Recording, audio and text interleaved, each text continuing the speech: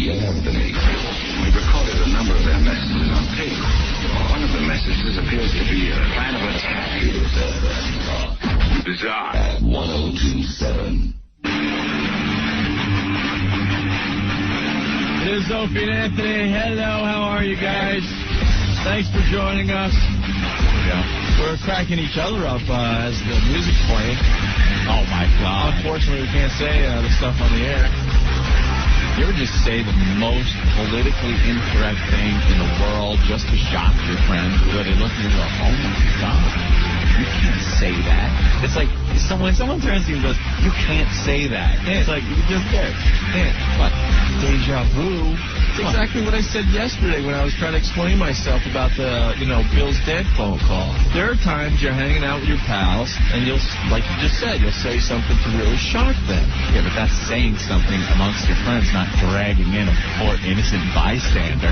If you said, let's say we were all sitting here in the studio, and we made some kind of ethnically disparaging remark, which we just did. I'm not saying we did that. Let's just say we did.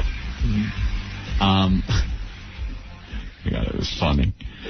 And see, the difference is we're all shocked and then laugh at how outrageous it is. Why is that's different than inviting a person of that ethnic background in the studio and then saying it. All right. See, that's the same thing as you with your phone call. Look at the Reverend Al sticking his head in the door. We weren't talking about your people. Oh, no. We weren't talking about your people. It was someone else. What remark was made? I demand an investigation. I demand an inquiry into what goes on behind the scenes of the Opie and Anthony show. It's bad enough to listen to the outrageous remarks of you two on there. Now you say you're making ethnically disparaging remarks off there. But it wasn't about your people, so that's okay, right? I am outraged. I'm sure it was about my people. No, it wasn't. I am positive. No, it wasn't. This is just like the Louima case. What goes on behind closed doors? I feel violated, and I want vindication. I am outraged. You can tell how outraged I am by going to my website, reverendal.com, where you can tell all the happenings of Reverend Al. Be sure you click on my banners. I get a penny a pop. I need money to wear these Armani suits when I don't have a job. And for your entertainment, I also have a couple of fun little computer games you can play on the Reverend Al website. Yeah? Yeah. Here's the new one called March Through New York City. Watch, here go Reverend Al marching. Oh, here come the police. Oh, the Reverend Al didn't make it to the final destination, the Apollo Theater. But it'll be fun. All right, Reverend Al, we weren't talking about your people, though, right? I am outraged. All right, get out of here. Who were you making disparaging remarks about? The Asians. Oh, that's okay. I got a good one.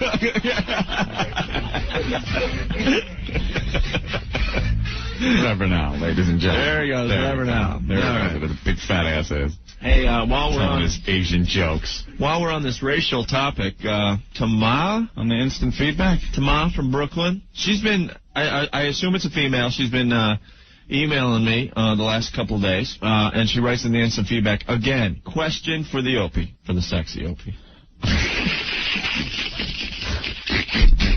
Jesus. What's up with you saying you want a black girl before you get married? Wouldn't you marry one if she made you happy? I don't get it. Help me understand you. Love you guys. Oh, that's an interesting point. But want to understand what you mean. Well, it's that's an interesting point. It's one of my fantasies, fetishes, if you will, to be with a black lady before I get married. Really? And I say it that way because most likely I'm going to marry a Puerto Rican.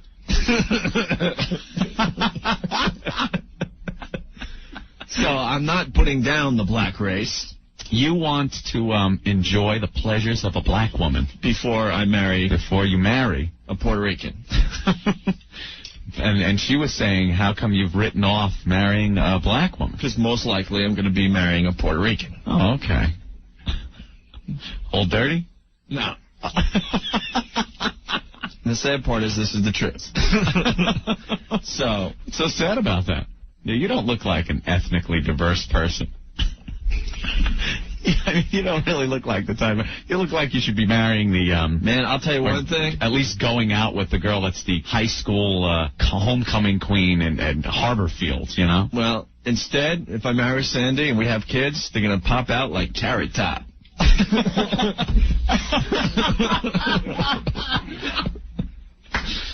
With her wild nappy hair and my red features. Nappy hair. I don't know if Sandy would appreciate you saying she has nappy hair.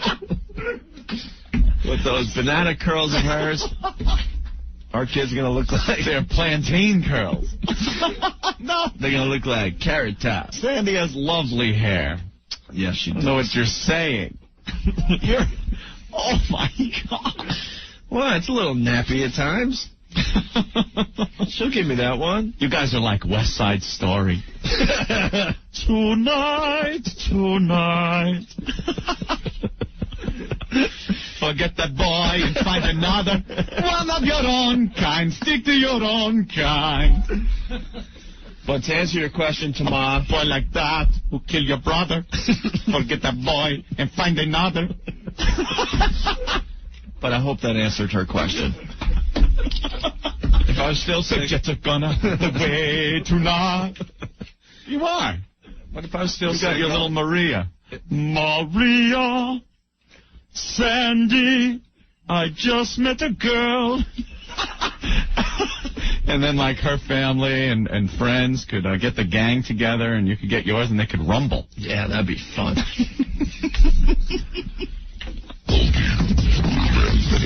You guys sometimes, like, piss me off, okay? 107. Hey. What up, Anthony? Addy. This is 102.7 WNEW. No more of that FM talk crap. We told you yesterday. You didn't believe us, did you? You didn't believe us, did you? No, but it's true. I made a decision yesterday. Not that anything's, I don't know, what's changing as far as the show, Opie? Nothing. Don't worry. Once again. They keep slapping a new name on the package, but don't you fret. Your pals are still here doing the same thing. And we don't even know what that is, but we're doing the same exact thing. But I told you, man, we're doing these high-profile meetings now. High profile. Well, Ant, what do you do? Oh, my God. Ant's not, but I am. Ant's got a slate. God forbid he gets here before 1:30. 1:30, first of all, Here we go. I'm usually here by You're so sensitive. 1:45. Yeah, call me weird. I'm so sensitive. You're sensitive. Am I sensitive? When are we allowed to play the audio of you doing the New Year's show? You can play that anytime you want. It's so boring, dude. It's boring? See, there's like nothing to it. It wasn't any, you're not going to, dude, not over the board. Watch your finger, man. And watch your thumb. Oh, Opie with tools scares the crap out of me. Shut up. I can do that. Oh, you're so sensitive. Opie is hacksawing the FM talk at 102.7 mic flag off the mic. And, of course, don't bother shutting the mic off or doing it 30 spots. So everyone can just hear. You proved you could do the show without me. Just keep talking. I want to do it. Yeah. And wait a minute, Rick. What do you mean boring? The whole thing was boring? No. You didn't like my rap? No. It was arduous to get through the tape because Earl recorded everything. Oh, really? We're talking all the music. Music, too. So it's not segmented, so I don't know where the hell to stop the damn tape. Okay. Is there any wires in the middle of this thing? Oh, yeah, they're electric wires. Just rubber. Yeah, don't cut the... Is there an easier way to get this mic flag off? Yeah, you undo the screw at the bottom. Oh. See the little wing nut? All right, I'll do that. Now, the whole mic is going to fall, so make sure you hold that. I know it. Remember the time I was working the mic and it fell off in my hand? No problem. That came loose. Okay. Oh, there you go. Yeah, just let it hang by the wire. There it goes in the trash. Would you throw the hacksaw away, too? Yeah, I don't need it. All right. There you go. Now at least we can see you. Hey, again. wow, Ant, that's what you look like. What's How up, are you, man? And when they put that big thing on, we couldn't even see each other anymore. I haven't seen you in like 3 months. It's like the scene from Caddyshack. Ant and I tried to do this. God damn it. Sit down, Danny. Hold on. Someone hold that. I'm serious. Dude, what happened to this girl? Oh, there it is. What, the, There it is. Can't get it in the hole? I can get it in the hole, jackass. There he goes. You want to start talking about your gay roommate right off the bat, Mark? Fine, let's go ahead. I don't care. And other things?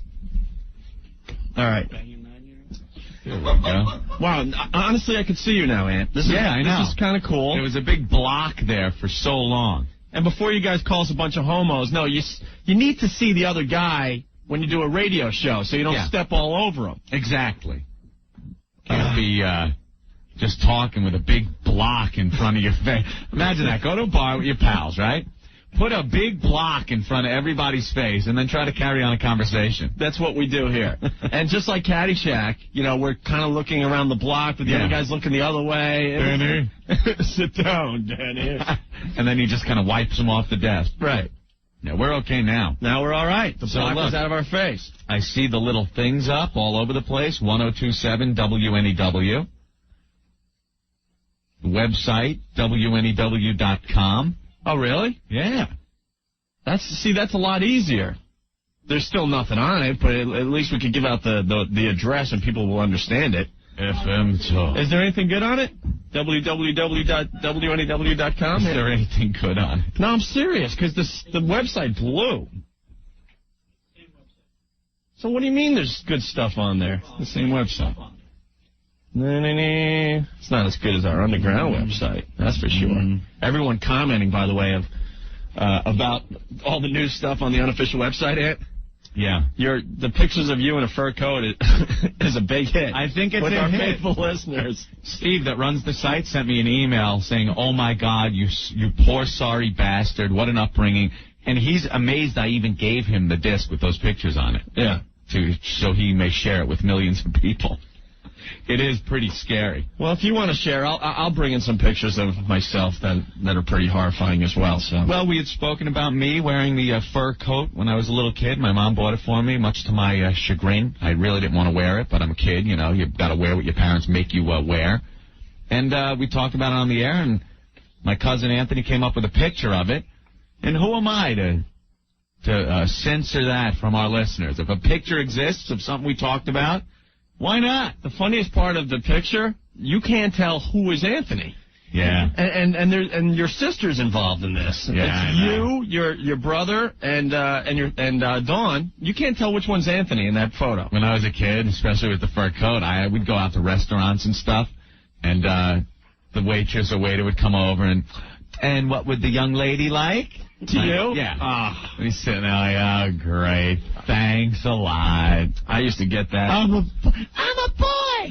I'm a man. You bitch. You're cross-dressing early, huh? Yeah, cross-dressing, Rick. I used to get that. Did you? Until like 6 months ago. I finally had it. I had to cut my hair. Really? Oh, from behind. I was always getting, ma'am, and I turn around and getting all pissed off. I have a goatee and stuff. From behind. Do I look like a ma'am?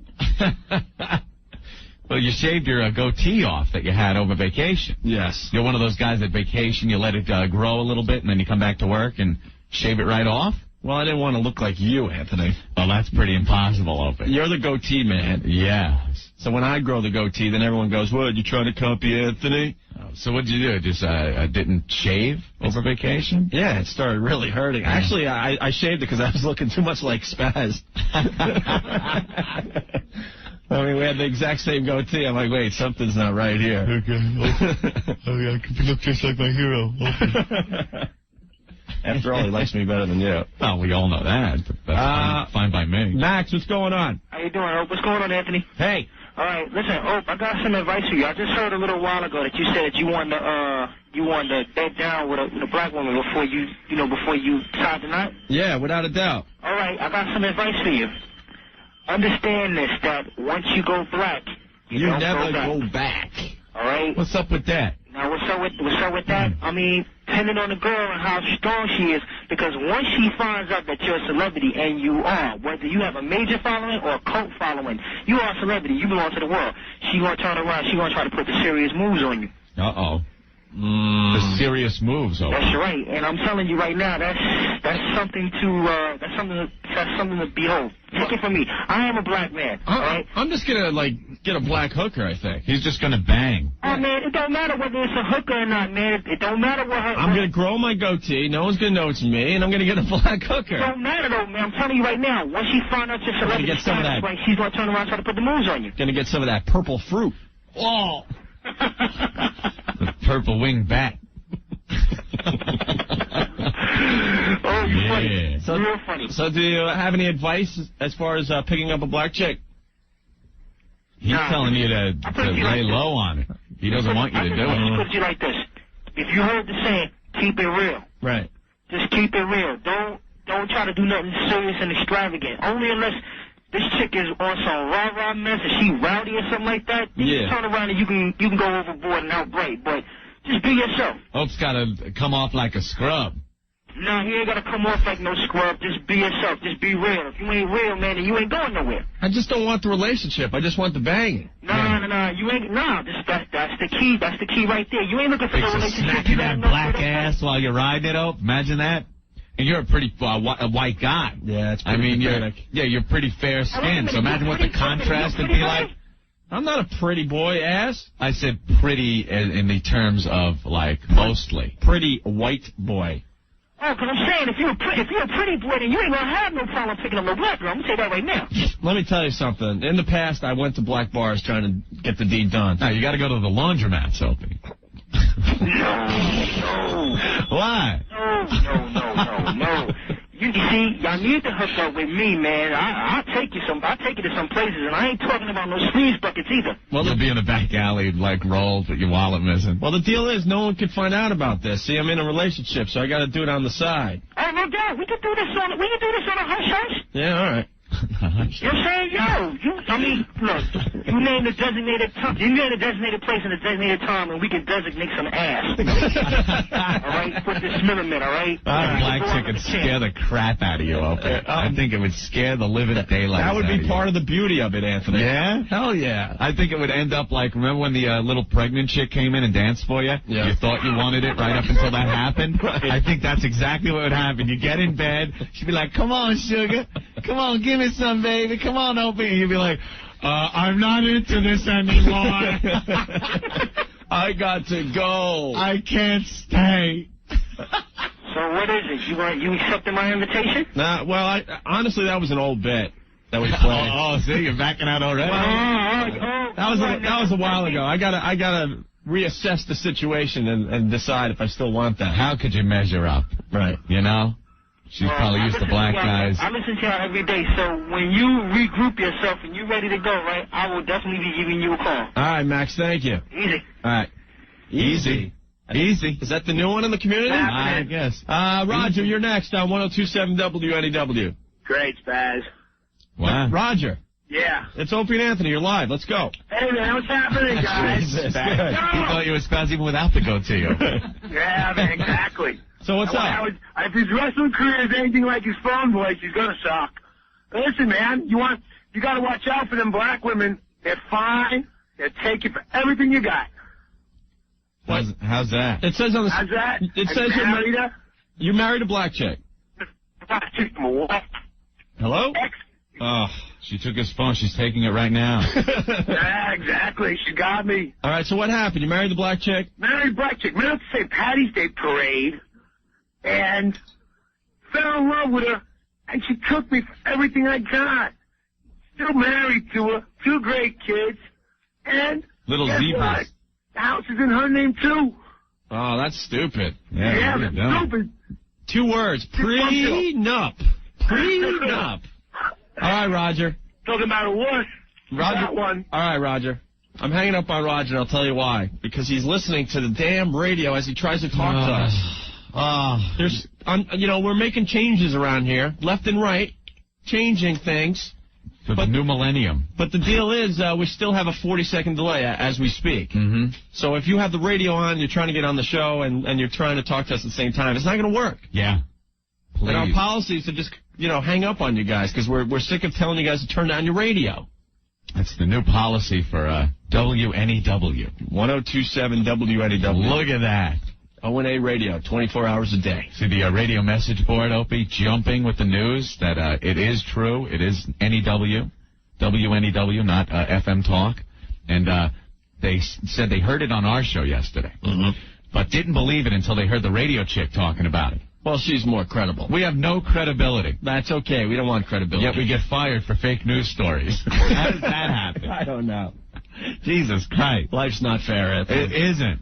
It is not. Well, it's kind of nice to see that you guys finally believe that we're doing live radio shows again. Yeah, they're calling. You guys are calling. Yesterday, we had to say, 10 or 12 times that we're live, and the phones weren't ringing at all. People thought it was a tape. And then when the phones did ring, it was people requesting worst of bits. Yeah. So it's good to know that you guys are here, you're calling in, and you finally believe we're back from vacation. Even though we kept saying the date. I know. We even said the date. It's January 4th today. Bill Parcells stepped down. Yeah, huh? Little bit of controversy there. Well, we'll get into that a little later, but... Yeah, well, we'll get into it for hours. I'm making a mad dog show in a bed. God, they got to just be going insane over there. Well, they're happy. They needed something. To them, like Parcells stepping down and actually getting on the air with them and stuff, is like 20 chicks coming in here and shooting eggs out of their most intimate areas.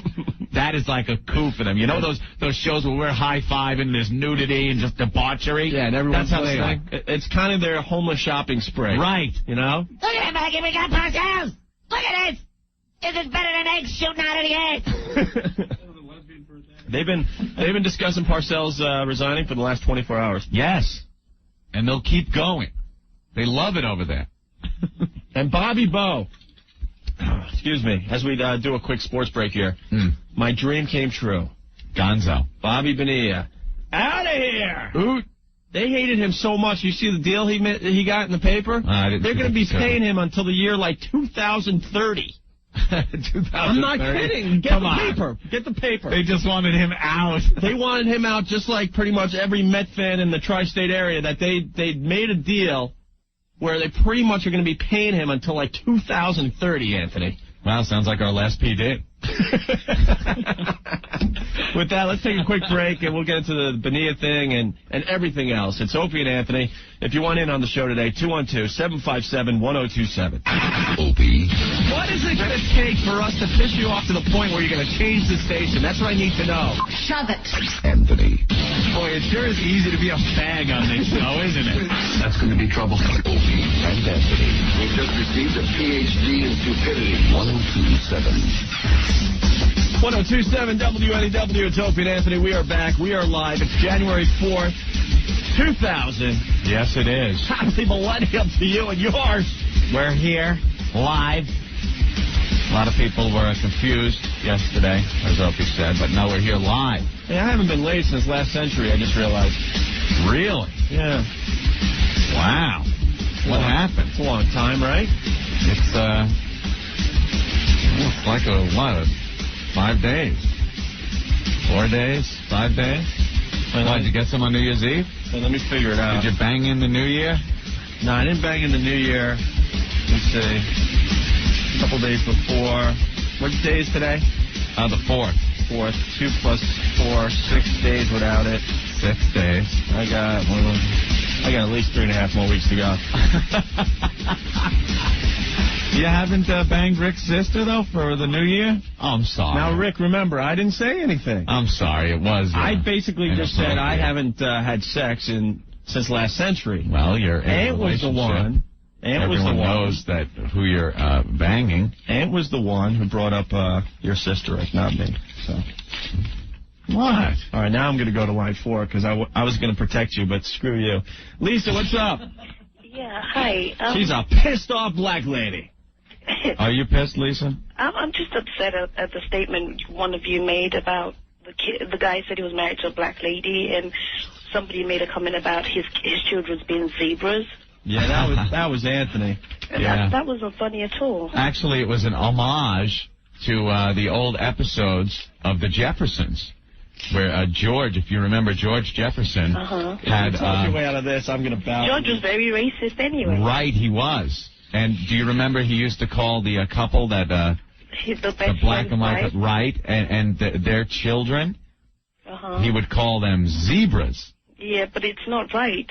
Oh, of course it's not. But he should not have made that comment. Wow, you're like an English broad. Yes, I am. Hey, listen to that. I didn't pick up on that accent right away. Wait a minute, you're English and black? I'm black. I grew up in England. Oh, God, that's a great combination. I love the English accent, and I love black women. Where do you go? Kentucky Fried Fish and Chips? No, there's nothing called Come on, it's a stereotypical joke. That was horrible. You come up with and another comment I wanted to make. I don't know if it's the same lot that did the show with the guy that called in and he said he was from Nigeria and he eats dogs. Yeah. Well, they don't.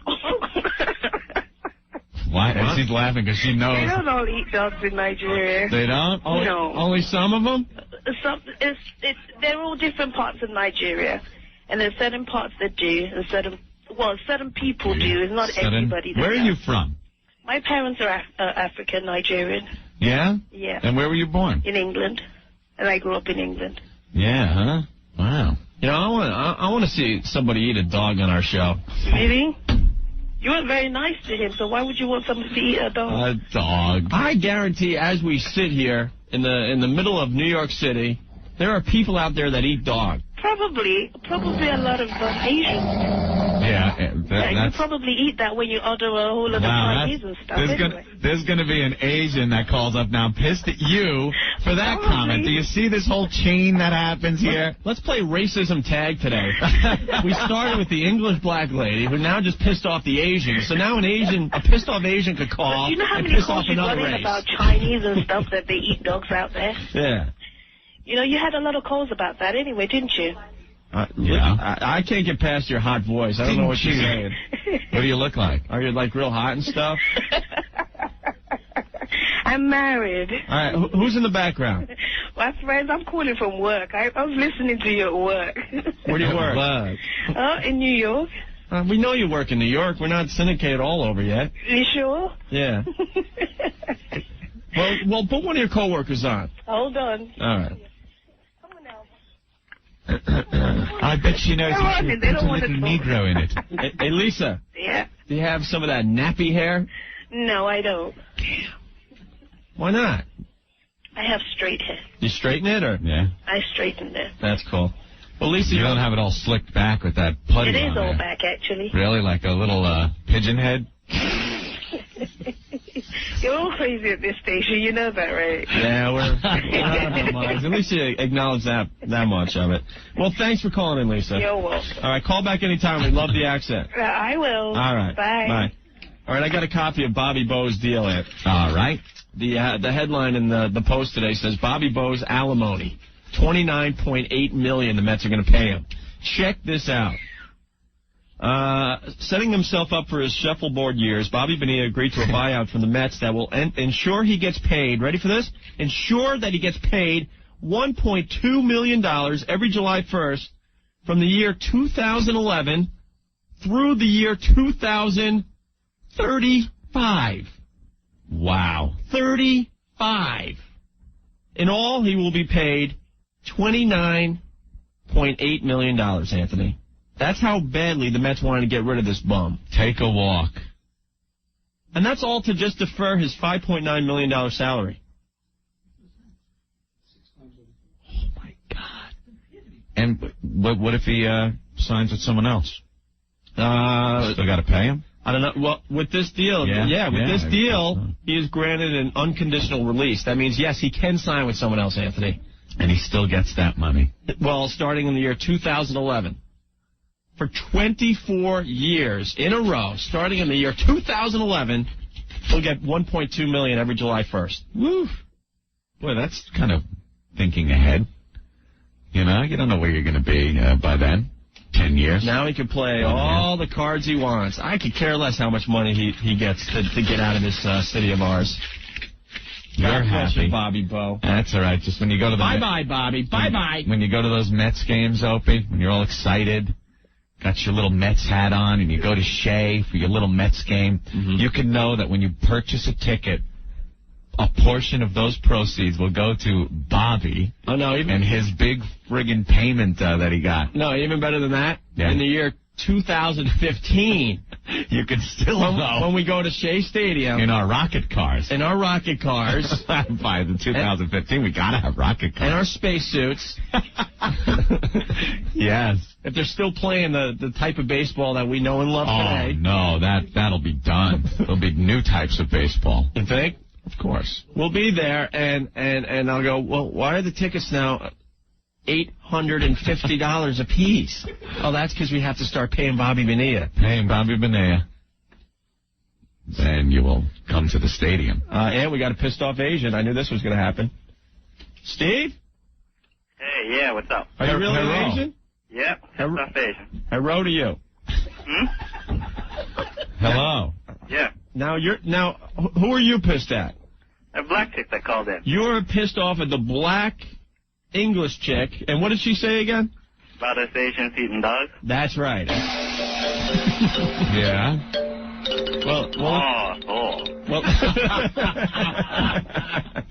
Yeah, did you hear that? She called up all pissed off that we were saying, or I was saying, I don't want to drag Opie into this, that a black guy, a woman, and a white guy having a kid, and I kind of said, oh, the kids are zebras. You know, it's an homage to the Jeffersons. George Jefferson used to say that a lot. And then she was all pissed at my comment, saying it was racially insensitive. And then she turns around and says that all of you chinky people eat dogs. Yeah. I mean, well, what kind of a hypocrite is that? I don't know. Opie, I edited the chinky myself. I kind of a sexy butt, yeah. You're brilliant, Anthony. Thank you. Okay. Now, Steve, being the pissed off Asian, would you like to piss on someone else? No, maybe I'd eat the black chick's clam, but no. And she did have a sexy butt. Wow. Are you pissed off at any of the races that live and breathe around us here in New York City? No, I hate everyone. You hate everyone? Go ahead, pick a race. Breathe, not breed, ass. But it was John Rocker there for a minute. Breed? What are you talking about, the Puerto Ricans? All right, well, I guess... Oh, very good. Are you saying the Puerto Ricans have a lot of children? I'm thinking so. All right, so Steve, the pissed off Asian, just took a shot at the Puerto Ricans. Says all you Puerto Ricans out there, F like rabbits. Driving around in the geos all stuffed up. Now you're making fun of their cars? Isn't it great living in a melting pot such as this where we could all hate different people? You're not making fun of their Toyotas, are you? With the small little steering wheels? Yeah, the Tercels or something. Yeah, the Toyota Corolla and the Celica GTs with the little skateboard wheels on them. And the blue neon light. Do you need the blue neon light reflecting off the bottom of the car? What the hell have they got there? I want to illuminate my drive shaft, man, with blue neon light. And you need the license plate with the chaser red lights going around it. I guess it confuses the hell out of the cops when they're chasing them. I can't get the plate number. There's some red light spinning around it. It's making me dizzy. It's making me nauseous. Just let them go. And then, of course, it's got to be tinted with, flat black paint from Pergamon, the window tint. Sure. Yeah. Spoiler on the rear hood, on the rear trunk lid, because you never know when you're going to get one of those Toyota Corollas with their 4-cylinder engines up to about 260. Could leave the roadway at any moment. And thank God we're in the off season. All the Puerto Ricans can now see out their back window because Sammy Sosa's not hitting any homers. And then how about the little Crown air freshener on the dashboard? Sure. The little Crown. And then you need your Jesus Christ headlight stencils. That is the best thing I've ever seen. You ever see the Jesus Christ headlight stencil? It's over the headlight, and it's Jesus' face. Like, wow, that is pretty cool. I need that. Jesus headlight stencil. Well, Steve, thank you very much. Hey, I got a joke for you guys. Yeah, go ahead. Okay, how do you stop crime? How? Have a million-man march every day. I think he was just goofing on the blacks. I know. Our new Asian friend, Steve. You already took the... Oh, no, but I've been with black girls before. You already took your shot at the Puerto Ricans, and on the line we have a bunch of pissed-off Puerto Ricans, thanks to you, Steve. No problem. All right, man. Hey, Steve. Hey, you guys rock. Steve. Yeah. Is do you have like a last name like Chang or Wang? It's just, throw a walk down the stairs. Walk? Yeah, because I always think it's funny when you throw a walk down the stairs and whatever sound it makes, chang, pang, pang, pang. Exactly. That's really funny. What's your name be? Pang, chang, pang, chang, chang, pang. Hey, do we have anything we could throw to make it sound like a Chinese name? Get us a pot. Get us a pot or like a colander or something.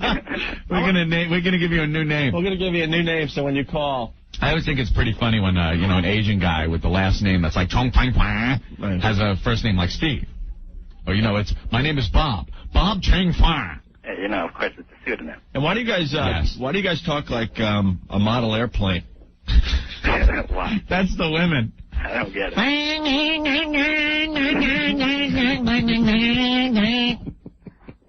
At least I'm not spitting out 10,000 words a second like the Puerto Ricans, man. Oh, he doesn't like Puerto Rican. All right, see? At first, you guys, you didn't want to admit that you didn't like anyone, and now you're really pissed off at the Puerto Ricans. Okay. All right, here, give that to Ant. Let's see if this works. It's not actually a pot, though. No. It's made of metal. It's made of metal. We'll give it a try. All right, we got a big, huge metal stool. Okay, here we go. That was like a Chang Pang. Chang Pang. All right, Steve Chang Pang. All right, Steve, we got to let you go. All right. All right, man. You guys rock. Take care. Well, we'll continue this, Anthony, because now we got a bunch of pissed off Puerto Ricans. Oh, my God. And we'll talk to them next. Stay there. The Opie and Anthony Show. I have no clue what anybody's saying, but it's the funniest damn show. More stupidity on the way. 1027. 1027 WNEW. It's the Opie and Anthony Show. I told you guys yesterday, no longer FM talk. But once again, the Opie and Anthony Show is exactly the same. We're the one constant in the universe, like the cockroach. No matter how our surroundings or environment change, we remain. We adapt. We adapt. We will be here for millions of years. Either that or until we get a Bobby Bonilla deal, buyout. Yeah. I don't think they'd do that for us. To the upper management of CBS, if you guys want to give us a Bobby Bonilla buyout, Ant and I will walk today. What are we going to do for 11 years, though? Huh? Before it kicks in. Yeah, that could be a little rough. That's got to suck, especially like if you don't get another gig. So you're just hanging out and you're like, hey, look, I'm going to be rich in like 10 years. Believe me. I swear. Man, get back to the dishes. You're washing dishes. I would still go for that deal, though. Really? Oh, without a doubt. I don't know, man. I would go back to caddying. I would, honestly. Dude, you look a little silly now, caddying. I gotta say. Why? Come on. Well, I could see, working your way through college or something, or high school, whatever you're doing, caddying. Yeah. But now it's like, hey, you could probably really use the putter, Hey, man, I was good. I don't doubt you I was are. a good caddy. But would you feel comfortable with a bunch of kids caddying and you standing there? Honestly, I could care less. To this day, when I was a caddy, it was my best job. It was your only job. Yeah, that's true. I've never had a real job. From radio. I'm trying to think. You were a caddy and a DJ. Let me think. Have I ever had a real job? I was a caddy. I don't think so. I worked in a video store where we watched porn all day.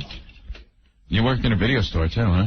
Yep. What'd you do? They like the counter? You rang it up? What? I told you that story. I got fired because his sales went way down, and I'll tell you why. I was on like the 5-year plan at Geneseo. Didn't want to go home. It was too much of a party up there, So I started making up new majors and reasons why I had to stay. And I finally needed some cash, so I got a job at this video store, and I was in a fraternity up there, and I was also on the radio. College radio, no big deal. Sure. And I was also like a bartender / DJ in one of the big bars there. So I was kind of, a lot of people knew me in Geneseo. Yeah. Key to the story is the only reason I'm saying that. So I get this job at the video store for some extra cash, and all my old fraternity brothers are coming in, all the bartenders I worked with at the bar, just people I knew all over, town. And they would come in to rent videos and stuff, and they just assumed that it was free because I knew. You didn't charge them. I didn't charge anyone. They were like renting like VCRs for a week at a time, and other people would come in and they wanted to rent the VCR, but the other people never brought them back that had them for free. Hey, Hope, I'm going to take this, right? Yeah, and I just wrote it down and said, yeah, bring it back in 2-3 days. And then if that's not bad enough, all my other friends that didn't feel like going home would come into the video store during the day, and we would watch the sickest, wildest porno in the video store. And then, like, a mom would come in with, like, her little daughter and wanted to rent a Disney movie or something. And we all were bummed that we had to turn off the porno so she could go try to pick out a video. And then everyone caught on, and I mean, the books were just horrible, horrendous. Lost a few bucks. Yeah, and I ended up getting fired. You had the porn section in there and everything? Behind the curtain? It was, this was the early days of the whole video ring. Yeah. So, yeah, it was just a little section. Little section over there, because you want to go into the porn section, but you have to make the move. There's got to be the right people near the curtain before you duck in. Mm-hmm. Do you get some legitimate videos first and then go into the porno section? And then coming out, you don't know who's going to be standing there when you bolt out with gay love. Sluts from Venus in your hand, and then you walk past, and it's like, oh, look at this, the pervert. See, I know I'm getting older because I don't care anymore. If I want a porno, I will go and get one. I don't care. Dwayne Reed, don't care. Last night, what do I see? I see a guy, he's buying, and he's like an old guy. He's buying, he's got 2 video cassettes in his hand, blank ones, and rubbers. And he's walking, and he's just like, he's looking at the rubbers in front of everybody, and he's just like this real old guy. And he's got the video thing, so you're just thinking in your head, oh my God, who did he abduct? They're tied up somewhere. He's got the camera, he just needed tapes and some rubbers, that's all. And he's looking at him, he's like, oh. So then, for a moment, I'm thinking in my head, all right, maybe he just needed the videos. He's just a, responsible older gentleman. Mm-hmm. He puts the condoms and the video cassette on the counter and then starts asking the guy, how much is this? How much? And he goes, well, the tapes are this and the condoms are this. And he's digging in his pocket. He's got to pull change out to pay for it. It's like, oh, yeah, there's some poor bitch tied up in his pad, in his murder hack pad. I don't even want to think about it. God. Just unrolling those rubbers on that and everyone's looking at him like that. Everyone online was just like, oh, the old guy with the condoms in the video. That's just not something you want to say. But there is. You don't want to buy those things like the video porno vids, and you go into the pharmacy, you got to buy the rubbers or something like that. You just don't want to deal with it. The tampons. That's as bad as the guy day before Halloween getting the apples and pins. Apples, pins, and razor blades. And that's nothing else for me, thank you.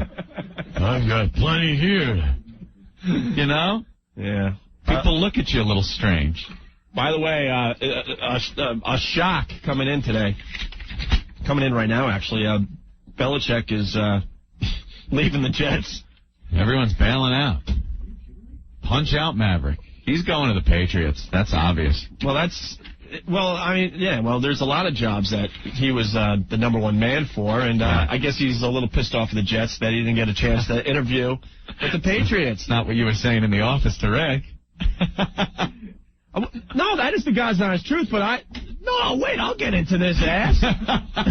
There was a little bit of an argument going on in the office. No, the fact... No, I'm not. The fact is Belichick... Yes, is pissed off probably at the organization that he didn't get a chance, but I don't think he has any right. Parcells set him up nicely here in New York. Yeah. Said, hey, man, I'm going to be the coach. In 2-3 years, I'm stepping down. It's yours. They screwed him, though, by not giving him the opportunity to have a couple of teams to bargain between to get the cash. But it's business. You and I can't, walk around New York to other radio stations and say, hey, man, can you give us a better deal than WNEW? There's a better analogy, I think, because it's Parcells and Belichick.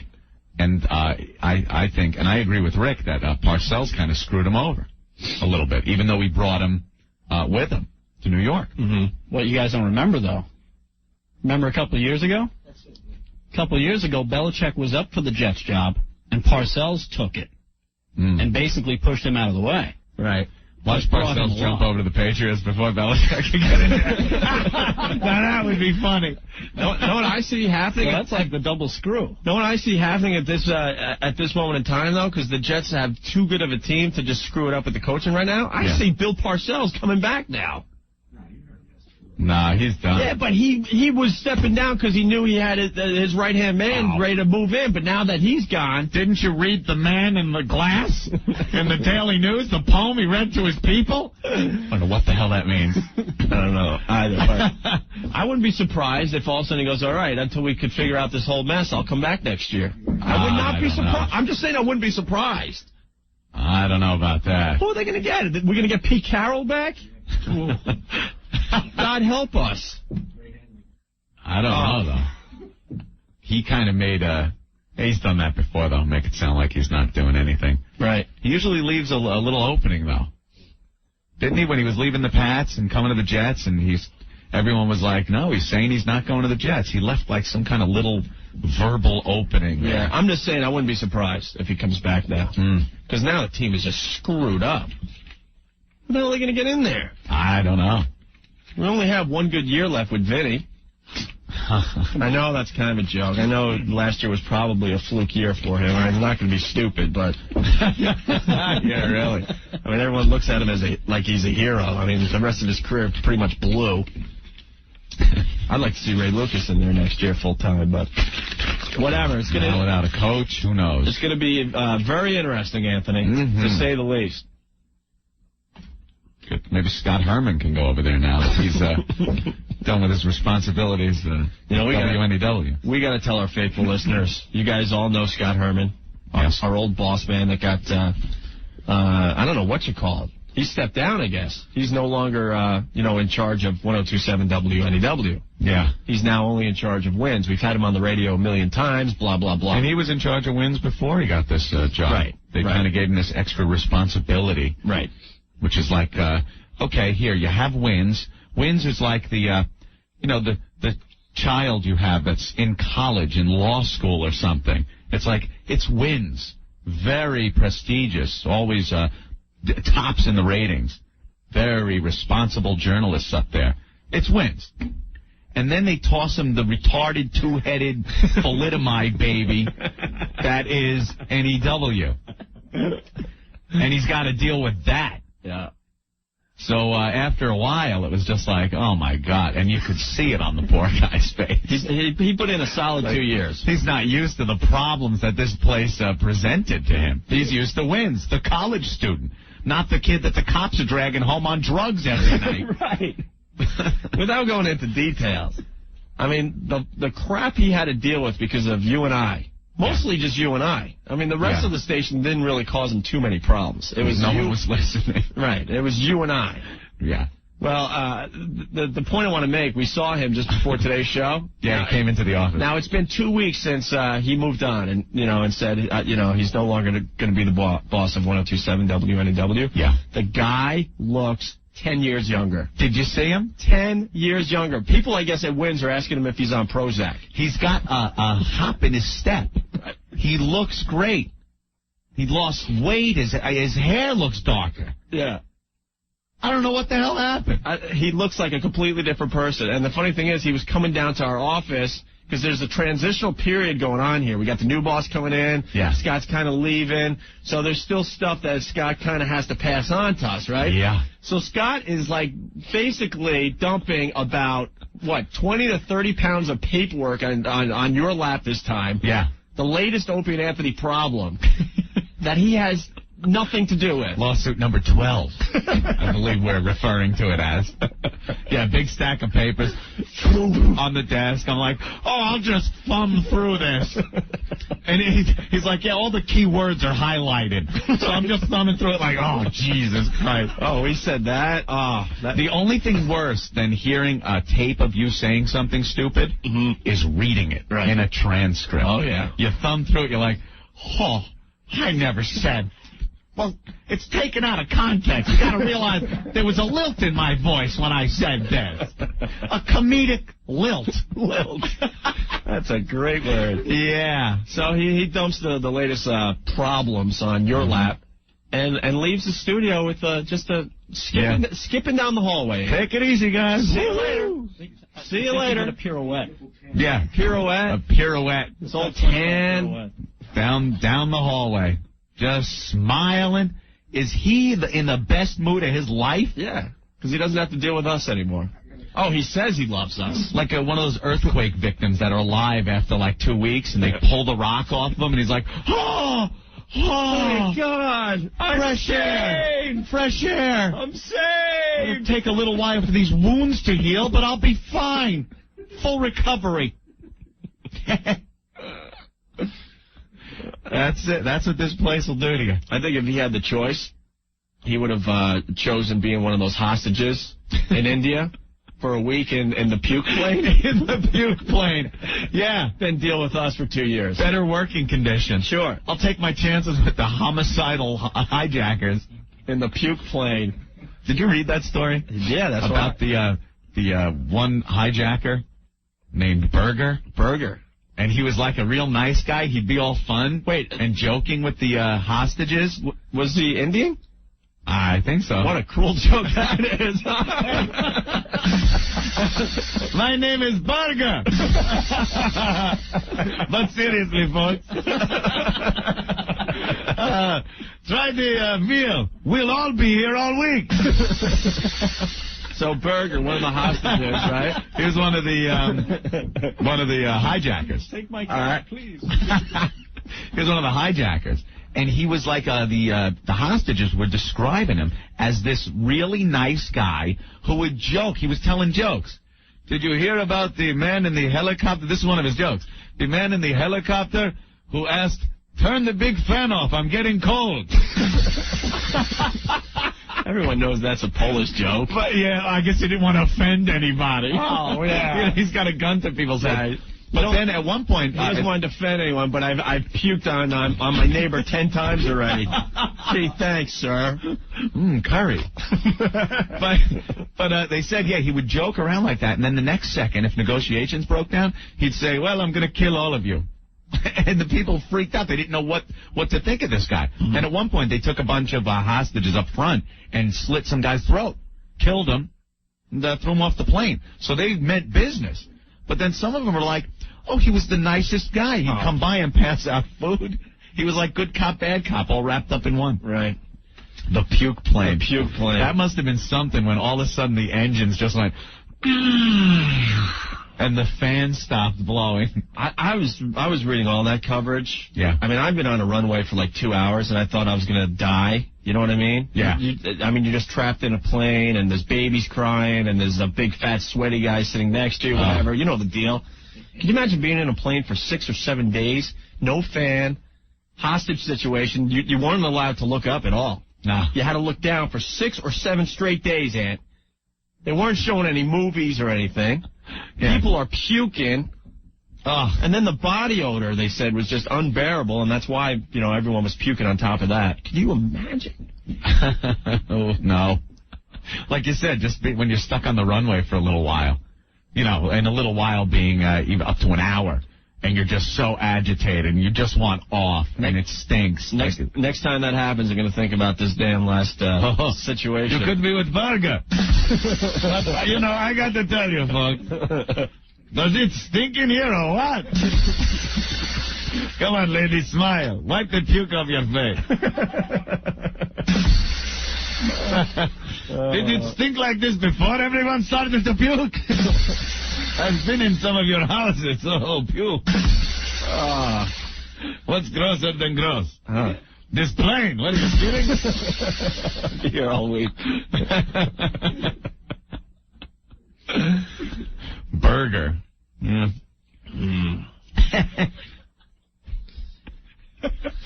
What are you laughing at? Rick is just like throwing me these stupid lines. No. Get out of here. We got to get to the pissed off Puerto Ricans, Aunt. They're still on the line? They're still on hold. This all started with a comment Aunt made about black people ringing up bills on those stolen cell phones. And then Then the angry black lady called, and she made fun of Asians, and then an Asian guy called, and he made fun of Puerto Ricans, so that's where we're at. And we'll talk to a really pissed off Puerto Rican next. The Opie and Anthony Show. Grown men jumping all over each other. Okay, terrific. This is Opie and Anthony. It's 102.7 WNEW. We're back with the program. Hey. Live. All right, you want to talk to a pissed off Puerto Rican, Anthony? Sure. This is getting way out of control. Want to explain it one more time because people are tuning in for the first time today, Anthony? All right, I guess a black woman heard a comment we made on the air about a black and white couple having kids. I think somebody said, yes, Opie, yes? I believe you said it, Anthony. Oh, yes, I said the kids would be zebras. Come on, it's an old joke from the Jeffersons. My God, that was on TV in the 70s. Have we not come this far in the new millennium that we can't say zebra? But she found it offensive. She took some offense to it, called up, voiced her complaint, and during the course of her complaint, goofed on the chinks. Right. I don't know how that got started, but she was a little hypocritical. She found my little zebra thing offensive, but then she turned around in a breath and just said something about Asian people eating dogs. Eating dogs. Now, that's a stereotype that I don't think the Asians like or appreciate. So we had an Asian guy call up, and he was pissed off at the black woman. Right. Who called because she was pissed at us. And lo and behold, the Asian guy had a problem with the Puerto Ricans. Right. It's a great, great state we live in. I love this place. We're so diverse that you can turn your head in any direction and hate somebody. It's amazing. So now there's Puerto Ricans on the line that are pissed off at the Asian guy who was pissed at the black woman, who, if you remember, was pissed at me. Just reading a fax. If you want to send a fax that's worth reading on the air, 212-957-9639. All right, so let's go to Jerry, who's the pissed off Puerto Rican, Anthony. Jerry! Hey, how's it going, fellas? All right, Hey, what's up? Geraldo. All right. I'm not upset. It was, fine. It's just comments, man. It's nothing big and personal. That's right. But that Asian guy, Steve, he's just tensed up because they don't have miniature sizes for condoms for his baby fry shrimp. I guess he's implying that the Asians have small penises, and maybe he was angry because he couldn't find a condom to fit over his small Asian penis, is what Jerry's trying to say. And those card things and with salsa, that's Dominicans. Well, Dominicans, Puerto Ricans, whatever. Oh, no, they're not going to go with that same thing. Oh, man. Oh, do you think we can tell? Do you think that we can tell? Well, they as much as you walk down the road, you see an Irish guy or an Italian guy. Well, you know the drunk is the Irish. But I'm trying to think of a better example. Oh my goodness, yeah, the Italian guy's always upset. Well, okay. You've got the attitude. Oh, not to jump off the subject. Yeah. I was at Hooters. I was the one with the sign. Oh, what's up, man? O&A's That a Train and the People's Radio. Yeah, we love when you guys bring signs to our live gigs. No problem, man. Appreciate it. You guys are my fans. We're your fans? Well, I'm your fan. Oh, my God. All right. Thanks, Jerry. Well, we're your biggest fan. I got a joke. Yeah. It's the same. How do you drown a Jew? How do you drown a Jew? Yes. No. You glue quarters in the bottom of the fountain. All right, thank you, Jerry. Take care, man. Jerry, I guess trying to say the Jew would stay down there, Opie, trying to pick the quarters off, even though they're running out of oxygen. Right. And probably just staying there and drown, not being able to lift that glued coin off the bottom of the fountain. I don't think anyone is that stupid that they would stay in the water that long for a lousy quarter, Anthony. Maybe the Polish, Opie, but no, not the Jews, no. Caesar, what's up? What's up, Owen? How you doing, guys? All right. Look, first of all, I got something for the little Gooku called. we breed like crazy because we're not hung like a yellow Tic Tac, okay? Second of all, at least we're not like the stupid Indians, okay? Who freaking are starving to death for, God forbid, they eat a goddamn cow, okay? Eat the meat, you dumbasses, like the Indians do, or drink the same milk that the little rats dance around in, okay? All right, so I'm assuming, Caesar, that you're really pissed off at the Indians. They're idiots. I think they're more stupid than the damn Polacks. All right. At least the Polacks eat the meat when they're hungry. Jeez.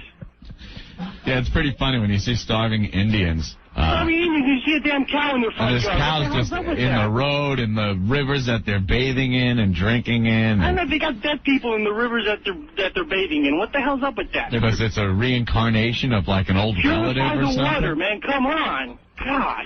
All right, thank you, Caesar. Okay, buddy. Take care. Is that why they do that? Great. Happy New Year, okay? All right. Because they believe their cows are reincarnated spirits of their relatives. Something like that. Crap Cows like are, that? yeah, obviously saved. Wow. How did that religion get... I mean, it's hard enough to believe that, you know, the Son of God was Jesus and all that stuff without my relative's a cow? Right. And I'm starving? And they walk around in front of me? How ironic. What a bit of irony that is. It's got to be a joke, isn't it? It's a little joke. Rachel.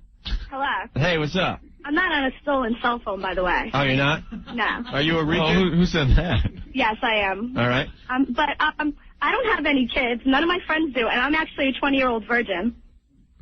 Wow, I find that very hard to believe. A Puerto Rican virgin? Yes, I'm a Puerto Rican virgin. But I guess I'm holding out How for fat Anthony. are you? What? Nothing. No, I have a very nice body, and I'm just holding out. Yeah? Yeah, so whatever that little chinky boy said is not true. What are you waiting for? I'm waiting for Anthony. What? Anthony. Wow. Really? The limo driver that... No, I've just been holding out. I haven't found the right guy, I guess. All right. But I would just like to say that I absolutely hate Guidos. Not Anthony, though. So you're Puerto Rican, you hate the Guidos. Yes. And we I have hate Italians. You hate the Italians. Wow, look at that. But she likes me. All right, hold on. We got an Italian on the line. Julio.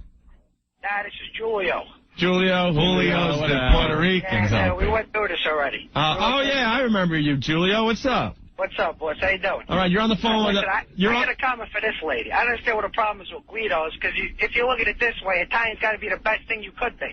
You got Polish, they're known as dumb. You got Irish, they're known as drunk. You got Jewish, they're known as Italian. No, you're not.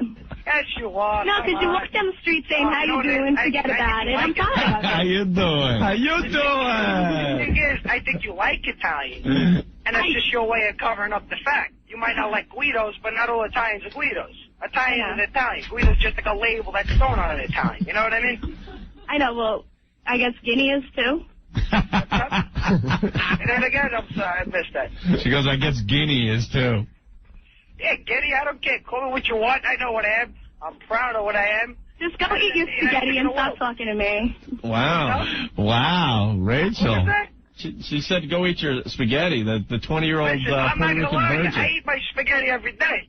Cool. I gotta have my spaghetti. I got my carbohydrates and whatnot. You know what I mean? I gotta function like a normal human being with my carbohydrates.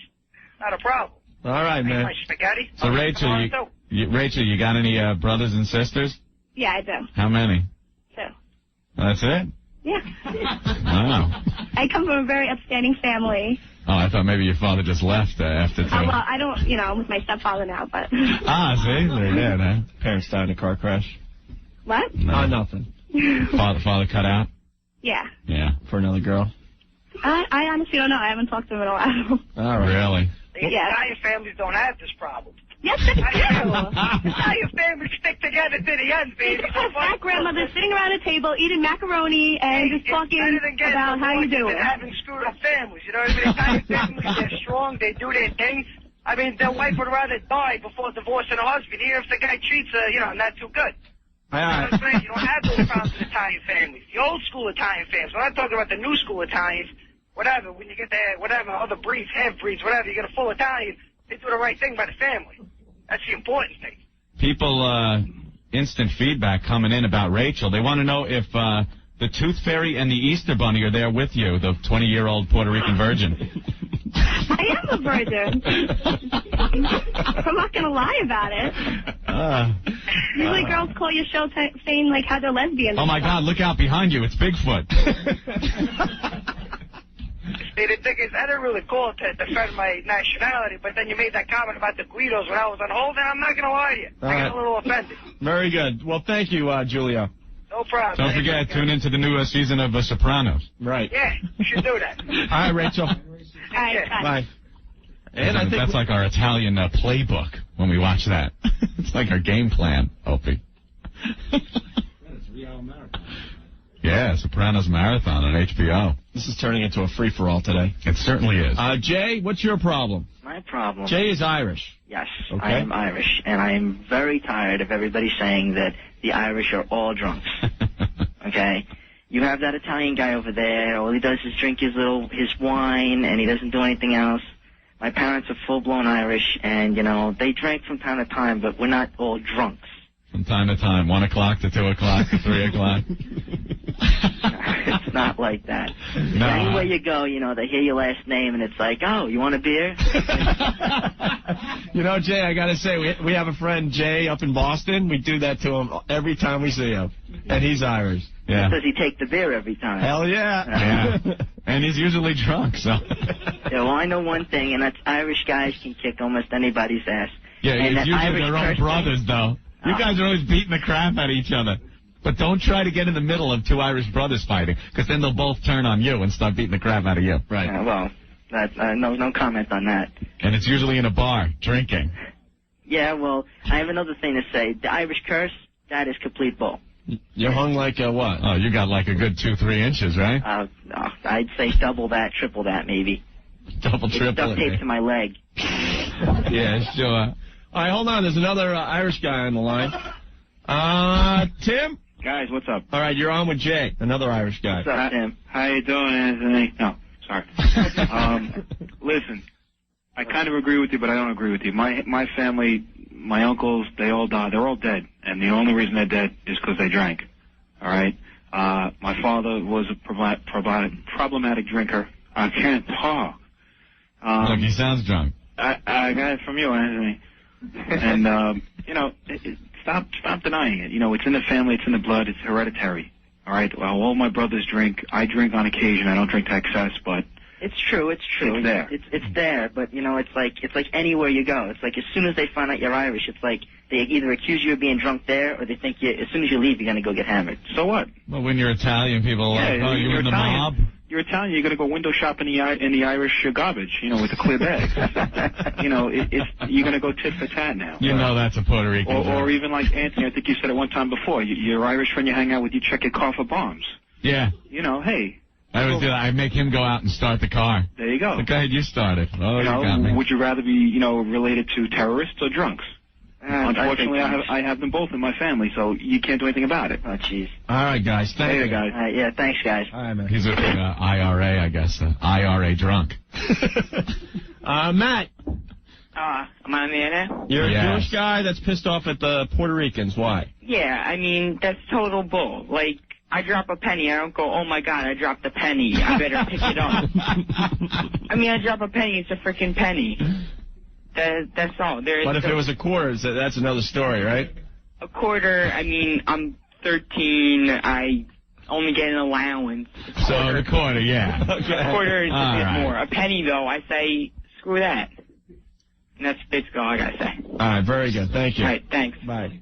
I guess if you threw the penny in the Volkswagen, he wouldn't jump in after it, like the old joke goes. Mike, what's going on? Not much. I mean, dissing everybody. I'm half Italian, half Irish. I'm not drunk, and I'm not in the mafia, although half my family's drunk and half my family is in the mafia.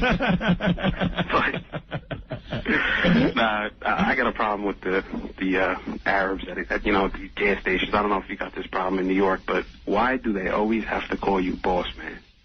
Well, that's just the new saying. That's like the dude of this new millennium, to call everyone boss man. Well, they're the only people that do it, and I'm a police officer, so I see them all the time, and just like 5 words they know: 5, 10, fill up, boss man, and rob.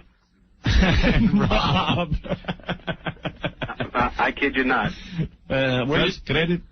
Remember when the guy was asking me if I wanted a receipt? Yeah. You want a receipt? Receipt. You want a receipt? I'm like, what? A rose? What? And then they get pissed off at you because you don't understand that. I'm like, excuse me, receipt.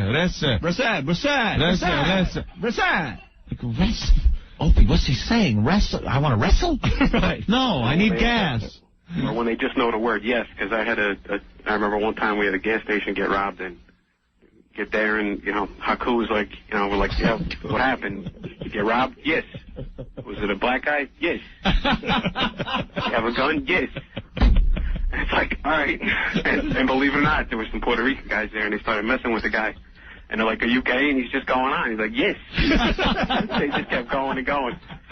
It was so funny. Do you take it up the poop chute? Yes. Yes. Most men. Have you ever been fisted? Yes. All right, Mike. All right, thanks a lot, you guys rock. Thank you. It's nice to start off the new millennium showing that we've moved forward. Yeah, and we could really spread the love here between the races. Michelle, what's going on? All right. I am 100% Italian. Yeah. The other half of my family is Puerto Rican. My aunt married a Puerto Rican. His great-grandmother was from Spain, an actual Spaniard. They hate Puerto Ricans, even their own race hates Puerto Ricans. Sounds like static or something. Wait a minute. Michelle. Yes. Is your mustache rubbing on the phone? Because I'm hearing... You know what? And I'm Sicilian, so it's not dark hair or anything. Oh, man. Just saying that even the actual Spanish people do not like Puerto Ricans. Yeah. We all know that from the ovation Rick gets on any given day here, that people don't like Puerto Ricans. And all Italians are not... I wish Rachel was still on the phone. Yeah, well, maybe she'll call... If she calls back, you call back in, all right? Okay. All right, Michelle. Thank you. I believe we have a free-for-all in progress here on the Opie and Anthony Show. Unbelievable. Look at the screen. Argentinian pissed at Ricans. Polish, and I'm pissed at Anthony. Pissed Rican at slanty eyes. Jesus, man. In Italian, I hate Indians. Will on line 7. He's German and tired of the Jews. Jews pissed at the Arabs. Oh, geez, there's a new battle. Wait, can't we start a new battle? Why doesn't anyone hate the goddamn Canadians? Right. All right, more of flatheads. More of this crap on the way. Stay there. Sometimes you feel like a nut. Sometimes you don't. You guys are going to burn in hell. Opie and Anthony, 1027. 1027 WNEW. It's Opie and Anthony. Off to a fine start today, January 4th, 2000. 2000. A lot of people still convinced we're on vacation. I don't know what we have to do to convince you guys that we are here live, almost nationwide. Yeah. Another one of my power meetings during vacation. In other places. I was schmoozing with the people back in Boston, Anthony. Are you all? Schmoozing, wheeling and dealing, and getting hammered. Really? Getting hammered. You got hammered up in Boston? I got hammered throughout the whole vacation. Were you really? My new love, red wine. Nice. Lots and lots of red wine. I feel like I'm... You got to drink that kind of at room temperature, though, right? I was doing that. Yeah? Some nice bottles of red wine. They still had the screw-off tops, but they look nice. Well, no corks. No pesky corks to deal with. The corks are a hassle. What the hell was I drinking this? But the label looked good, so it must have been good wine. Captain Morgan and Coke and beer. Yeah? And a couple of Bloody Marys. Well, those are always good. Well, I got another announcement to make. Very exciting news for the Opie and Anthony Show. Well, first of all, our article's out in Raw Magazine. Yes, on newsstands now. We should give the WWF another fine plug for the great article they wrote on you and I. Raw Magazine. The January issue. It's finally out. It's got a Christian and Edge on the cover with the Hardy Boys. Right. We were talking about this about a month ago, and everyone's like, look, man, I've been looking for the article. It's not out. Well, if it's going to be the January issue, I guess it would come out in January, but we weren't thinking like that. Well, way back in late November when we started talking about this. I've got magazines where it says, the January issue, and you can pick it up in November. Doesn't that freak you out? Yeah. Playboy does that. Like, I think they're up to, like, November 2000 right now. They can't pump those out fast enough. Right. Because there's a demand. But anyway, so that's very exciting news for us, because that's nationwide. Yeah. Because I was in 3 different states over vacay, and every bookstore and magazine stand I was at had it. I was like, wow. And yeah. I'm such a retard, too, because I was at, like, a bookstore, and there's the Raw Magazine with our big, huge freaking mugs.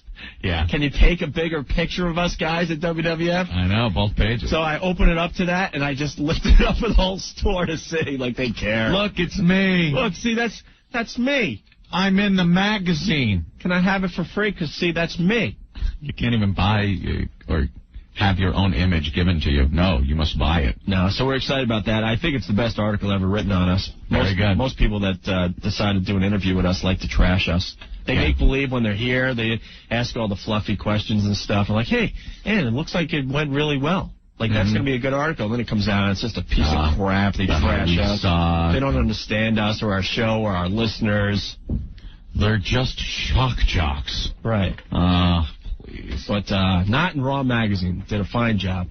And the Wheelin' and Dealin' in Boston, we are officially syndicated. Get out of here. But not the whole show. It's kind of a weird thing we're doing. Yeah. They are playing in Boston our best bits. Really? Our best bits. Which is kind of cool. Like when you tune in this station in Boston, it's you're only going to hear the good stuff from Opie and Anthony. So like when we're having a crappy day here in New York, it doesn't matter up there because they only got the best stuff. True. And Opie did the wheeling and dealing. Wheeling and dealing for this. A little bit. You did too. All right, but I'm just to the point here. What did you say? Wheeling and dealing. I see it in your eye. Go ahead. Burn me. How about the cash? Well, that's something. That's something I'm still working on. There will be no financial reward. And as you know by now, we're not in this for the money. I know, believe me, I know. But if our agent would ever call us, I think we can work those details out. Trust me. I don't want my income bracket going up by $1. Yeah. Believe me. Well, maybe that's why we're waiting for that. Just let me know when it's okay to work out that deal for us. That's okay. Just ask Sandy if she wants another cruise. I just realized I paid for that. Did you? You want me to pay you back? I guess I did. No, you don't have to pay me. It was Sandy that went. You want her to pay you back? My wife took Sandy on a cruise. My wife takes Opie's girlfriend on a cruise. I paid the bill. It hit me over the holidays. I'm like, he's laughing his balls off over there. It hit me over the holidays. It's like, wait a minute. She went on the cruise. It got put on the American Express card.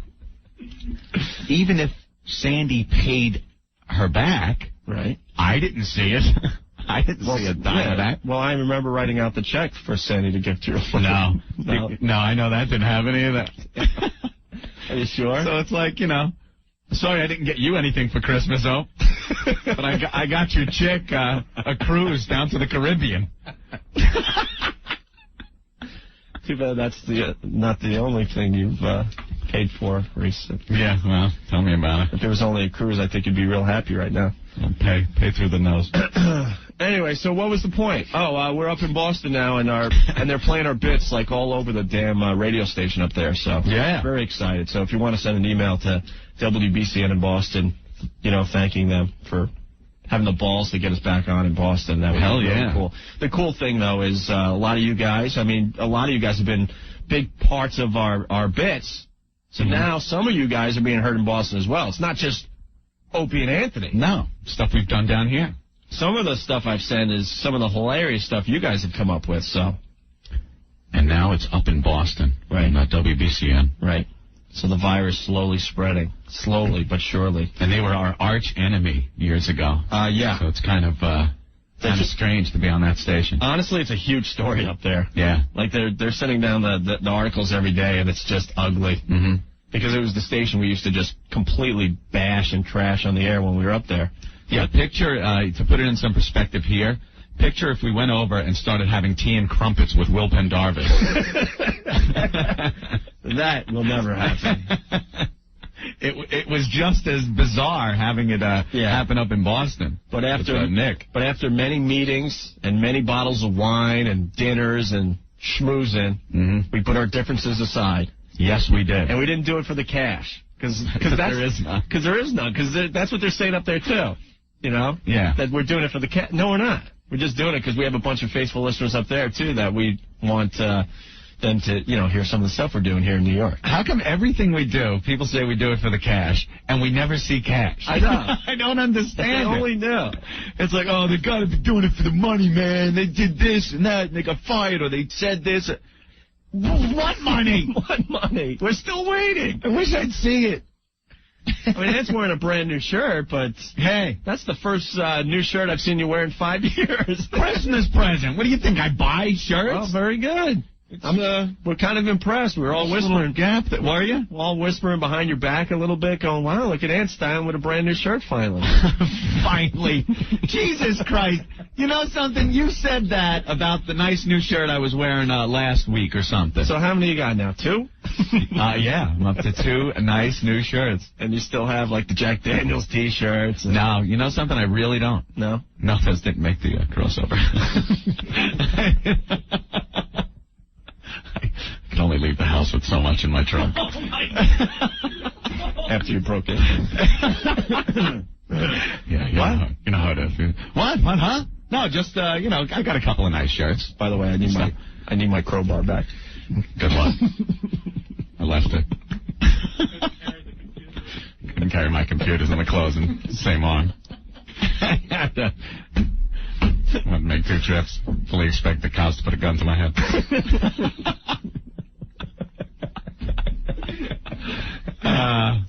So I don't know where this break started, but no better feeling than when you're breaking into your own house.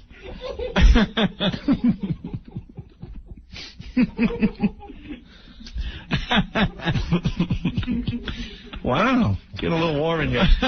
Turn on the AC. It's getting a little warm in here. What are you kidding? It's really warm in New York today. That's that spring-like weather they're talking about. But it's supposed to get a little cooler tonight. So you're a little delirious is what you're trying to say. Maybe that's it. And people shouldn't pay attention to the last 15 minutes of radio. I was just trying to take the attention off of something private, like my new shirts. Trying to deflect the attention elsewhere. So you wouldn't dwell on my shirt. I changed the subject real good, didn't I? Wow. Okay, everything will come out. Don't worry, people. Everyone thinks they're being left out of the loop. Well, we took a break from abusing all the races, but they're back on the phone lines here. Uh-oh. I think we have to take another break. Man. I don't know what we accomplished during this one. But, we don't have to accomplish crap. That's true. Stay there. Opie and Anthony. Is this the best radio you guys can come up with? 1027. 1027 WNEW, it's the Opie and Anthony show. Hey, man. Hey. Well, if only she would have had the Sloman shield, I would have had none of my stuff. Ouch. Oh, well. Pay no attention to this radio show today. All right, Ant. Where are we in this mess of a show? A lot of pissed off people on the phone lines. Yeah, we have people full of hatred and racial stereotypes. And what other place gives you this forum to let it out and feel better about it? You know, I think when some white trash hillbilly calls up and starts, bad-mouthing the Chaggers on our very radio show, I think he's ready to go out and be more peaceful in real life. You really think, huh? Oh, yeah. What is a chigger, by the way?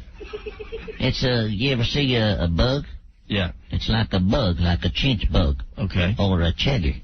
So a chigger is a bug. Yeah, if you was working on a farm, you would know about chaggers. Right, okay. Goddamn chaggers. Little pests, the chagger. And they get on the children, I hear. Chiggers get on the children. That's what I heard. Yeah. Sometimes I saw one time a beautiful girl in our town. Beautiful blonde-haired girl. Walking down the street with a goddamn chigger on her arm. Now, girl, what you do with that chigger? Come on over here. And I took joy in killing that chigger. I told her I never want to see you walking down Main Street of this town again with a chigger on your arm. So you got to stay out from where the chiggers are, or they get on you. And chigger would be a bug, right? It's a goddamn bug. Okay. It's like a chinch bug. Right. Or a mite. They live under the leaves. It's called the chigger. Okay, very a good. goddamn chigger. But they feel better about themselves. Okay. Yada doodle. Let's go back to the phones. Chris has been waiting a long time. Chris, what's going on? Hey, Owen, what's going on? All right. I'm Italian, and I can't stand those dirty, stinking sand niggers. Oh, my God. Wow. Come on. Didn't ring the bell once during the chigger. Well, because chigger's a bug. A bug. Of course. That's what I said. Just say dothead or something, man. How about raghead or something? That was a little harsh. I deal with them all day. Yeah, well, what's the problem? Oh, they got these little Italian delis that used to be all nice and stuff, and then you got these guys buying them out and destroying everything and being rude all the time. I just can't stand them. All right. You know what I'm saying? You waited almost an hour for that, huh? Hey, I got to say the S sand bleep on the air. So what the hell? Okay. Thank you. I was hoping for the first train of the new century. Well, I'm waiting for my template. There it is. Well, Kevin is going to admit that he's Irish and he's a drunk. Kevin? All right. Yeah, I thought a chigger was a black Chinese. No. Oh, okay. Well, no, I'm Irish, and when I first got to college, I was getting slammed off of 2 beers, but that was only 3 months ago, and now I'm like 9 and feeling good. So you're an Irish guy that likes to drink. Oh, yeah, it's the stereotype's completely true. All right, very good. But, you know. Well, thank you. All right, no problem. All right, bye. We're going to move on to other things very soon here. Stacy, what's going on? Hi. Hi. Okay, number one, that Chinese dude, he's so stupid, okay? The reason he's upset at the Puerto Ricans because they look good. Hey, you know what I'm saying? Stacey? They have good looks. Stacy? Yeah. Loved you in White Man Can't Jump. Anyway. God damn, listen to your voice. Go ahead. Continue. You're pissed off at the Chinese. Yeah, because, number one, everyone that's dumping on the Puerto Ricans are upset. All right? For the simple fact, they know the Puerto Ricans have it going on. And then you're confusing us with the Mexicans. You know what I'm saying? Does Woody Harrelson have a big unit? Shut the hell up. For real. For real. Don't start me, yo. You don't know me like that. No? You know what I'm saying? Mm-hmm. All right. Puerto Rican winning all that money on Jeopardy. Come on. Who are you kidding? Oh, my God. You're being bad, man. What? Go ahead, Stacey. I'm that's because sorry. he's a jackass, but that's okay. Anyways. All right, touche. Very good. Very good, Stacey. All right, go ahead. So you don't like the Chinese? No, he needs to shut up, him and his chinky ass, all right? Right. Him and his no, all right? He needs to shut up, for real. Mr. Obvious is on line 10. Paul. Hey, Stacey sounds like Rosie Perez. Well, I don't look like her. I look much better. Anyway. Hey, Paul. First of all, let me ask this the person a question here. Yeah. She knows Puerto Ricans and everything like that. I got a question. How come all Puerto Ricans not getting Honda Civics? They change the exhaust system so they sound like weed whackers. Oh, please, we don't have Honda Civics. Please. You said you're driving so well. No, you got hold on, Rosie. Lighten up a minute there. Now, check it out. That's number one. You know, Anthony over there figured out all the stuff with the Sammy Sosa. There's no more soap in the winter. They can Sammy Sosa is freaking Dominican. Get it straight. He's Dominican. He's not Puerto Rican. He's Dominican. Hispanic, duh. What are we talking about? Hispanics or are we talking about Puerto Ricans here? Hispanics or Puerto Ricans? We're talking about Puerto Ricans, right? Right now I'm talking about Puerto Ricans, too. I was just saying what Anthony had said prior. Do you listen to the show or you just call up yakking? I've been probably listening longer than you have, so shut the hell up. Oh, wow, shit. I love when our faithful listeners fight it out, Ed. Who's been listening longer? Hey, Duffy, she just don't make no sense. She wants to yak, you know what I mean? I don't get it. I like how she sounds, though. She sounds like Rosie Perez. I'll give you that there, Duffy. She sounds like a really hot Como se llama, you know what I mean? I love this guy. He hates me, but I love this guy, man. Anyway, peace be with you guys, and just one thing to say to that lady. That rumbo vina culo, later. Hey, wait, Paul, what do you... All right. You didn't want to hang. Stacy? Yeah. All right, well, thank you. I'm sorry for that exchange. Don't worry about it. All right, bye. Steve, what's going on? Hey, man, Zeke, what's going on? Hey, man, I don't like Amish chicks, man. One blue balled me one time. She what you? She blue-balled me. Oh, really? Got him all excited and didn't follow through. Yeah, man, she had me all lubed up with some of that fresh churned butter that they got. Then I hear like a triangle ringing in the distance, and she goes running off for a barn raising, man. What's up with that? Barn raising. I gotta go, man. Very good. Guys are a rip today, man. Yeah, you guys are on fire. I don't know. We done with this? Yeah, maybe we should go on to other things. All right, we'll touch on it a little later. I think we've had enough racial hatred for those shows quoted today. The gays? No, it's not like a racial thing. The gays? We'll get into Ricky Martin in a little bit. Literally? Seems like everyone else has. Wow. With his new head of one.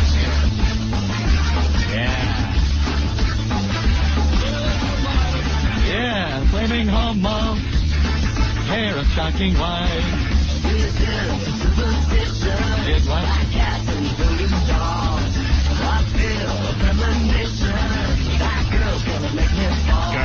girl, who you kidding?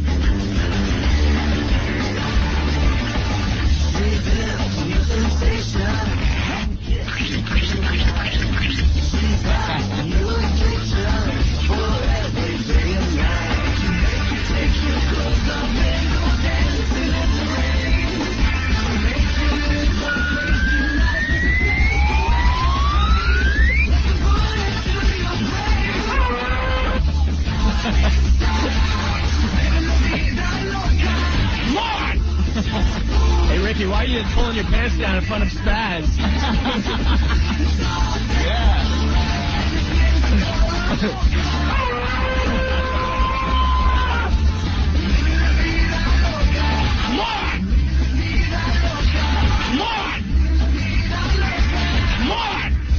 Living La Vida Homo. Can we see your stuff? Can we see your stuff?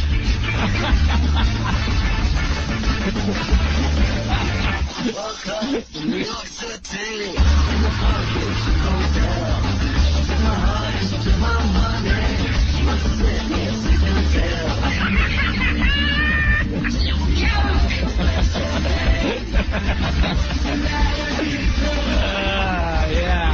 Yeah, man. Yeah, sing about girls, yeah.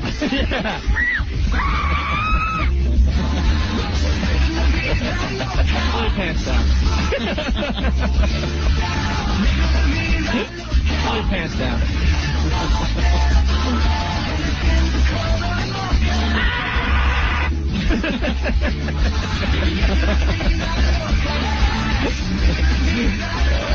Come on!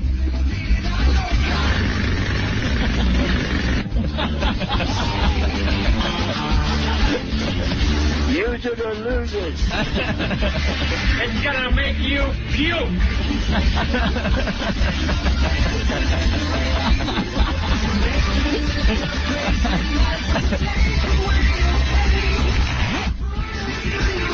Can we see your stuff? Anthony, hello, how are you guys? Thanks for joining us. Yeah. All right. Well, there's a little story about him and a picture in the paper. Did you see that? Oh.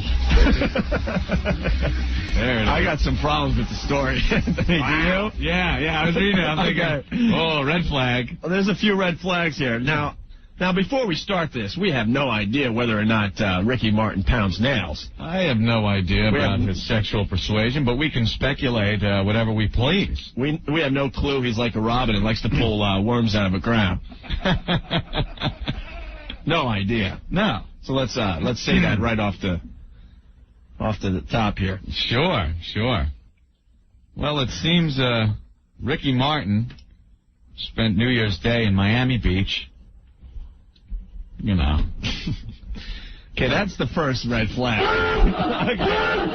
Okay. Okay, he's in Miami Beach, and I'm going to count the red flags. All right.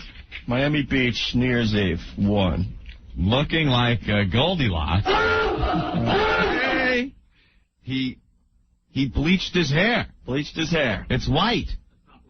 It's not bleach. How many of your pals do you know, Ant? It's the new bleach in the pump dispenser. Okay? How many of your pals bleach their hair? Oh, my God. Let's see. There was, none. All right, so that's 2. Yeah, he dyed his hair. People are saying, his representative, his little rep people. He dyed his hair just before Christmas, just for fun. He said for a goof. You know, geeking. Yeah, that's what I do for a goof. You do that for fun. For fun, why not? You don't maybe, I don't know, pop in a PlayStation game, Ope? Or bang a broad. Bang a broad. You know, some fun. Maybe go out for a few drinks. When I'm thinking fun, I'm thinking banging broad. Sure. Not dyeing my hair blonde. Not going to the salon or the little hair care place and having somebody bleach your hair. Right. Blonde. For fun. For fun. In Miami Beach. All right, let's see. He'd been on a 2-week trip with 2 friends to India. All right, well, we don't know who these 2 friends are. Oh, they went to India? That's what it said. That's a surprise because they don't eat meat in India. All those 3 do. Oh. Lucky he wasn't on that plane. Okay. So that's 3 red flags? 3, yeah. Okay. Returned to the United States. He had to spend New Year's Eve in Miami. And I think the jet ski was a Christmas present from someone. So they'd been jet skiing. All right, this is... buddy. Let's see. Ricky Martin, accompanied by a buddy and his pet Labrador, sunned themselves. Wait, I got to stop you. How long have I known you? Oh, my God, years now. Like, how many times have we gone sunning together? Jeez, can I have a moment to count the amount of times we've spent sunning? Sunning. Do you call up your buddy? It's like, hey, Joe, you want to go sunning?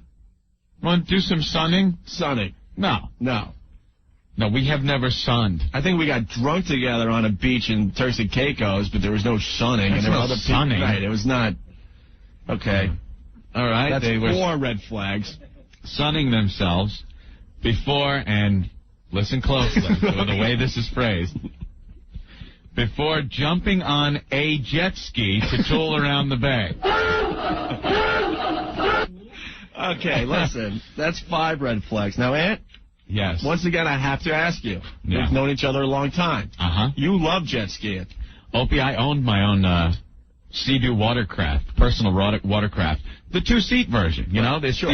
The one with the big seat where it was somebody can sit on the back. Right. If they damn well please. Correct. Yeah. How many times have we gone jet skiing on the same jet ski together? Never, ever, ever, never, ever, never, ever.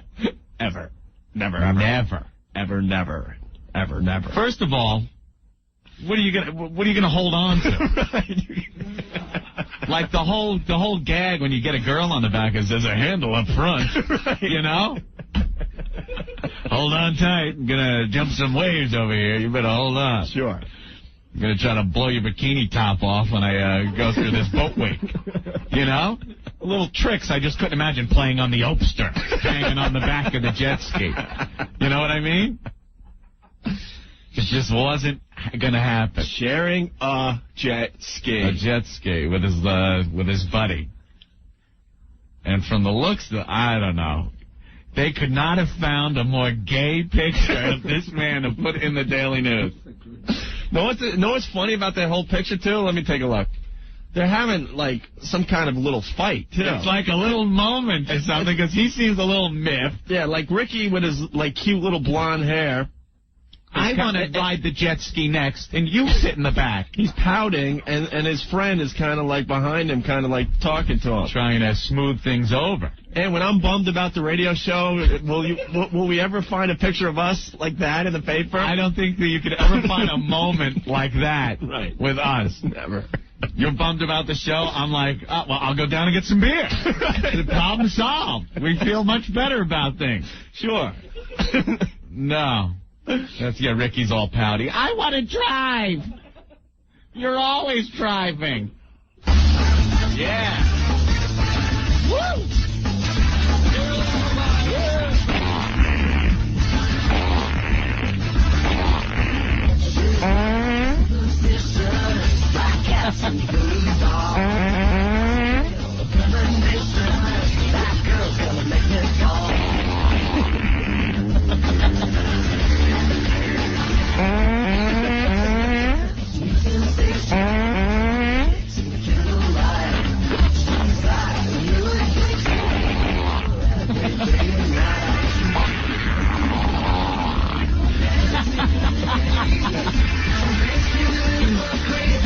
Yeah, Ricky.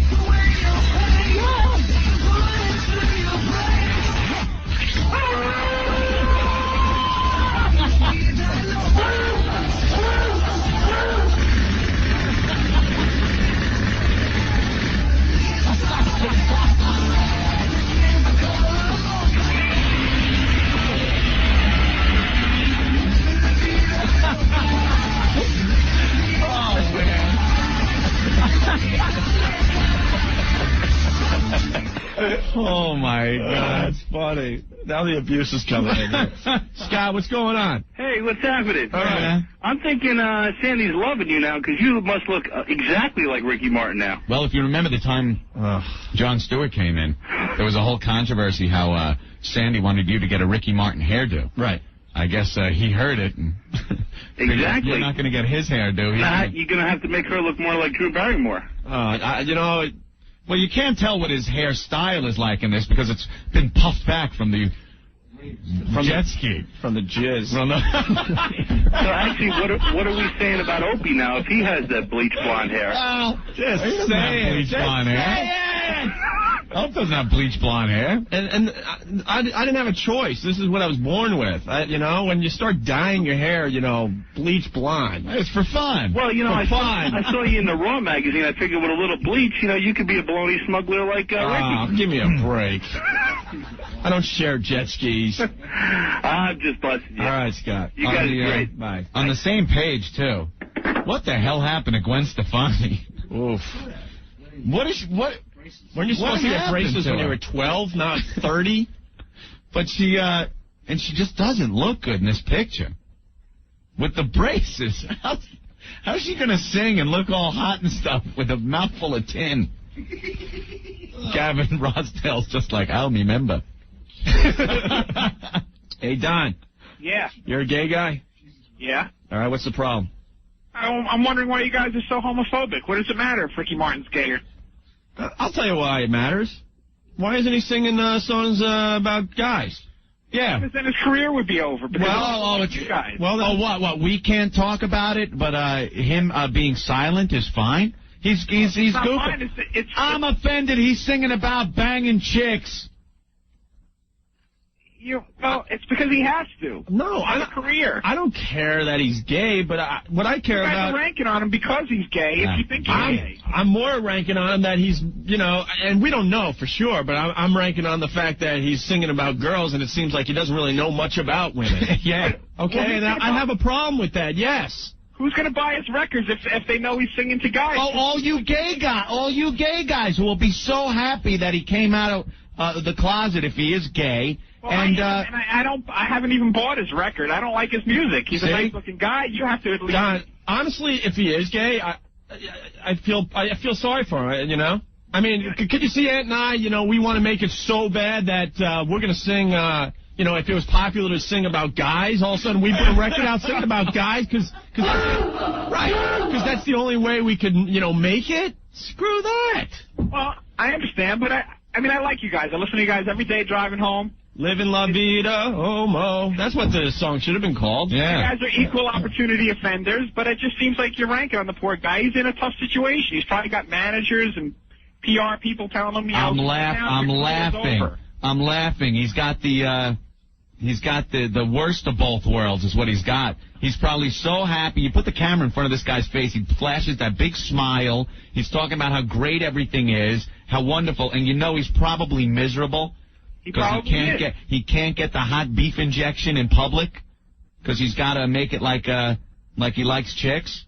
And all those crazy Puerto Rican girls jumping around, loving him. Ricky, come to me! Ricky! They all interview him. When it comes to the garden and stuff, they get the cameras down there by the police lines. Ricky, I just want to say I love you. And please, if you would just come to me, I would be the best thing you ever had. Ricky, please come to me. Ricky, I love you. Yeah, you would. You don't have a penis. What are you having like you've never had? But people like you make it hard. You foster this hatred of No, people like us don't make it hard, but this guy in the picture looks like he might be. All right, come on. All right, enough. Do you guys have any gay friends? Honestly, let me think about that. Gay friends? I don't think so. I had a homo friend. We talked about that. I wouldn't have a problem having a gay friend. I have a problem with people being fake. It's not being fake. It's being, it is. It's having to hide. When it's like it's not Nazi Germany. You had to hide you were a Jew. Well, it's not worth it. Well, that's he wants to be. It's not worth He it. wants to be that famous that he's going to hide and sing about women. If you were gay, or one of you were gay, would you be out on the radio and be gay Anthony and straight Opie? Yes. Hi, it's the gay Anthony show with Opie. You honestly believe Opie you and would gay be out? Anthony. Well, you're on to us. That's why we take so much time off. We're too busy. We can't get out of the bedroom. No, I'm not saying. Yeah, I'd be out because I'd be banging guys all night. You're talking about it. You know you'd be biting a pillow. I'd be pulling your hair, Don. I don't think so. You're not my type. Your type. What's your type? Anything with a schween. See, you guys are crazy. Oh, come on. We talk about stereotypes and everything else, and then we get to stereotype that gay guys will screw anything, and you go crazy. Well, straight guys will screw anything too. Hallelujah. Guys, but a straight guy has to find a girl. There's the trick. There's the trick, Don. A straight guy has to find a girl. You gay guys, you bump into each other. It's like, hey, you want to screw? Okay. Why not? Whether he's gay or straight, he has, he's horny. But then you're bumping into another guy who's horny. That's why I'm saying gay guys probably have more sex than straight guys. And Don, when was the last time you got a piece? I have a steady relationship for 8.5 years. Well, congratulations. And when was the last time you boned? Saturday. That's it, huh? Pitcher, catcher. Yeah, what do you do? Both? Little of both. Little of both, huh? It's the best of both worlds. Shouldn't limit yourself to one or the other. Best of both worlds, Uranus and Uranus. Those are the only worlds involved there. Come on, guys. What? You don't think it's funny to... You know something? You gay guys got to figure this out.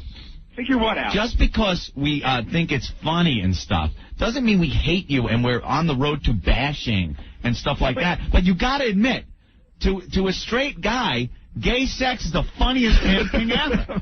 Just like man ass. Yeah, how do you look at man ass and go, wow, I want a piece of that. I need some of that. That's gay. Hey, Don, trust me, there are some women, yeah, you're right. I'll agree with you, but I mean... But you're like rolling a guy over and looking at that big hairy thing is better than a woman's snatch? It's what you are. I mean, I didn't ask to be this way. It's just that I am. You didn't ask what? I didn't ask to be this way. It's what I was. When did you know, Don? When I was 18. Yeah? 18. That's when I finally admitted it. But, I mean, you could look at it like... I really need to understand this, okay? You're at the gym, let's say. You're in the shower, and there's a guy next to you with the hairiest of asses. You honestly get turned on by that? I don't wolfman like guys. There's all different kinds of guys. Oh, he likes the hairless. Girls. Not hairless. I think most guys have a hairy ass, though, right? Let me check. Not that I've come across. Jesus Christ. Get out of here. Plus, I've been with the same person for 8.5 years, so I haven't seen one really. 8.5 years, huh? Yeah. How long have you been together with your partner? Oh, too long. Wow, that's pretty good. You goof on everybody, but it just seems like. Well, then then you get these calls from these idiots that listen to you. Some of them that are idiots, and they just want to take what you say and then use that as an excuse to hate gay people and bash them. Oh, hate. See, it's not hate. You're mistaking humor and fun for hatred. Yeah, Don, I mean, if you're a faithful listener to the show, you don't hear the hate in our voices. Don't hate gay people. Think it's some funny-ass crap, though. Think it's some funny stuff, though. It's real. We're very real on this radio show. We're not going to fake it. I know you're real. All right? But I'm saying some of your listeners interpret what you're saying and use that as an excuse to hate. Well, we can't worry. Opie and Anthony are making fun of them. They must be all right. Let's go beat up a few fags. All right. I have an announcement. Opie and Anthony love gay people. Yes, we're coming out. We're gay.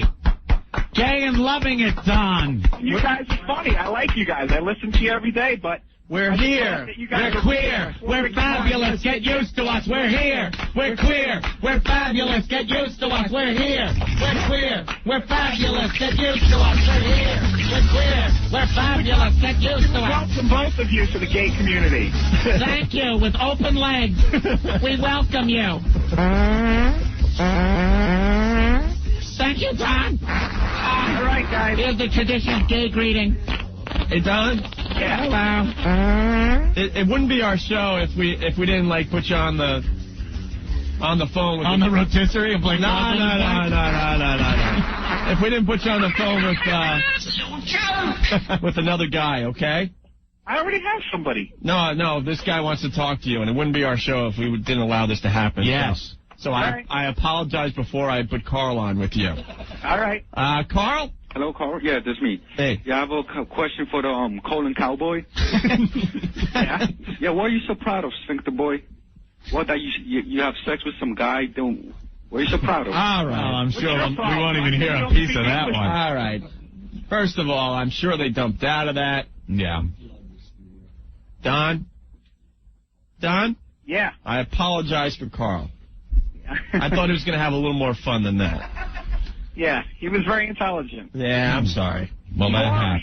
You like what you like. You can't help it. Ricky Martin's in a tough situation. A lot of probably Hollywood and music stars are in a tough situation because their careers would be dead if they came out. I don't know. I guess it's getting pretty trendy to be gay, though. Yeah, wouldn't he... Someone like Boy George. Nobody was surprised when he came out as being gay. You don't think the gay guys would come rolling in if he would swivel his hips and say he was gay? You wouldn't be there? Who?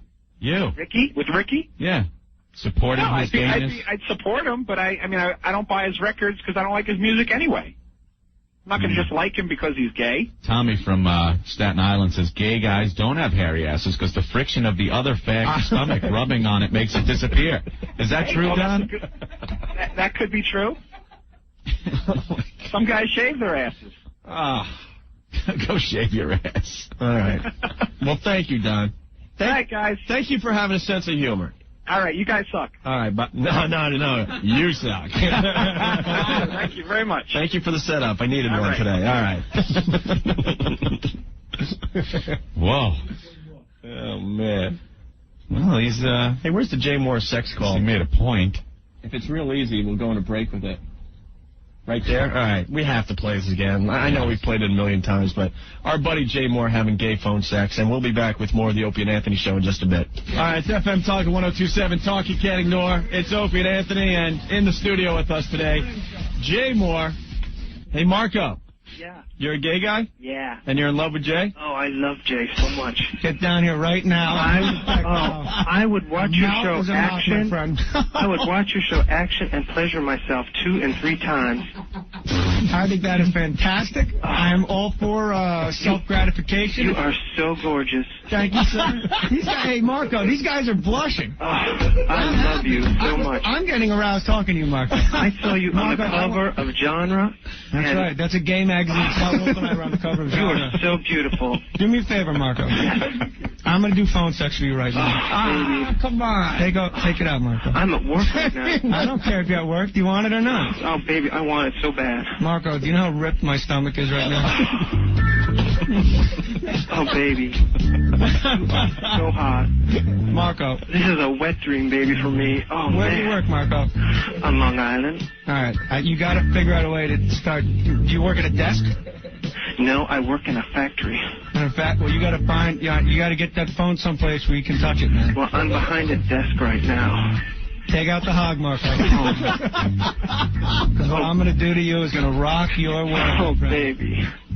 Marco, my stomach is so ripped. Oh, baby, I love that. You know the hip bones when you get those diagonal lines that go down towards the crotch? I got that too, man. When your lower abs are really, really cut? Yeah. And I got, here's the topper of all toppers. 2 days ago, I shaved my pubes. I'm not joking, Marco. These guys are laughing. I do that too. I do. I do just so I don't pull my hair when I masturbate. It's not 7.5 inches, Marco. Marco. Oh, baby. I knew it. I knew you were that big. Circumcised. I got a pink fireman's cap on. Oh, yeah. I have very small testicles. Not very small like a freak, but they're not like dumb, you know? Oh, baby. And Marco, man, I tell you what. And tell me about that hole of love. No, that I don't do. Oh, now you're drawing a line, Jay? I can only do oral with Marco. All I can tell him. Oh, baby, just let me put my there and you. No, you can do that, definitely. I'll let you do that. I'll get a baby wipe. I'll get it ready, unless you want to clean it yourself. Oh, baby. It's gonna make you puke. No, it won't. Marco, it is clean. Mm. I got baby wipe. I use toilet paper and baby wipes every time. Oh, man. Because you never know when you're in the Hershey Highway when the might break down. That's right. And Marco, when it's all done, I'm gonna make a map of Hawaii on your stomach. Yeah. It's gonna be everywhere. That's what I like. It's gonna spray like I could break up an Al Sharpton march with what I'm spraying. Oh, man. When I'll hit you on the forehead. Come on, Marco. Is it out, Marco? Are you touching yourself right now? Uh-huh. Come on, stroke it, man. Hold on. You want me or not? Oh, I want you so bad. Stroke it. Show me. Come on, show me. Come on. You want to be gay? Let's be gay. You say you're such a fag and all? Come on, this is your shot, man. You're gonna get it. You are gonna get it. You are so hot. You are so bad. Oh, you're so hot. You're bad, and you're gonna get it. And if you don't take that out right now, you know I want to give it to you. Do it. You better finish. I'll give it. I'm pulling my pants up if you don't finish. I got mine out right now. Anthony just turned the other way. Oh, man. Do it, Marco. If you don't... I'm going to smack your ass. Smack that tight ass you got. Come on, do it. Do it all over me, Marco. Come on. Good. Hold on. All right. Oh, my God. Hold it. Water. We're going in.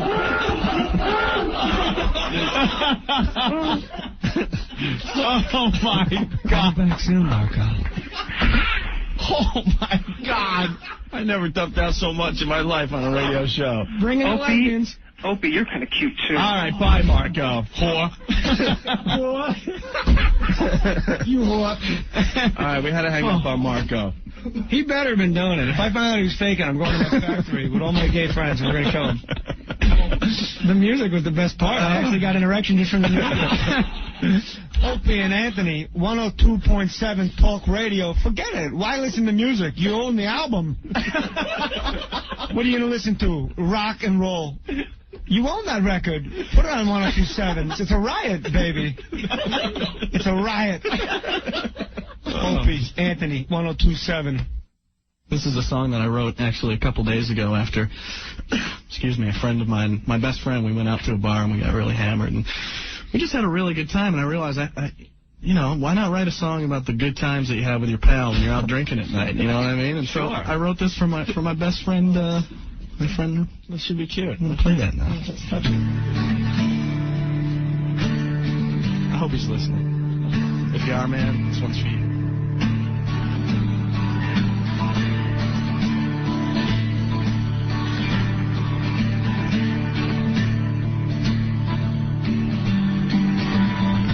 Here we are, dear old friend. You and I, drunk again. Laughs have been had, tears have been shed. Maybe the whiskey's gone to my head. But if I were gay, I would give you my heart. And if I were gay, you'd be my work of art. And if I were gay, we would swim in romance. But I'm not gay, so get your hand out of my pants.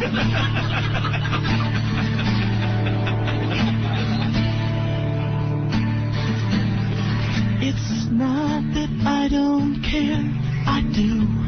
I just don't see myself in you.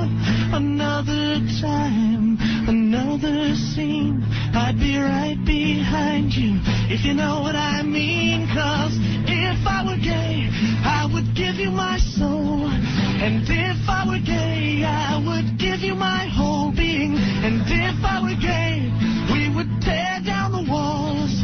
But I'm not gay, so won't you stop cupping my hand?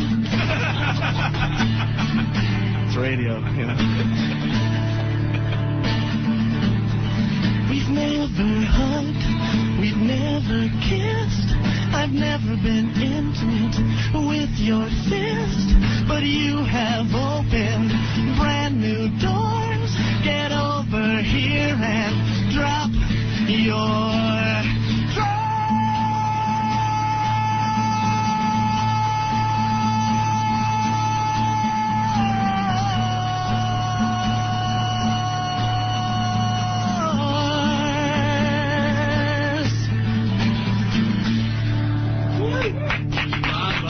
Thank you.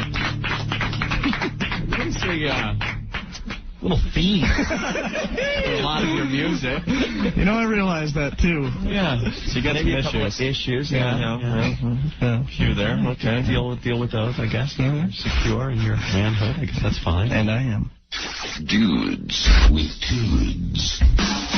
Well, I think every time we open our mouths, we're pissing someone off. Opie and Anthony. We're out of control. We're so wacky. All right, knock it off. 1027. Hey, Anthony. Yes. Stacker 2, the world's strongest fat burner. Stacker back with the Opie and Anthony show. People lost weight with the Stacker last year, you remember. Now the holidays, people have been eating, gaining weight. Now you got to lose it. Can I backtrack a little bit? Okay. I thought we hurt Stacker 2's feelings because they were advertising forever on our show, and then they went away for a little while. I thought they had a problem with us, but I'm proud to say they are back, and they had no problems with us whatsoever. I think the people at Stacker know that people are going to eat during the holidays. So they should lay low, wait until they all fatten up, and then give them a great opportunity to lose the weight. Let me tell you this. Screw Jenny Craig. If Really? Monica Lewinsky was on Stacker 2, she'd be a lot thinner. Yeah, everyone's making a big deal of Monica Lewinsky. Yeah. Oh, my God, she's still a heifer. She's still a heifer. Oh, yes, she lost some weight. Big whoop. Give her some Stacker 2, though. You're talking supermodel. There you go. So Stacker 2 does three things, right, Anthony? Yes, it does. It gives you a boost of energy so you're not sluggish. A boost? During the, during the day. It's the world's strongest fat burner. So it burns the fat. And it cuts the cravings to snack during the day. There you go. Adds up to losing weight. Very good. Check out Stacker 2, the world's strongest fat burner, at www.stacker2.com. Or you can give them a call for more info. 1-800-LIGHTLINE. That's 1-800-LITELINE. Stacker 2, the world's strongest fat burner. 1027 WNEW. We're back. It's Opie and Anthony. Old Dirty dropped in. Old Dirty, yo, what up? Dig. What up, kid? Oh, Dave was just looking at Luba's pictures up on the unofficial website. Right. And he's like, effing, that bitch is fine. Hell yeah. Yeah. Luba, who acted like a prude when she was on our show, we couldn't even get a nip out of her. And she played lesbian for a day. We were all like just drooling over her. Turns out that she posed naked about a year ago, and it's all over the internet. These pictures are all set and ready to go for like Penthouse or Playboy, right? All professional and stuff. Ow. What the hell happened, eh? I just hit myself in the head with the mic. I'm noticing one thing on Luba. Imperfections? Well, no, she's shaved down pretty good, right? Yeah. A lot of stubble right there. Look at that. It goes up. I think she's pretty hairy if she wasn't shaved. If she wasn't shaved, it looked like she has one of those big, huge Russian hats in her pants. Those big, furry Russian hats in her lap, yeah. That's what it would look like. A babushka? A babushka. A babushka. Yes, my babushka. Look at the babushka in your lap. Looks like Rocky and Bullwinkle all in one. Remember her man, though? Her pimp? I mean, her man. Not pimp. Boris Batonov. You look at the guy from the Georgie commercial, from the Georgie ads, the Georgie vodka. Oh, really? Yeah. I didn't even see him. No, I didn't check him out at all. I was too busy checking out Luba. Luba. Well, we found the naked pictures of her. I don't even think she's happy that we found them. I don't know. Because this website is getting pounded. Yeah. To the point where they want to talk to us, the website. They're very, very happy. I bet. So, also, let's not forget, there's also pictures on the unofficial website of Anthony in his fur coat. Yeah. He had a fur coat back in the days. Yeah, we talked about it on the air, and during the holidays, Ant ran into his uncle, who happened to have some pictures of it. Now they're on the unofficial website for the whole world to see. You know how it is, old dirty. You know, your mom's your mom's buys you clothes and stuff. You gotta wear it. And you gotta wear it. And I had you're gonna see it here. Here I am. Back in the day with my little fur coat. You got a genuine fur coat. You're enjoying that a little too much. That's my sister. That's me. There's my brother. You can't even tell which one is Anthony. They all had that long leaf carrot hair, right? Yeah, it's got the leaf carrot hair. You're right. Oh, dirty. There's the full-length shot of the fur coat. Look at him all pimped out, yo. You were pimping. I bet you got your ass kicked in school, though, when you wore that coat. Yeah, you can't wear that in school, man. Did you actually go to school with that fur coat? Do you remember? I had to. And I was trying to sell the line that my mom was selling me. Oh, look. Oh, this one's wearing it. It's great. No wonder Boomer beat you up. Yeah. Because that's about the age, right? Same age, yeah. That was around the time. I think it was because of my fur jacket, my fur coat. It was pretty sporty. I'd wear that now. Boomer sized and beat up Anthony. Now I know why. Oh, yeah? You never heard that story? Back in elementary school. Yo, you can still sue him, right? Or yeah, right. Timber Point Elementary School out on Long Island, East Islip. Point? I went there for like a year, long enough for Boomer to beat me up. Old Derry, listen, this is a great story. And he hated being called Norman back then because his name is Norman Esiason. The gym teacher called him Boomer. Even back then, he was like the gym teacher's pet, man. The guy. I mean, everyone knew he was going somewhere, you know? Yeah.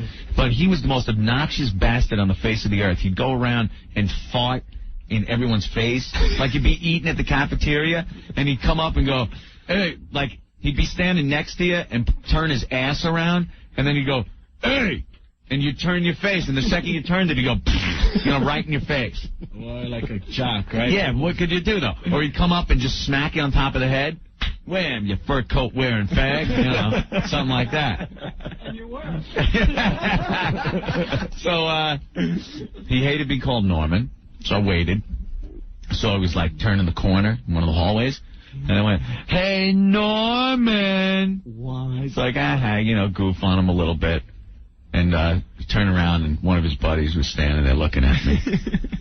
Like, oh, no, man. And the guy's, like, smiling and nodding his head, just looking at me like, yeah. Oh, I hated that in school. And it's like, oh, don't tell Boomer that it was me. That was it.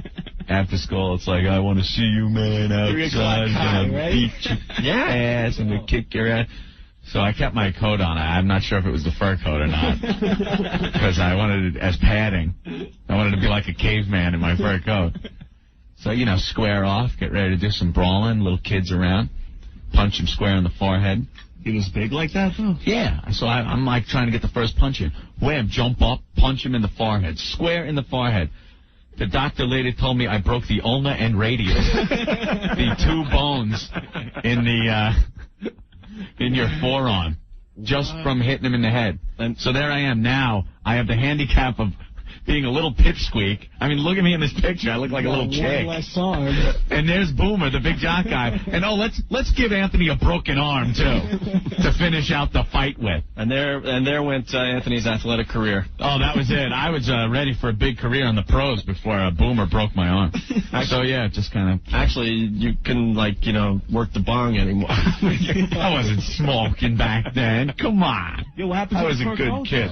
I don't know. You think your mom still has the fur coat? Hell no. We could have one of those O&A auctions. Oh, that would be... You know what I would put on eBay? The famous fur coat? That thing is long gone. Dude, know what we should do? Probably Ziggy's probably wearing it. Know what we should do, though? What? With the unofficial website, we should have a O&A auction and come up with all the crap that is associated with this radio show and have people bid for it. Bid for our garbage. Yeah, like the fur coat, the fake vag, that would be cool. The videotape of the 100-year-old lady having sex that we talked about a lot. Right? We can come up with we need that. Rick's right, yeah. We could come up with a ton of stuff. Got plenty. What happened to the couch, yo? It's still there. Yeah, the lesbian couch is out there, ready to go. Stained and smelly? we're hoping to get some lesbians in here soon to be lesbians for a day. All right, so our phone number is 212-757-1027. We are here. We are live. A lot of people think we're still on vacation. It's amazing. I don't know. How long a vacation do we take? We're not up to the Howard 3-week vacations yet, people. Believe me. No, we get that for a whole year. We just, damn. I think we blew out our vacation for the next year already. Yeah. When do we have vacation next? Don't we get a couple more, weeks right after the first of the year like this? Yeah, we're going to try. We're ready? Whew, I'm exhausted. What do you say? What do you say, man? Yo, wasn't the limo guy here? Anthony was here. He dropped off some champagne for the new year. We're going to be chugging that after the show, I guess. His kooky laugh, yeah. You can hear it in the background, right? Freaking guy thinks everything we do is funny. It's like, dude, trust me, we even know what we just said wasn't funny, so relax. He's like a laugh track. He laughs at everything we do. Like, enough, man. Andrew, what's up? Hey, listen, I got $50 for the picture of Opie with the pumpkin wagon. God damn, I was listening to that on Best Of. There is still a picture somewhere of Opie, not only with the wagon, but with his head poking through a big pumpkin cutout. Oh, man. With Opie's face poking through. Dude, you know something? I fessed up. I came through with my picture of me wearing the fur coat. You gotta put that up on the website. Listen, call his mom. My mom. His mom's got to have a picture of it somewhere. I'm sure Sandy sent it to him. My mom's got some pretty wacky pictures of me. All right, I guess I could, Yeah, you got to take the hit. I guess I could take one for the team. And listen, really quickly. Yeah. When you were playing that whole Ricky thing. Yeah. You should have played, is that a train I hear? What? Because he sucks. It was funny. He is terrible, man. All right, man. You're killing me. Thank you. What happened? I said, yeah, I got it. That's what I said. You got your chocolate penis over there? Rick, see, when I went in, I went back to the office when we were playing music. Right. Playing spots, and I grabbed some of the chocolate that we got. Who sent us that chocolate? Sinful chocolates. Right. Okay. And I make sure I go through the basket. And, there was plenty of chocolate in the basket, Opie. Yes. But I couldn't grab it because it was chocolate penises. So I found the chocolate boob, as you see, and I'm nibbling on it here. Yes, you are. Remember last year when they sent it? Right. Big basket full of huge chocolate penises. We come walking in. Rick is just mowing down on his chocolate penis and not even thinking anything about it. He's talking, we're talking, I'm just looking like... It's like no big deal to him. Yeah. Like, what are you, crazy? You're eating a big chocolate penis. He's like, well, it's chocolate. Yeah, but it's shaped like a penis. He has it like a big vein and stuff. See, you know what? You know what? I don't think Rick should be in charge of Worst Of anymore. No. What happened to the whole chocolate penis bit? Yeah, now that would be a funny Worst Of. That's something people need to hear. Look, it's on my list. It's one of the many bits I'm trying to find. Ah, is that it? I see. It got lost in the fire that we never heard about. Because the abuse he got that day was unbelievable. Oh, my God. Because he didn't even think twice about it. All of a sudden, we both look at him, and he's got this huge chocolate penis. It wasn't a huge chocolate penis. It was a huge chocolate penis. It was not. It was a small part of it. Rick, like this, like an inch. Ate it. Rick, trust me, I'm Irish. It was huge. You know, I remember because it had all the contours, like veins, I swear. And he's just eating away on it. Like, Rick, there were chocolate boobs in there because you were like, I just wanted chocolate. It's like, but there are chocolate boobs in there. No, there weren't. Go get the chocolate stuff for Old Dirty to check out. Because the chocolate vag is pretty funny, too. Rick, you Look, can't I just bit off the nip. I see that. You like chocolate, huh? All right, Rick's going to go get the chocolate goods. Wow. All right, so Monica's a whore. Yeah. I see on the board there. Things to talk about at 1037 WNEW. It says Monica is a whore. That's all that's up on the board. You know, Monica, though. Monica Lewinsky was on Larry King last night. Enough already. Go away, go away, go away. She's like, I just want a private life. I wish I could have a private life. Then stay off the TV for a week. She was humming Larry King live or something. You know damn well she keeps saying that on every interview. Yeah. I want my privacy. I just want to be left alone. When I go out, to a museum. People are taking pictures of me. Right. It's like, why does that happen? Stay off TV. Stay off TV for a little while. Stop the interviews. You'll fade away. You think camera people are chasing Donna Rice around? She's no. trashy, yo. She got on her knees for the President of the United States, no doubt. And now she's trying to cash in. Before you know it, she'll be has-been whore. You know what I'm saying? Well, you won't have to worry about it. Well, she was on CNN last night. Chocolate penises are Rick. She was on CNN because of the whole Jenny Craig thing. Yeah. I guess she's lost, 35 pounds thus far? That's it, though? I think so. All right, look, it seems like a big accomplishment. Congrats, but that's it? If you're in the limelight and you're supposed to be losing weight, you know, that's more than just the ordinary diet that somebody has to lose weight on. Right. She should be dropping like 60 pounds, 70 pounds in that amount of time. And the next time she goes on TV to do one of these interviews associated with Jenny Craig, stand up and show the world your ass. I want to see if the ass is okay. She got a big butt or that's the thing. She's lost some weight. I want to see if she has an ass that looks like an ass finally. Oh, you know what that probably looks like? Huh. Oh. Even if she slimmed down to the point where she was like slender and guys are looking at her, you know she'd take her clothes off and look like a bat. Yeah. Big like flying squirrel things under the arms, you know? Yeah. When you got a spread eagle on the Come belly. on. That crap ain't rubber. That don't snap right back, man. She would have to vacuum all the cellulite out. Yeah, then she needs that. She needs a nip and tuck. So, and she's I kind of liked her with the big fat ass. I don't know. And she's saying that she's looking for Mr. Right, Anthony. Mr. Right. Oh, congratulations. I hope she finds him. She shouldn't have any problem because we all know she's well, she knows how to suck it, right? Well, I guess she can. So let's get Bill on the line and ask him. Hey, Rick. All right, we got the chocolate. Look at that. Some chocolate. You don't like, you can't live it down. All dirty. Put down the chocolate. I don't want to eat the chocolate. All right, and here goes the chocolate vag. Oh, yeah, make him do it there, old dirty. That's it. But that's what Rick was eating. This is no, this one. Look at the cubes, yo. Look at this one. Wait, they rewrote. Oh, no. We can't have it. Hold on. We're not. No. Do not put a stupid cube on our microphone. We can't have it. It we interrupts can't see with each our, other. It interrupts with the show. Put them on the rest of them. They have brought in the brand new mic flags that now say 102.7 WNEW. Those don't look like those aren't mic flags. You know what those are? The old mic flags with like bumper stickers wrapped around them, right? Yo, those look like bird condominiums. It's so big. Do not put one on this mic or that mic. I'm serious, because we can't see each other. Yeah. Oh, Pete. Yeah, Pete, we can't see each other. Look.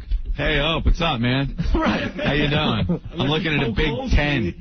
Look at it from this way. It's like, what are we at Wins? It's like a big 10. There's a 27 on this side. That looks like a pot leaf. This hasn't been thought through. I know everyone's a little overzealous to just calling this place WNEW once again instead of the FM Talk thing. But get a new mic flag. Because you know what's going to happen? Mike Adams is going to be like in a fit of rage, in a nut-induced fit like usual, and just start peeling. He's going to start peeling like I'm doing right now. Behind that. Yeah, no. FM Talk. Get some new mic flags. These things are going to be all hanging. It's going to be all It's going to look like WLIB in here. Yeah, don't. Come on. Don't put those up. I'm serious. They look stupid. Yeah. This hasn't. You been can't even very tell well it says NEW. You can't. Unless you see like the. I see WFM. Let's order. Look, and then they had to. They had a blackout with marker. What is it? New York's rock alternative, or was this New York's classic rock, classic jocks? What incarnation was this? Look, I think we can wait for the professional flags to come in. I don't think the press is ready to barge in. Yeah, I don't think they're pounding down the door to get a shot of Opie and Anthony with the brand new mic flags. Because that's the only reason they have them, I guess. So when we're interviewed once every 5 years, we're ready. Yeah, you see the big mic flag. There, Hope. Look, I'll pop it right in front. How you doing, Hope? Where are you? I got you on radar. I'm not picking up a visual. No. Oh, we can't have those. Ben, you look like a young, who's that guy, the spy who shagged me? Austin Powers? That's a young Austin Powers. Oh, my God. Yeah. Leave it to Old Dirty. It kind of does. Oh, my God. Yeah, baby. Do I make you horny? Shall we shag now or shall we shag later? Very shagadelic. That's a good one, Old Dirty. Too bad this is radio and no one else gets the joke. Yeah. But Ben helps out the show greatly. Looks like Austin. Yeah, baby.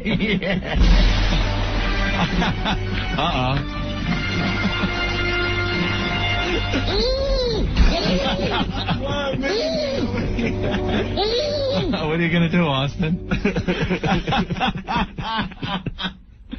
Leave it to Old Dirty to point that out. That's good. No. Swinging 60s, here I come, baby. Yeah.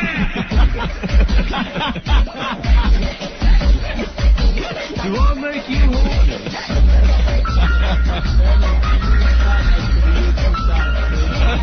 That's great. Very good. Taking off some breakfasts there. Get this away from me. Yeah. Here's the one. Rick. Yeah, you had it in your mouth, Rick. Yeah, Rick's trying to... What are you trying to do? You're trying to make fun of him because he has it in his hand? Look at like the vein. I know. Rick just had like his hands wrapped around it. Oh, so eager. Eager. Hey, Charlie, what's up? What's up, guys? Have you seen Monica Lewinsky's commercial yet? It aired this morning. Yeah, I've seen him. I'll be honest. She looks exactly the same. I know. She slimmed up a bit, but the best part is her kneeling in her middle of, I guess, the living room and sitting there saying, oh, yeah, Jenny Craig's food's got the right amount of carbs. Yeah, because you don't need any more protein. You dumb bimbo. There you go. All right, guys. Thank you. Train? Thank you, Charlie. Very good.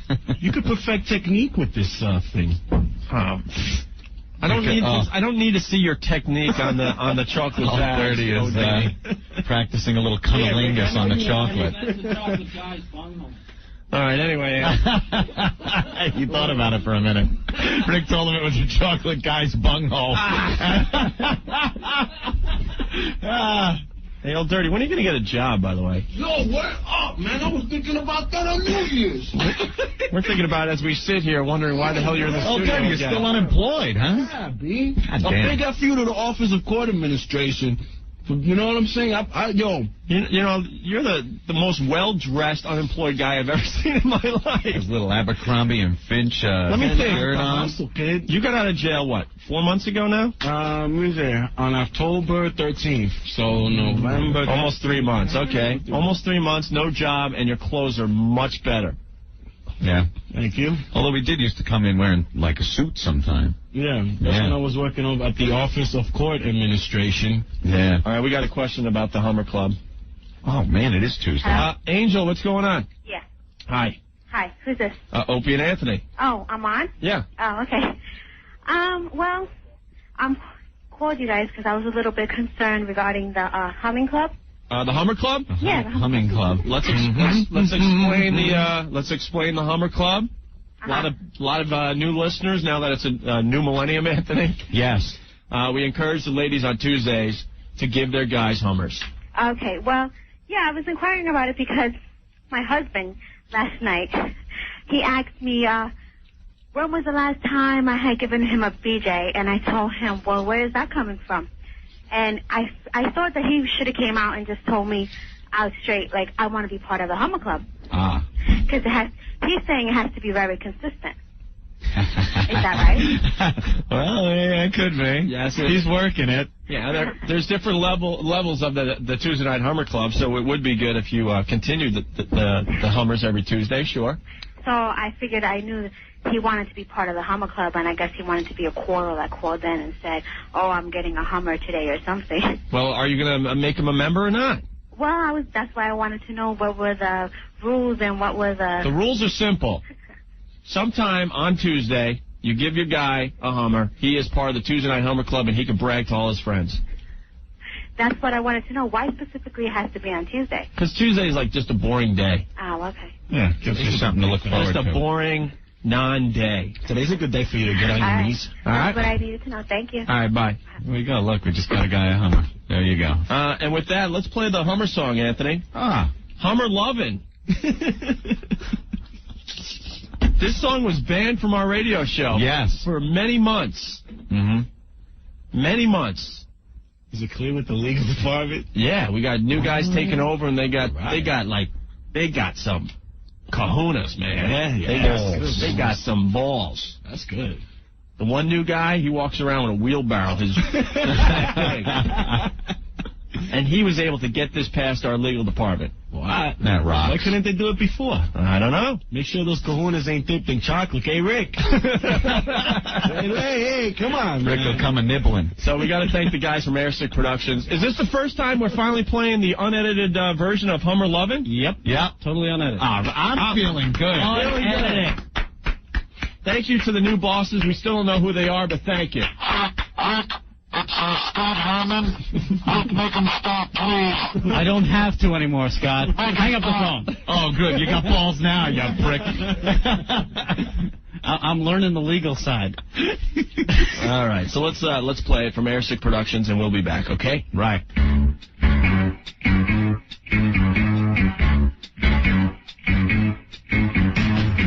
Hummer lovin' on Tuesday night. Hummer lovin', it feels so right. I got my girl down on her knees. Wonder if he will do me. Hummer's done, his shine is gone. Oh, we love Tuesday night. Hummer, hummer, hummer, hummer. Tell me more. We don't care where we are. Do it right in the car. Came to me, I dropped my pants. You owe this to Opie and Ant.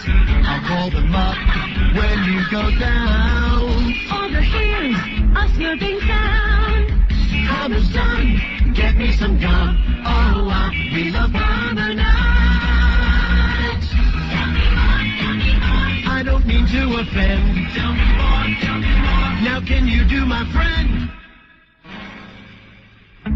I exploded, that's where it ends. I have got the world's best girlfriend. I love to be in his life. Think it's time I took a nap. Hummer's done, there's more to come. But those Hummer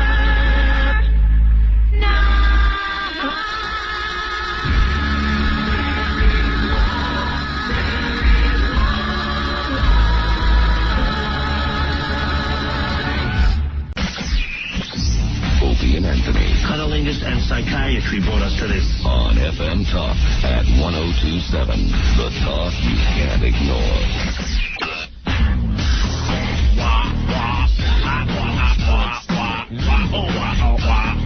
1027 WNEW. It's Opie and Anthony.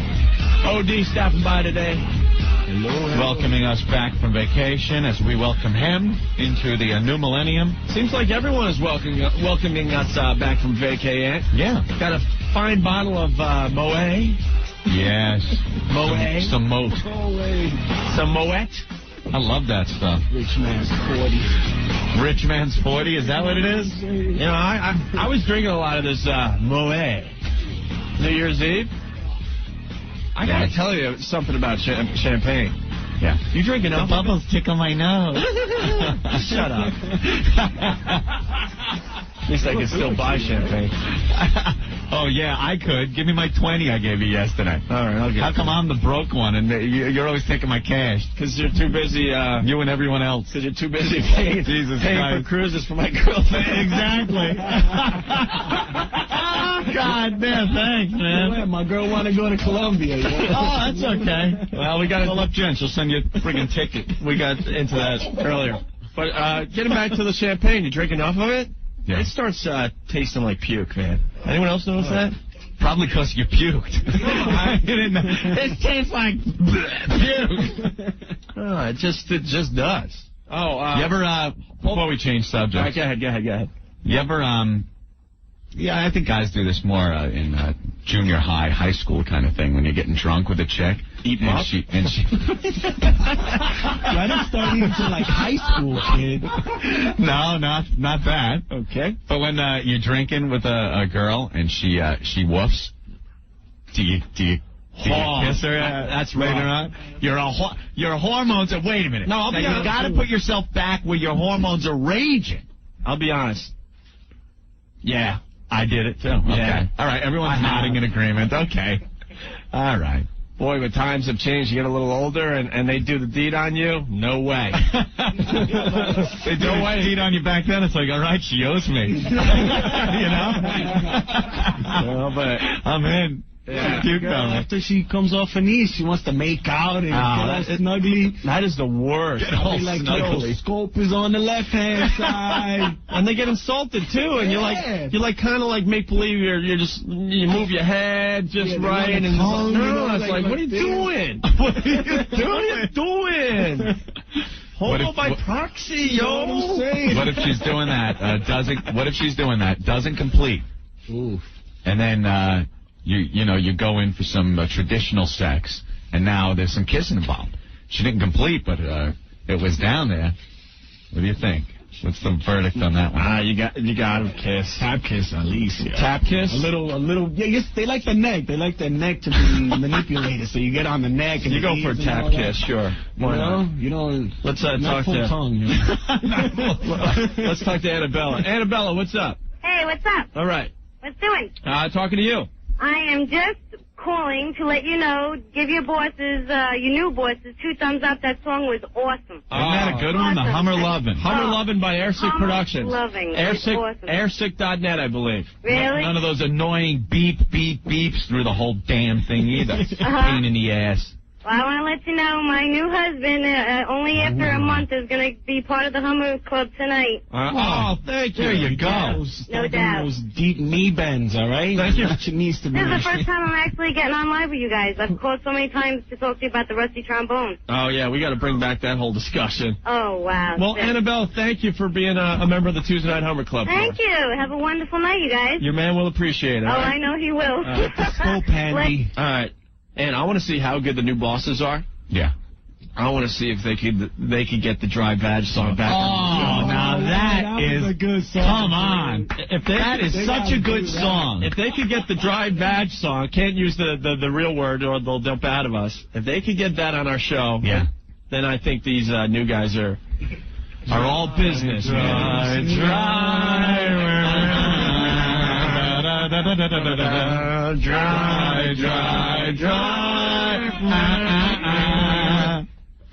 So before my ass starts to get sore, pick up some Vagilume. Come on, we gotta play that. I gotta hear that one. If they could get that song back on our show, we know the new bosses mean biz. That would rock. Yes. As you can tell, we've run out of material for you. God damn, we had a great 2.5 hours though today. What were you breaking? I was on the train. You know? We had some killer stuff earlier. Oh, we were having a lot of got fun. the Asian. I heard up to like. You know, no one listens to us from 2 to 3:30, and that's when we do our best stuff. You know what I'm saying? We got to save it for 5 o'clock when everyone's in their car. Save it for the drive home. We had a whole 20-minute segment on Ricky Martin today, old dirty. What? You didn't see the picture? You didn't see the picture in the paper? Dude, don't even say a word. Just look at the picture. What is your thought? Gay. Who's that? George Clooney? And they got a dog there, too? What's going on with my man? Poor dog. My man look kind of depressed, yo. Doesn't he? Up? I think they had a tiff. Yeah, a little lover's quarrel. Maybe a little lover's Come on, Ricky. Come back to bed. Little fag. Yo, Rick. What's up with your man? Yo, Rick, he's gonna... Yo, Rick. You've seen the commercials. Come to my Puerto Old dirty. Rico. Old dirty. Give me that. Yeah, bro. Ed and I got to point out a few things and answer this honestly, okay? Sure, go ahead. First of all, would you ever go to South Beach with another guy for New Year's? Negative. Okay. Would you ever bleach your hair blonde? Negative. For what? Fun? For fun. For fun. Just for fun. Negative. Never, ever, ever, ever, never, ever, ever. Unless never. I'm natural blonde like you, then, you know, your roots showing all that, he's going to look all crabby. Yeah. All right. From a gay point of view, Rick. Would you ever, ready, in this article in the Daily News, they might go, man. Yeah, I'm thinking. Oh, wow. All right, now. You're going to break the equipment for Spike Club 2000. Rick just threw the little football right into Old Dirty's face. Yo, the when's little The Rock football going to show up on Thursday? Huh? I'm going to rehearse. Yeah, The Rock's coming Thursday. The Rock coming in Thursday. All right, here's the kicker in this story that's in the Daily News today. Great picture of Ricky with his cute blonde hair, by the way. Oh, God. I guess he got a jet ski for Christmas. That's a man giving a man a gift. No, we don't know who gave him the jet ski, fair enough, right? Yeah. But we do know that he went tooling around the harbor, yeah, the bay, on a jet ski with another guy. So they're like... So he was in the back holding that, or the boy was in his back holding Who knows? Girlfriend? Does it matter? Would you ever share a jet ski with And while they weren't jet skiing, they were sunning together. God, that's such a letdown, because Ricky Mohr, you know, he's like Latino, and he's like this big sex symbol. It turns out the brother's gay. Well, we don't know. Hold on. We're learning about defamation of character. Oh, yeah, you guys... But we don't know. We don't know for sure. That we don't know if he's gay. Confirmed. Right. Totally don't know his sexuality. But the sighting is definitely in the high 8s on the fag meter with this guy. Then there's some problems there. My man could get mad. It's a chocolate thing, you know. I know. You better watch. But there you go. There's the picture of Ricky Mohr. If he's gonna take pictures like that and stuff, they look like they're fighting, yo. Word up. People might start assuming he's gay. He looks all unshaven. He looks like my girl when I'm screaming at her, yo. He's all depressed. You see that? And the male buddy soaked up some serious Florida race. Ay. Mira, look, yo, that's your peach, man. That's your peach. Let's move on. Tony, you're next on 102.7 WNEW. Hey, I heard you guys talking about drunk women there before. Women puking. Yeah. I got a great story. Okay. I was out at a bar one night trying to pick up a broad, got her in my car, was taking her back to her place. She turned around to throw up. The window was closed. Oh, yeah. She threw up all over the inside of the car and herself. I made her clean it up. Did you? Whoa. Oh, yeah. The worst is when, they're throwing up in your vehicle. Well, you know it's just going to stay forever. I wanted to get her out of the car right away at that point, you know. I wanted to just pull over and kick her out, but I dropped her off home, you know. Right. You give them something forever. It's, diamonds. Diamonds are forever. What do you get back? Puke. Puke is forever in a vehicle. And believe me. And all guys do the same thing. You're with a new girl. You're out at a bar. You're drinking and stuff. You're just always convinced that they need just a little more alcohol. Yeah, to get them over the edge. But then you always go too far. You're like, wow, you're in the bar, everything's cool, you're like making out and touchy-feely and stuff. You're like, she has a perfect buzz. But you're not thinking that. You're like, man, I think she needs a little more alcohol. And it always puts them over the edge, and then nothing happens when you get them home. Over the top. Whack, whack. You know? Too much booze. But that's the mentality we have. We're like, wow, she's doing good. I think she can handle a couple more shots here, and I think it's going to get really funky back home. Yeah, it's going to get funky, all right. But what happens? They end up passing out on the way home, usually. Preferably in my lap. Then you got to make believe she's dead. My brother and me have a... You ever hit a drunk girl? Like, had sex with a really, really drunk chick, yo? And you're trying to dunk in there, and it's all dry. All right, listen, hold on. You know what I'm saying? Dry. Me and my brother have a good drunk story. Was, God damn, I guess high school age. And my mother going to work. No more jokes, people. She was going out to work, I swear. Promise. And we used to have parties, We used to have parties over the house. And one weekend we weren't having a party. So me and my brother are just hanging out. We hear a knock from the apartment downstairs. Yeah, kid. Yeah. So we open it up. Two girls downstairs. They're babysitting for the woman that lived downstairs. We're like, they were going, do you have a TV guide? Because we want to know what's on TV. We're like, TV guide. Exactly. We're like, this is great. So we shut the door. Yeah, we'll get a TV guide. Shut the door, give her a TV guide, and then say, what are you doing? Oh, we're just hanging out. Come down a little later once the the woman leave. She hadn't left yet. We're like, oh, cool. So now we're just peering out the window waiting for the woman's car to leave. Yeah. And what else did we do? Find whatever booze we had in the house. All we had was anisette. Some anisette, some Italian liqueur. Hey, it's got alcohol in it. Who cares? Well, we go down there. They're just anisette, huh? No. They're just pounding this stuff down. Pounding it down. We're like taking little sips because we didn't want to have any. And they got trashed. So the girl that my brother hooks up with pukes all over herself, the apartment, I think the baby she's watching for the woman. I mean, just projectile vomiting all over the place. Chunks? Well, it was disgusting, yeah. So now the girl that I was trying to hook up with is real concerned about the pukey girl. So that I'm done. The pukey girl is puking, so she's done. My brother's done. We had to hump the girl up into the shower upstairs, undress her, and shower her. And it was the most unerotic thing in the world because it was like bathing like I used to wash my horse. It was just nothing, like just this lifeless body. What was it, Real World Hawaii? Like pretty much. Like throw her in, throwing the clothes in the washing machine, trying to get them sober before the woman downstairs comes home. Oh, that never worked. It was you just could a try mess. anything, but that ain't happening. I remember them saying goodbye, like they're walking out as the woman, she came in, and she's taking him back out to the car to drive the girls home. And the one that didn't puke is turned around. She's looking up at the window, waving, goodbye! Call me! You know, they're all just snotted. The woman downstairs was so pissed. Oh, man. You guys are nice. Pukey all over the place. They would have got railed.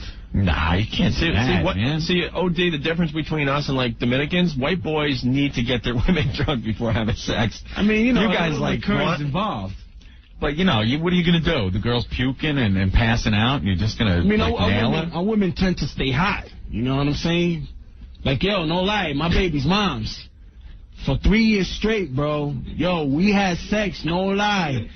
We had sex, yo, there wasn't a weekend. There wasn't a, yo, I even think, like, for 7 months, yo, all we did was have sex.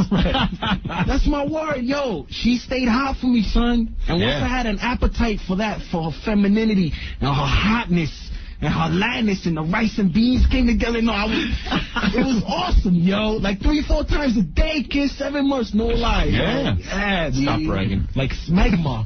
I wish you was smegma at one point. Like hot lava was coming down.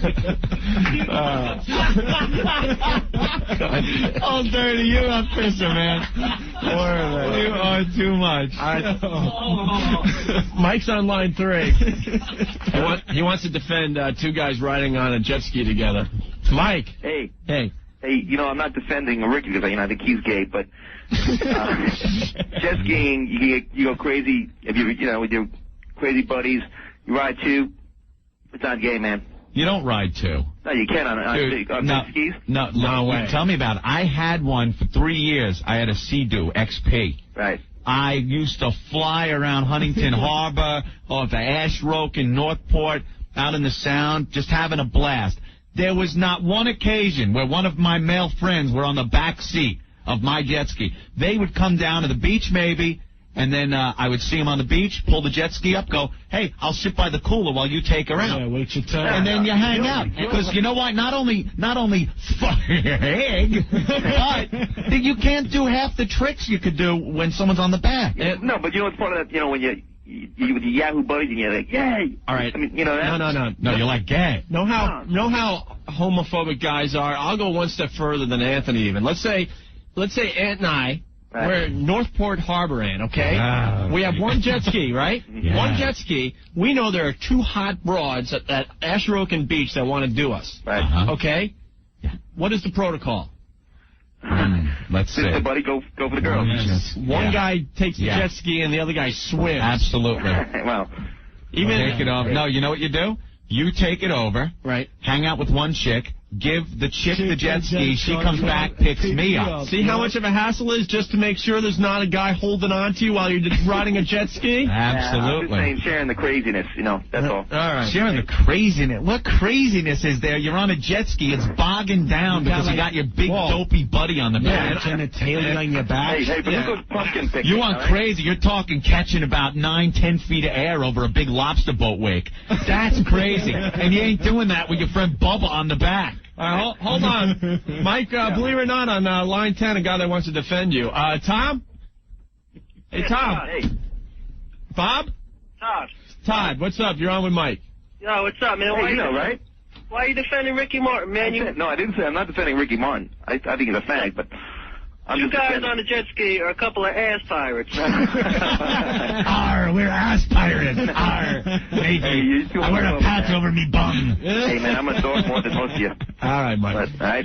Thank you. Keep it cool. Good job, Todd. Yeah, it's just no way. Later. All right.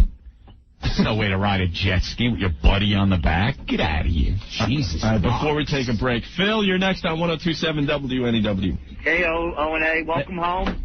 I just wanted to tell you about a story. I used to date this girl from the office, and one day I took her out to dinner. We were out drinking. We had a lot to drink. We had some dinner, and everything was going great, and all of a sudden she threw up in my pants. And I had to drive. I dropped her off immediately. What an incredible and then I had to drive all the way out to Suffolk County with that in my pants. And it was like the worst experience I ever had. But I dated her again after that, and she was actually a great date. Yeah? She must have been real hot. She was. Well, obviously. Your big, fat, ugly pig threw up on me, but if we dated again,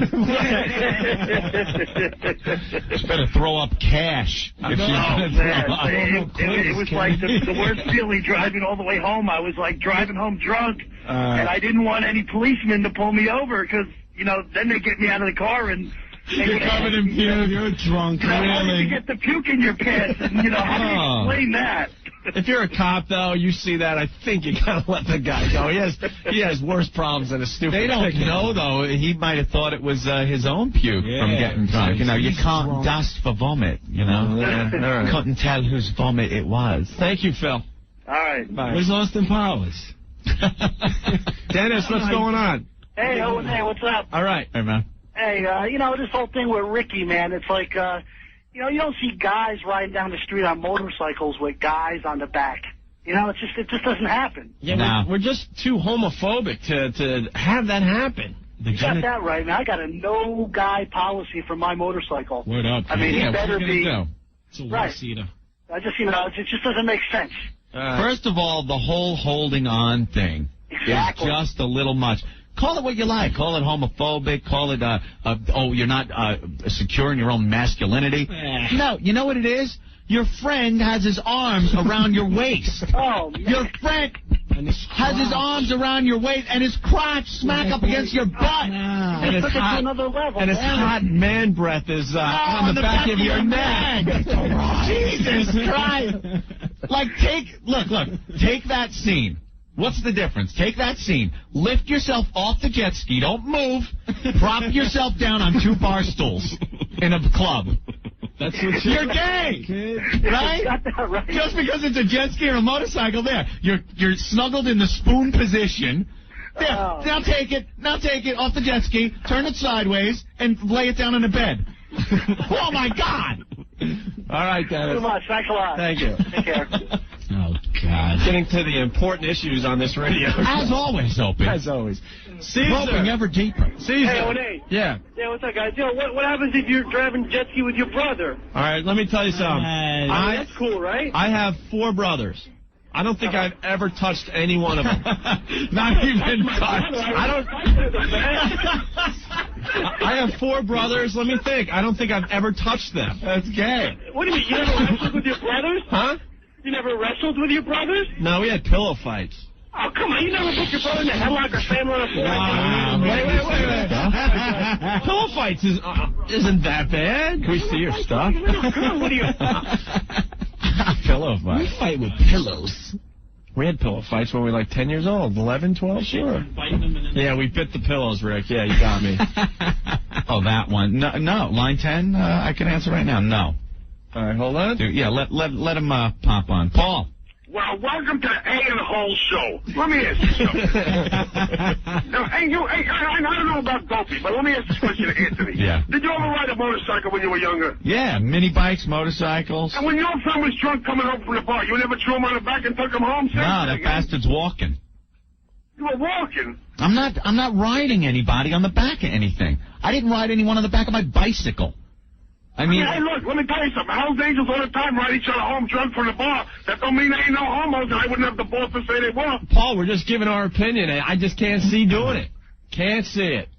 Yeah. Oh, boy. Cannot see it. Sorry about that before that, Dopey. I didn't mean to hang up on you, but I was cruising into the tunnel. You're funny, though. So you've held on to, like, man waist? I never held on to nobody. I like the front, but I don't take it up. Oh, you're riding the front. That's even worse. Then you've had a man hold on to your waist as he breathes on your neck and slams his unit against your butt. No, you don't sit that close to you. Even on a motorcycle, you don't rub your... Oh, come on. Once you start moving and everything, forget about it. The guy's, like, right up against you. No, you got 2 level seats. It's called a hers and his seat. Hers and his. Whatever you ride. Right. And his stuff is smushed against your shoulder blades, wherever. No, well, as long as it ain't up on your fanny perpendicular, you should be all right there, no? Well, okay. Well, when we get to the portion of the program we like to call What Did We Learn Today, we can learn Paul's a catcher. You behave yourself. I hear a train coming. All right, Paul. All right, Jack, we have to take a break, but Jack wants to defend this. Jack, go ahead. All right. 2 guys on a motorcycle. Sometimes when I need a ride to pick up my own bike, I got to get on the back with one of my friends. But believe me, it's scary because you think everyone's looking at you like, what quiz? So, yeah, that goes through your head, right? But you got to do it. And are you holding on to your friend? What's that? You're holding on to your friend, right? No, I'm holding on to the gas tank. I do what I touch him in the worst way. Oh, what is it, like one of those crotch rockets there? Yeah. Yeah. And he's all hunched over. Oh, then you're like totally bent over him? Remove the motorcycle. It looks even worse on a crotch rocket. Totally, but you got to do what you got to do. You would never be in that position with another man in any other circumstance. We're not arguing that, but I'm just saying it just is a little too weird for me.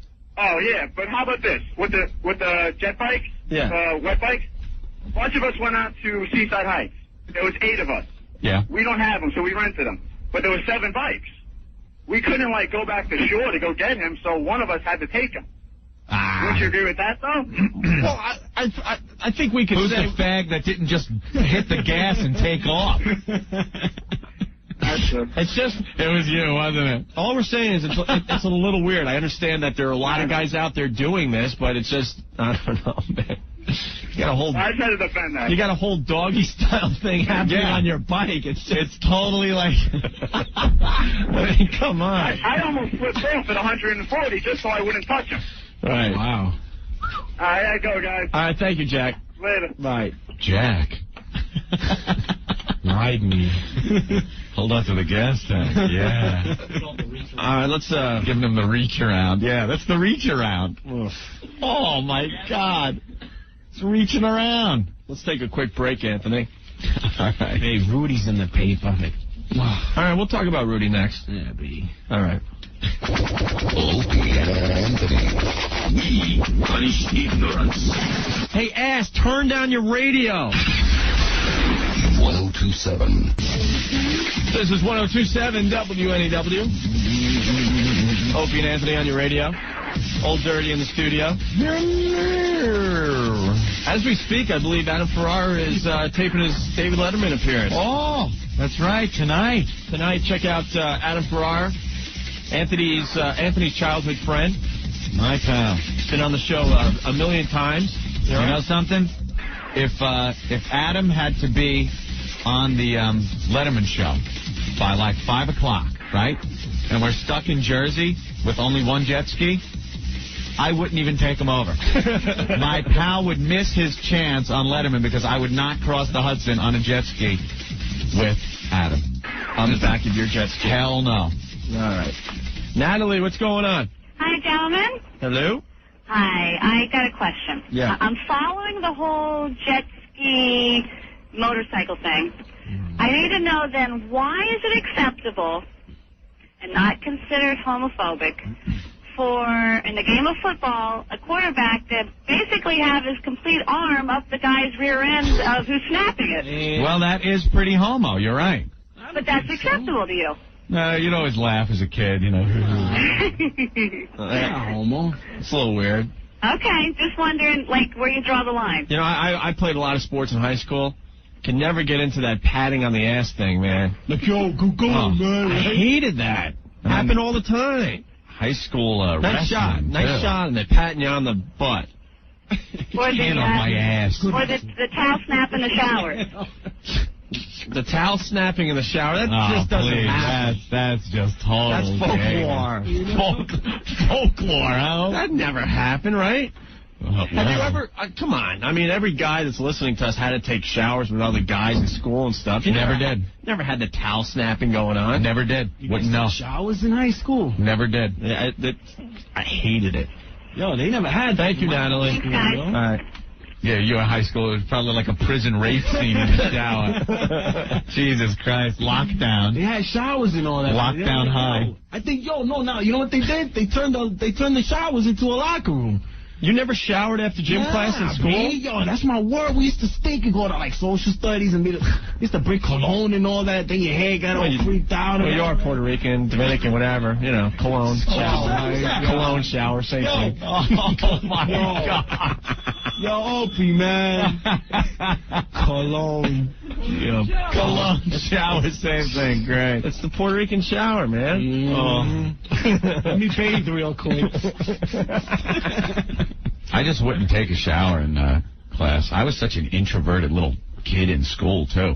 I would just go to my classes, go to gym, not even change, you know. I'd be the guy with the friggin' jeans on, the fur coat, and just like my shoes, my hush puppies. It was a drag for me. Gym teacher hated me. I developed real late, and I'm in the shower. I'm the only guy that doesn't have, like, freaking... No hair, kid? Oh, God. Look like a Purdue chicken. Look like young William Hodier. A young Irish boy. Look like Opie in the shower. Yes, dear boy. Wow. Look like a Purdue chicken leg.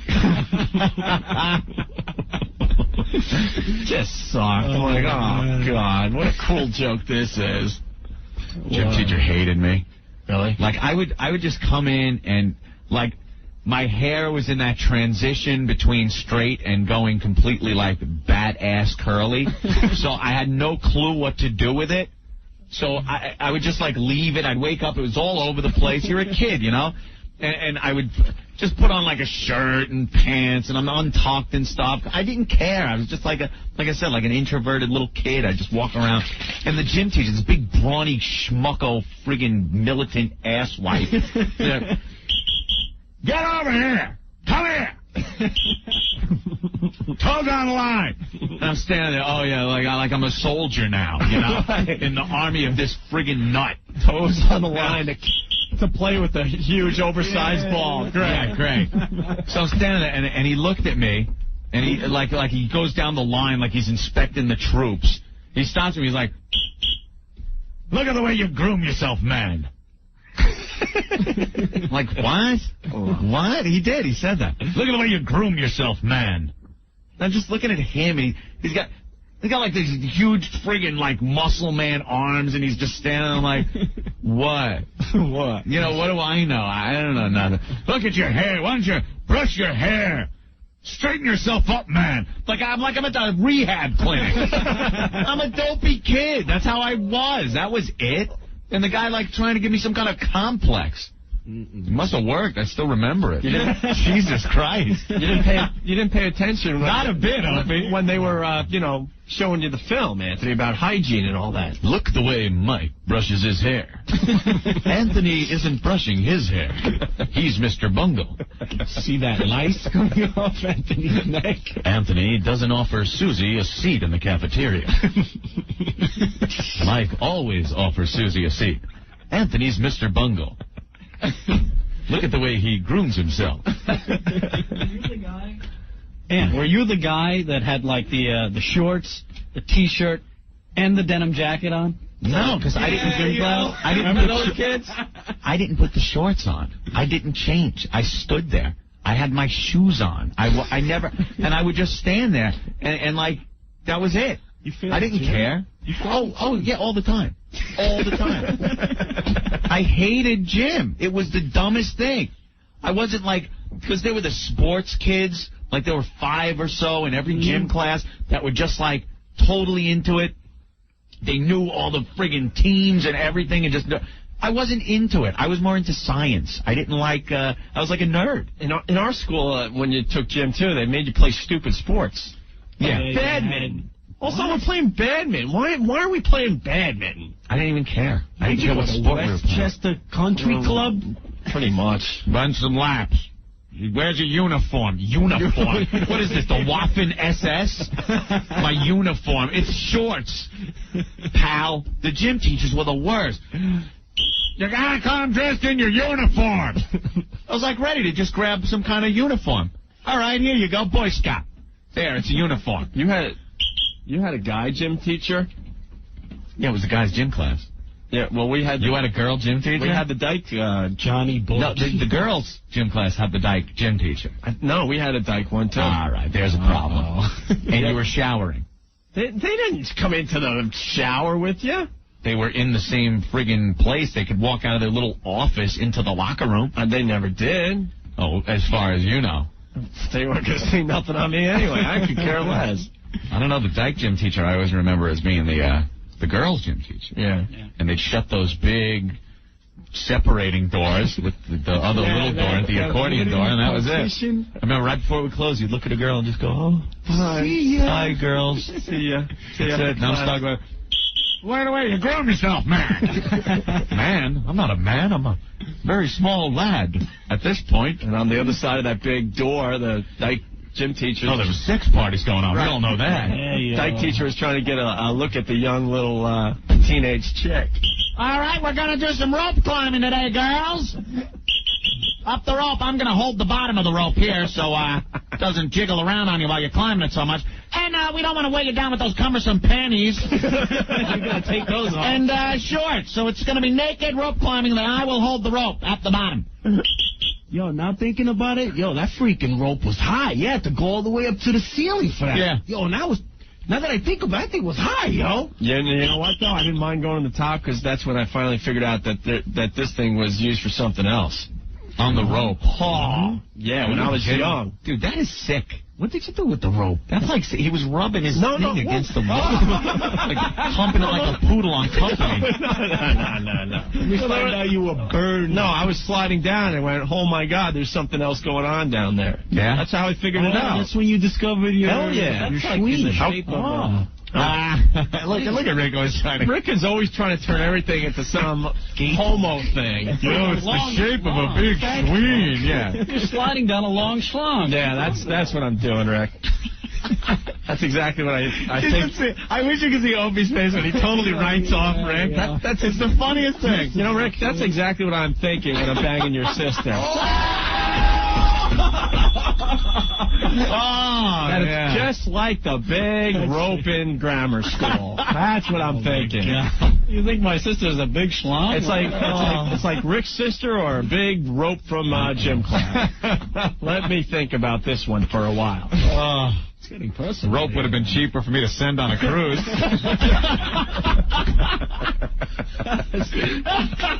Oh, Dirty, you were way out of the conversation today.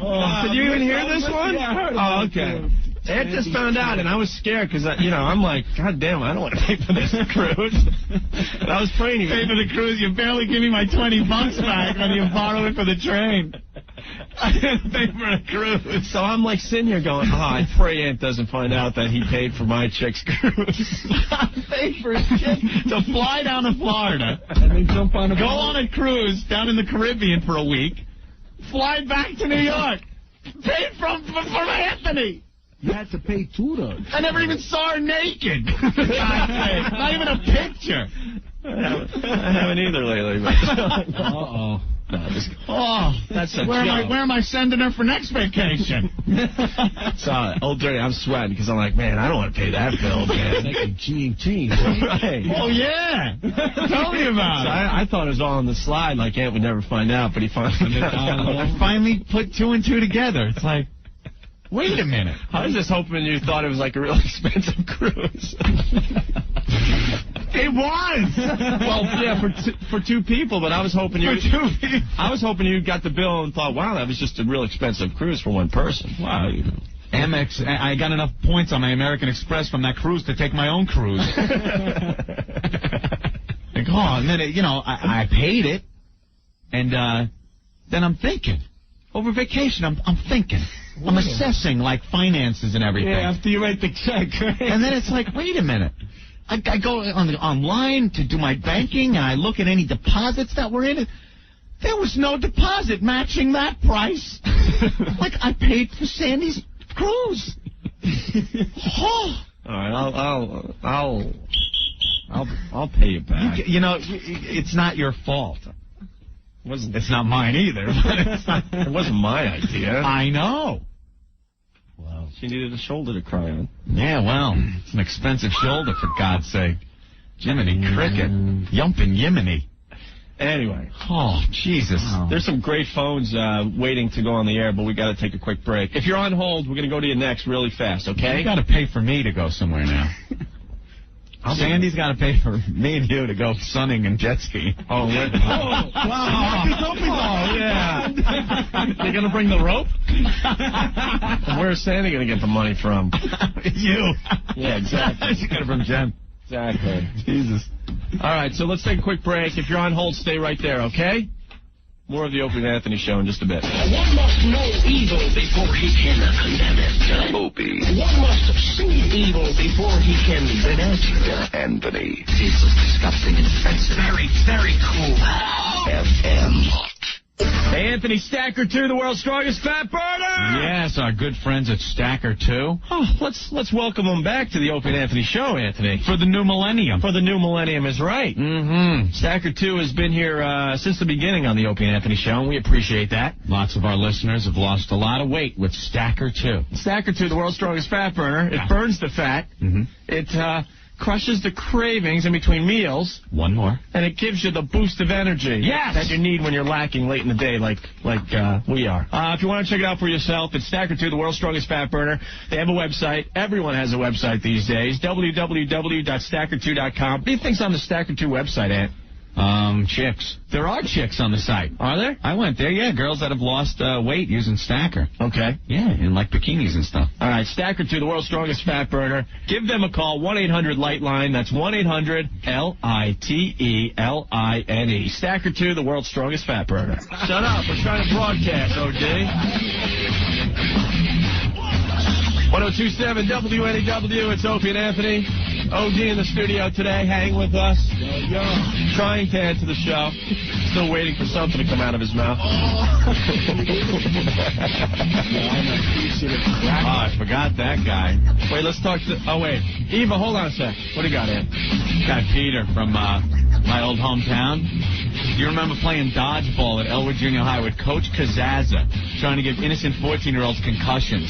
This guy, Coach Kazaza, boy, name from the past, Coach Kazaza, he would take you into, I don't know what it was, the deepest bowels of Elwood Junior High into like a boiler room thing. Wow. Yeah, tell me about it. With the little red dodgeball thing. Remember the sound it made when it hit your head?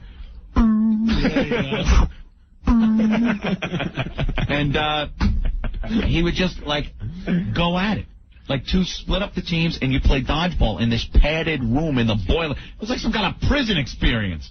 And then he'd jump in every so often. If the ball bounced off the wall and he grabbed it, like, wing it like a howitzer at your head. What a sadistic bastard. Bam! Dodgeball. Very sadistic game. Yeah. Anyway. In the boiler room, what is it, the WWF? It was a boiler room match. Boiler room brawl. If you ever turned your back accidentally in dodgeball, you couldn't turn back around.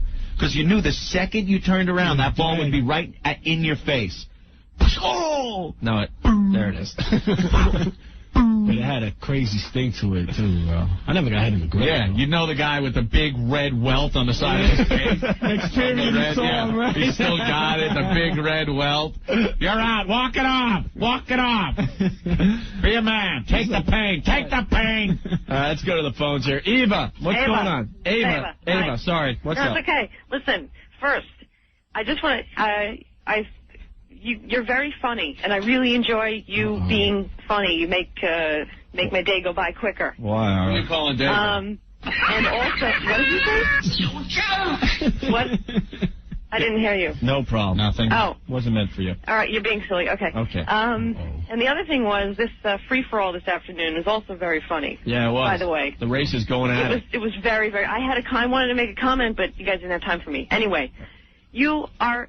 The one thing I have to say is you're being hypocrites, because it was less than 2 weeks ago that you were screaming that you've never, ever been in a shower with any other men ever. But in high school, it happens a lot. Yeah. So, you're screaming about, you said just a few minutes ago that, oh yeah, everybody in high school has to take a shower, blah, blah, blah. And haha, you're beeping the horn, that's very funny. I think you should look. Swearing that you never, ever...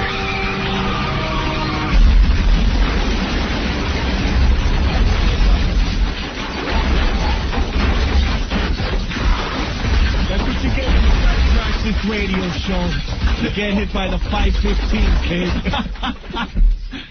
Oh, she never saw it coming. Is the caller there? Ava? Hello, Ava. Ava?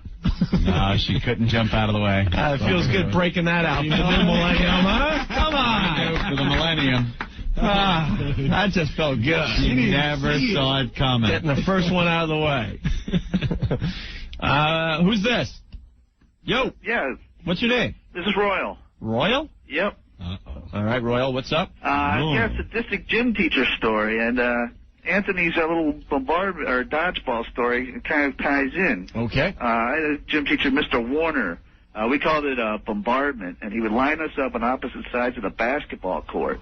And instead of using a red dot, we only wish we had the red dodgeballs because we would use half-deflated basketballs. Oh! And he would he'd go freshman verse. So you've got the varsity pitcher winging half-deflated basketballs. And then he'd say, okay, there'd be about 5 freshmen left, and they'd all line up on the wall, just sort of like targets. And he'd be, okay, upperclassmen anywhere. If you hit one freshman, your whole team comes back in. Well, that wasn't good enough, so he devised a penalty box. And he'd get a wrestling mat, and he'd set it up as like a box on its edge. And if he felt, for whatever reason, you were trying deliberately to get out by, like, sticking your hand out instead of getting hit in the head, he'd say, all right, shirts off. You have to take your shirt off, get in the mat, and anybody could just walk up to you and wang you the kidneys. What the hell is wrong with him? Pretty sadistic. Well, a lot of them are, These man. gym teachers, they're just bitter. There was one in John Glenn who, this big fat guy, used to call him Giblets. And he played for the Denver Broncos until a leg injury, like, ruined his career, and he ends up being a gym teacher. Oh. This guy was so friggin' bitter, he would just abuse the students. It was amazing. He hit some kid with a pipe once. Another time, if he caught you smoking, he would give you the option. I will take you down to the office and tell him you were smoking, or you get one punch in the chest from me. Get out of here. Swear to God. And then you'd go into the locker room, you'd stand there, he'd wind up and punch you in the chest so friggin' hard, you'd fly across the room. Didn't he know that's how Harry Houdini died? Yeah. And when he hit the kid with the lead pipe, that was when he got fired. He hit some kid with a lead No way is that true. What am I, Mr. Urban Legend guy? You know me. I only speak the truth. It happened from the east, in our school, in John Glenn. Why would he even hit a guy with a lead pipe? If you knew the kid, you'd have hit him, too. It was Little Slater, I think. Let's go to Jeff. Jeff, what's going on today? Hey, how you guys doing? Good. I just wanted to bring back 2 games from the old elementary school days. I went to school in Long Island, and we used to play with the dodgeballs, but there was a big inflatable medicine ball in the middle. that you used to have to hit back and forth. And it was kind of like a tug-of-war kind of thing. You had to knock the ball back and forth. And then the other one was when you used the small balls to play handball. And your hands used to come out stinging and all red and broken fingers and stuff. Play asses up handball. Look at Ray. I played asses up. I played asses up. I would never play asses up. Hold on. Up, I played asses up. That sucked. You're standing at the wall, asses up. Someone takes the ball and wings it at your ass when you lost. And you know what the worst part was? Not when it hit your ass. When someone was real good, could ricochet it off the wall and nail you in the nuts. So you did play asses up. I saw many games of asses up. I played asses up. That game sucked. The best was when they could really aim and just get, like, the skin right, like, here. Yeah, just wing you. Like below your package, on your leg, to the... Oh, God. You guys had, like, the awesome gymnasium curriculum, yo. Oh, yeah. You never played asses up or handball? We had handball. Like Chinese handball? We had drive-by shooting. What else did you have in your curriculum? We had bagelology. Because we just go to the corner and try different bagels. Put out a gym class. Yo, what you having today? Raisin. Yo, word up, man. I mean, in New York City public high schools, you know, if there's not a football team, you know what I'm saying? The football team and the baseball team and the basketball team, they get all the props from the gym teacher. Hell yeah. They don't even got to show up. Right. You know, they get the little Delaney card. Oh, that's my center. Excuse him. And they'll be in gym, like, for the whole day. But the rest of us, you know, we had to thug it out for 2 periods playing basketball.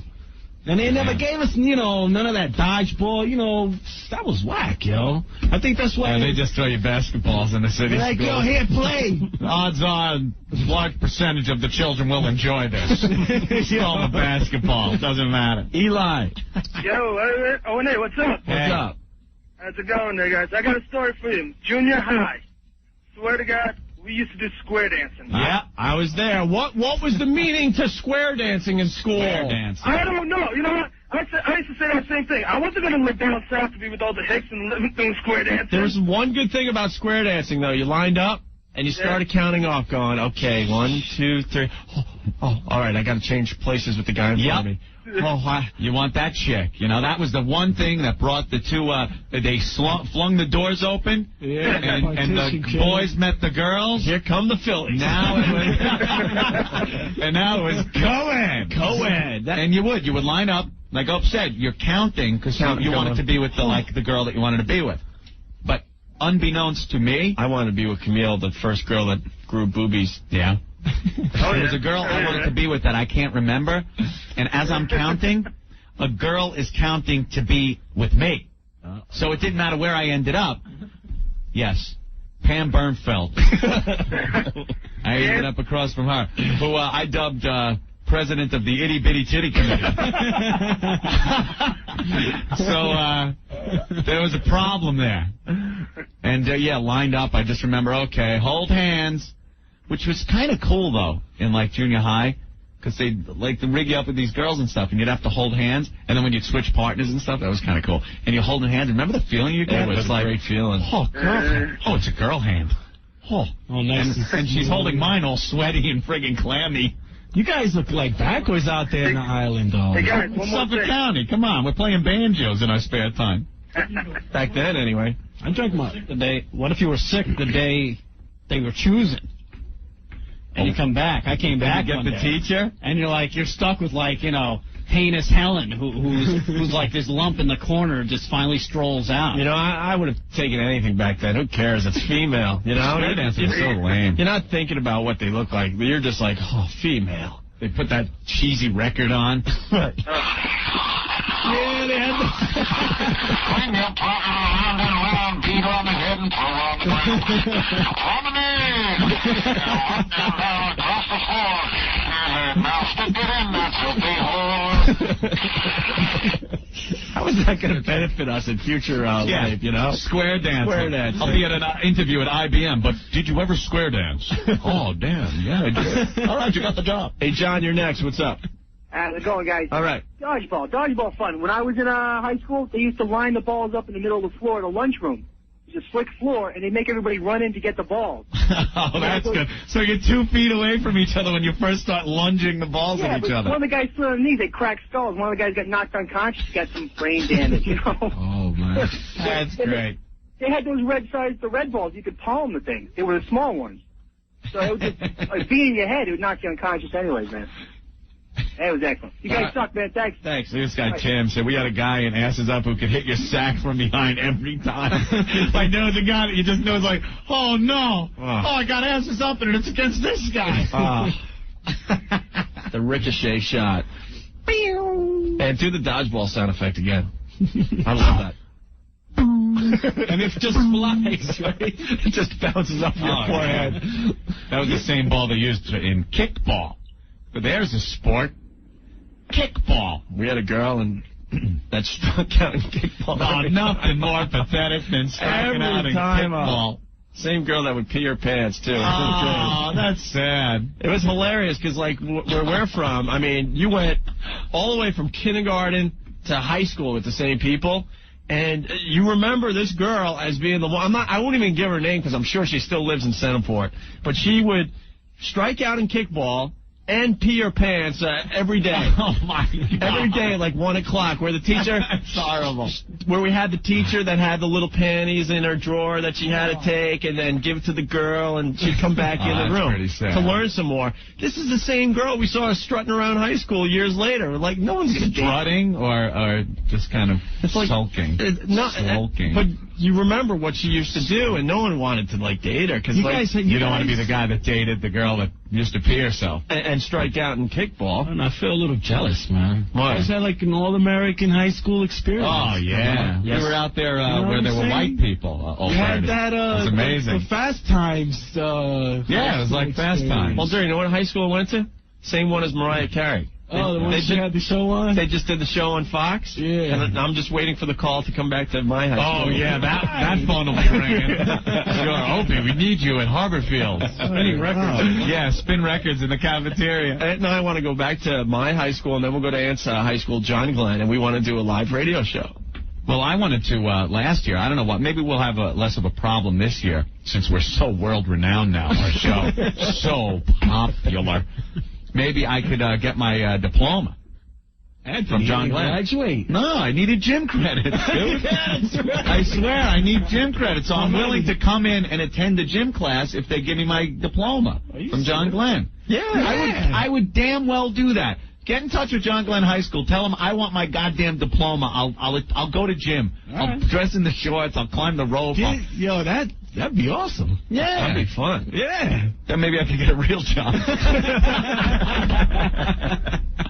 See, kids, you don't need a high school education. No, kids, drop out. You don't need it. Drop out. Look at your pal Aunt.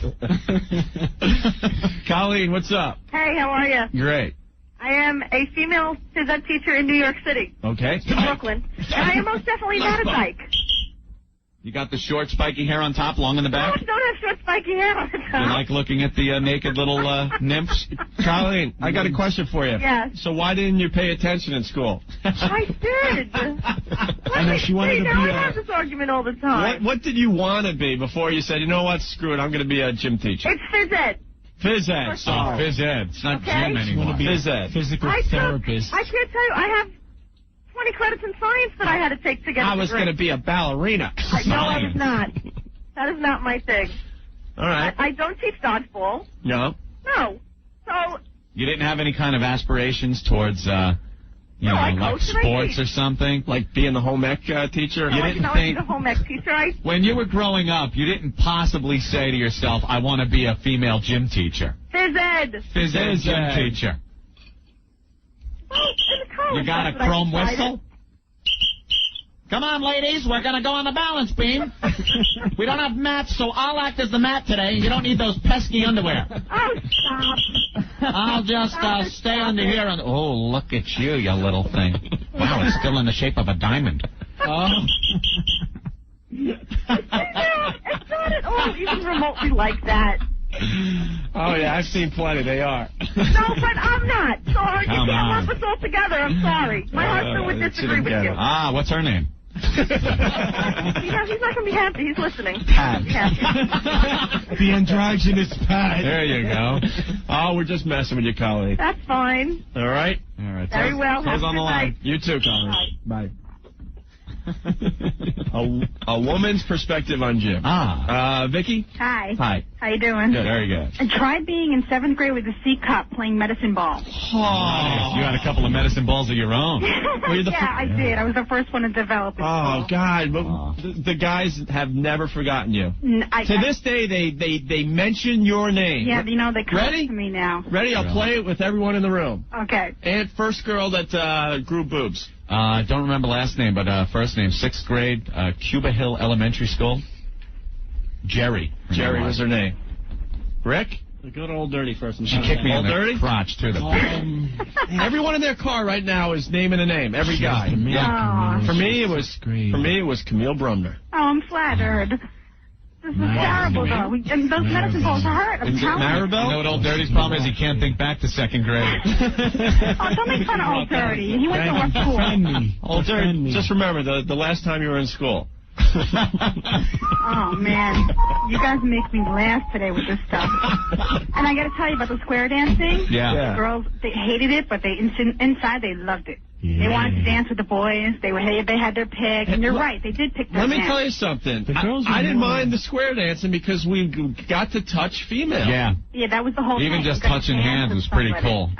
Oh, yeah. There was And always if you didn't somebody. like the girl you were with, they would do that thing where it's like, exchange your partner. Uh-huh. And you go the four would be going, you go across. And at that age, didn't even care. It was female. No, All that mattered girls to are me. different, though. See, girls Because what is get that? Like, together and that's they like pick 3rd up. or 4th grade, right? Sometimes, yeah. It's fair. up to, in I my never school, made it it's to up junior 6. high. It Yeah, was 6. it was grammar school. Yeah.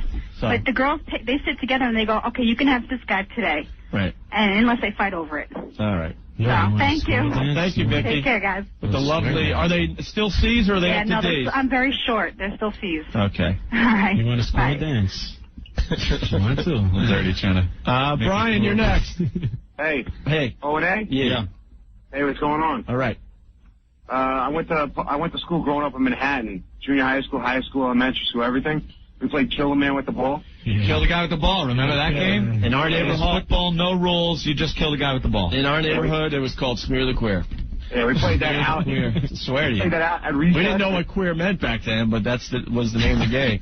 Yeah, we played it on concrete, Right. like out in the street. I remember getting tackled, and I lost one of my teeth. And both teams are running around the park looking for my tooth. There was always find my teeth, There was always a guy that just I mean, you're playing like kill the guy with the ball, and his arm would just snap, and the bone would pop right through. There was always one guy. Exactly. All right, man. Exactly. That was. And then growing up at school, I mean, we played that in high school and junior high school, and then when I went to junior high school, I went in the Lower East Side of Manhattan. Yeah. And then it was more just like kill anybody. It turned into like kill the white guy for no reason. Forget about kill the man with the ball. It was just kill the white guy. All right. Well, thank you, Brian. You're welcome. I want to take a break, but Russ swears that he had a midget gym teacher. Oh, come on. Hey, Russ. Hey, how you doing? How you doing? Hey, forget about it. Forget about it. What's up, Russ? Yeah, in high school, we had a midget gym teacher. I am not lying. Oh, He was my about God. 4 foot. We called him Oompa Loompa. Totally didn't get nothing done. Oompa Loompa. I swear to God. So, hey, you can go to my old high school and just, hack this class. That's weird, huh? Yeah. Yeah, it was really weird. I mean, we had, a normal gym teacher. Of course, the lesbian gym teacher for the girls, but... You had, Mini-Me teaching you gym. Yeah, Mini-Me was the gym teacher, and we just, totally did, Towards the end, he was, asking us, just do one of something. That's pretty weird. Yeah. All right, man. Thanks a lot, guys. Thank you, Russ. Bye. Bye. And with that, let's take a quick break. We'll be back, okay? All right. Don't forget, ladies, we're looking for you to induct your man into the Tuesday Night Hummer Club tonight. Absolutely. That club continues to strive, and yes, we don't talk about it much, but it's still happening as we speak. And guys, give a little back once you get your Hummer. It keeps the girls happy too. There you go.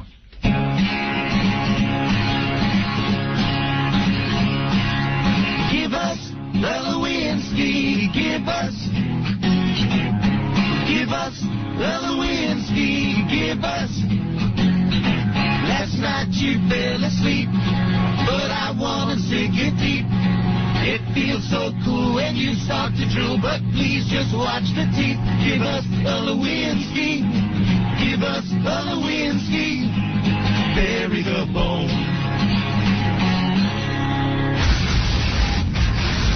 Hey, Ann, your mom did say I was hot. Oh, come on, Mom. Don't bang Opie. My mom, I'll yours. I say lay back and enjoy it. You're a hell of a toboggan ride. Opie, again today.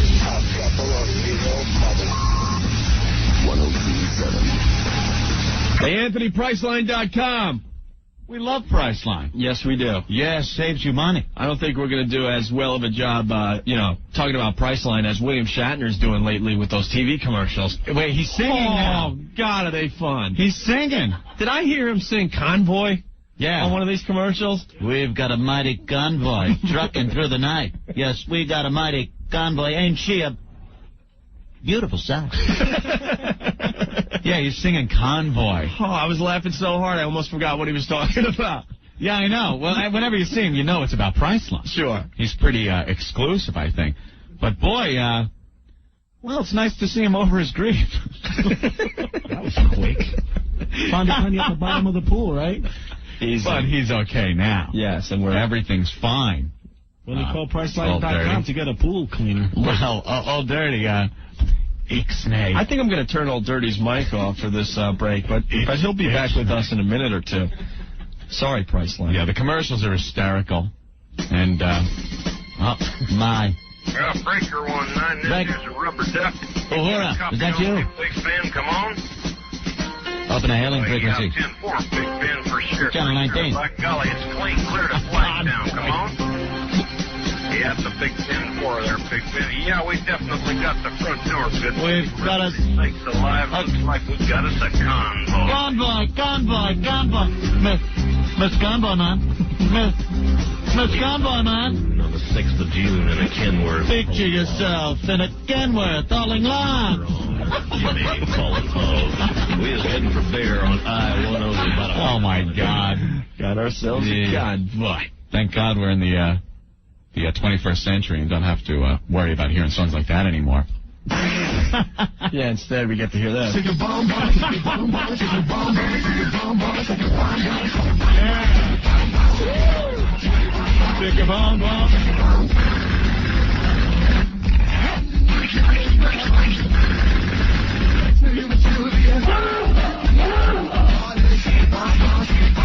We see your stuff. We see your stuff. We see your stuff.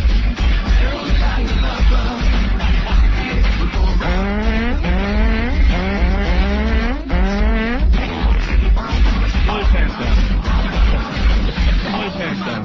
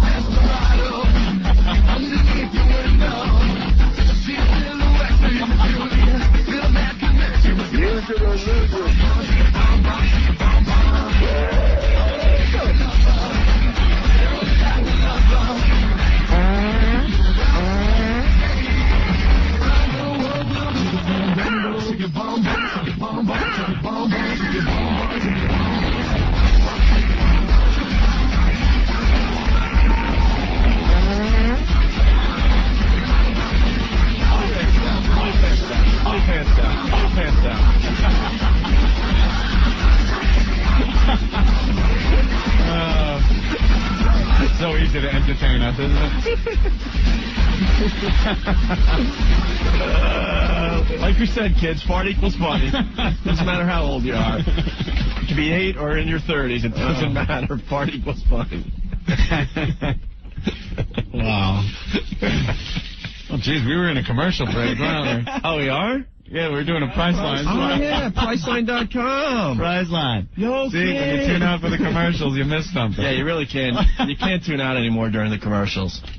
That's laying down the law, right? Yes. Well, people save thousands with Priceline. We've saved a crap load of money. My God. I know New Year's Eve, hotel, Priceline, they had rooms. That's how I saved money. It's the only way I could afford it, paying for your chick's cruises.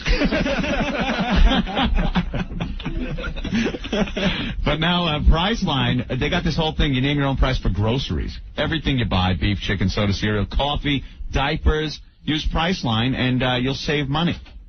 You go to the website, Priceline.com, name your own price, and you get these prepaid coupons that print it out, and you've named your own price. You shop anywhere, A&P, ShopRite, Wallbaum's, King Cullen, Gristedes, D'Agostino, Food Emporium, hundreds of stores. Everything you buy, where you buy it. No inconveniences. You've just named your own price for groceries. There you go. First airline tickets now, groceries at up to half off. Just log on to Priceline before you go to the store. Priceline for groceries. It's bigger than big. Visit them on the web, www.priceline.com, or give them a call, 1-800-PRICELINE. Priceline.com. What it? I should use that the next time I'm buying Sandy groceries. Hey, I'm not stupid. At least I still have a bank account. Oh, come on. Oh. I still have it. There's nothing in it.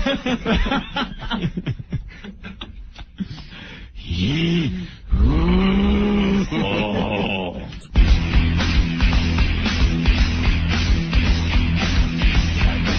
1027 WNEW, it's Opie and Anthony.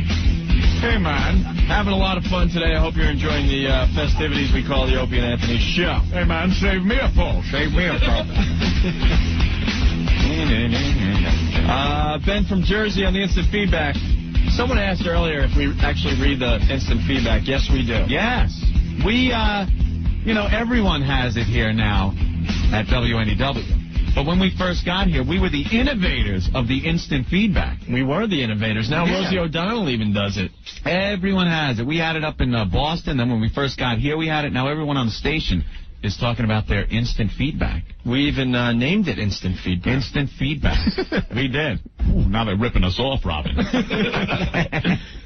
Ben writes, in high school, we had a girl who must have had a D cup. All the guys in gym would run alongside her to watch her run around the track. It was funny watching all the guys turning their heads to see them bounce up and down. I was one of them running alongside of her. Love the show, guys. Thanks, Ben. Very good. All right. Looking at the phones. After that medley, I'm exhausted from the Ricky Martin thing. I'm still laughing. Any guy writing a song or singing a song, I don't know. Does he write his songs? I wouldn't think so. I don't know. No, that's one of those, made guys. Spaceman, yeah. But shake your bonbon? Shake your bonbon, yes, Anthony. What's a bonbon? Why are you shaking your bonbon? All right.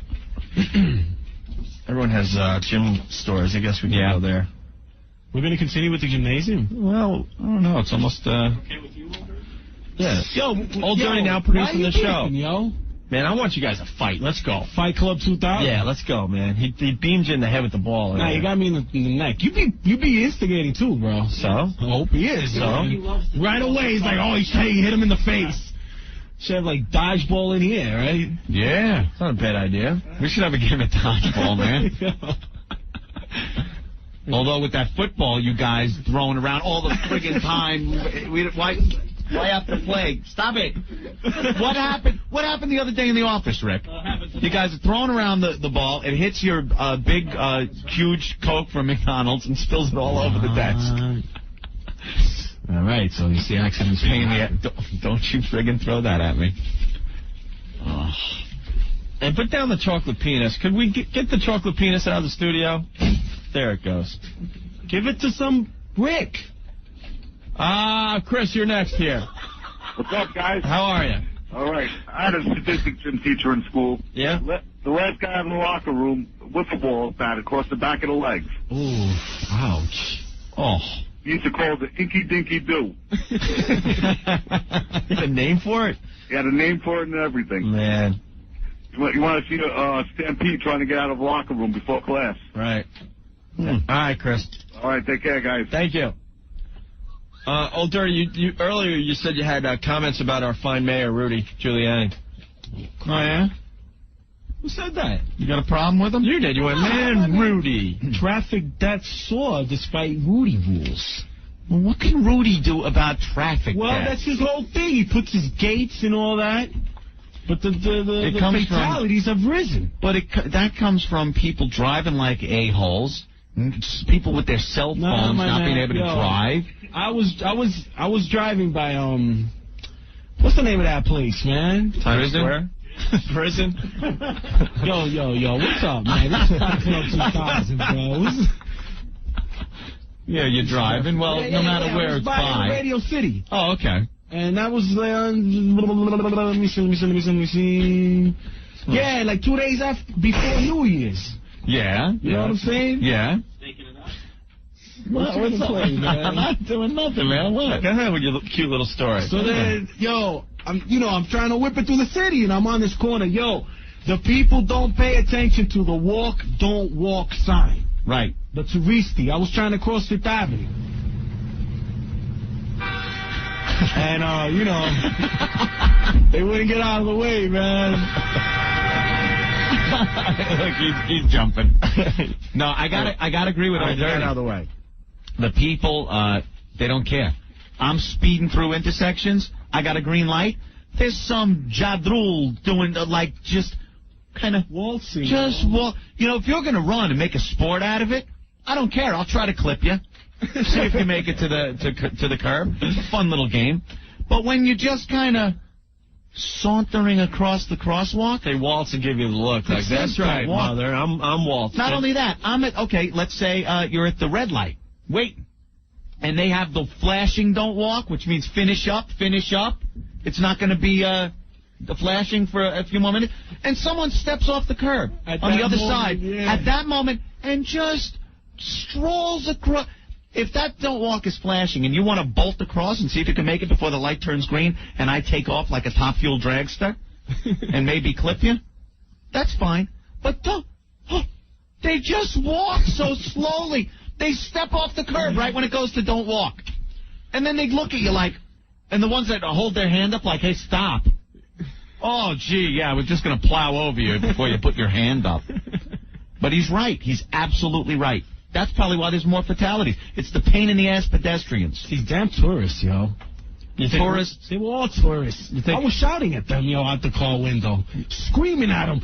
I'm pointing at the sign. I'm like, you mother pluckers, don't you see the sign says don't effing walk, don't walk. Maybe they didn't effing in there. And I was like this, revving the engine. My sister's going crazy. The cops are after you, yeah. The cops right there in the corner. They were laughing at me, man. I'm like, yo, do something. Oh, man, I feel like just punching Rick in the face, man. So you think Rudy did a good job with the whole Millennium celebration there, OD? Yeah, I was there. He did a great job. He penned up the people like cattle. I loved it. We were like sheep. I looked down onto 7th Avenue. Every block, they had metal cages. People were in cages. They had a little strip down the side of the block so emergency vehicles could get through. But then they caged people up for like 9 to 12 hours where you couldn't leave your cage. If you left your cage, you could not get back into your cage. So you had to crap and whiz in your cage. It reminds me of when they hosed me down. Damn you all to hell! It's a madhouse! A madhouse! My God, I came to Times Square to see the ball drop. A beautiful Waterford crystal ball. And what do I get? Giuliani caged me up like an animal.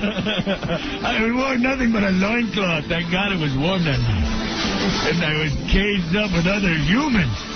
That's where I met Nova. I gave her my own Waterford crystal ball. Then when the troops came in to hose down the crowd, damn you, it's a madhouse!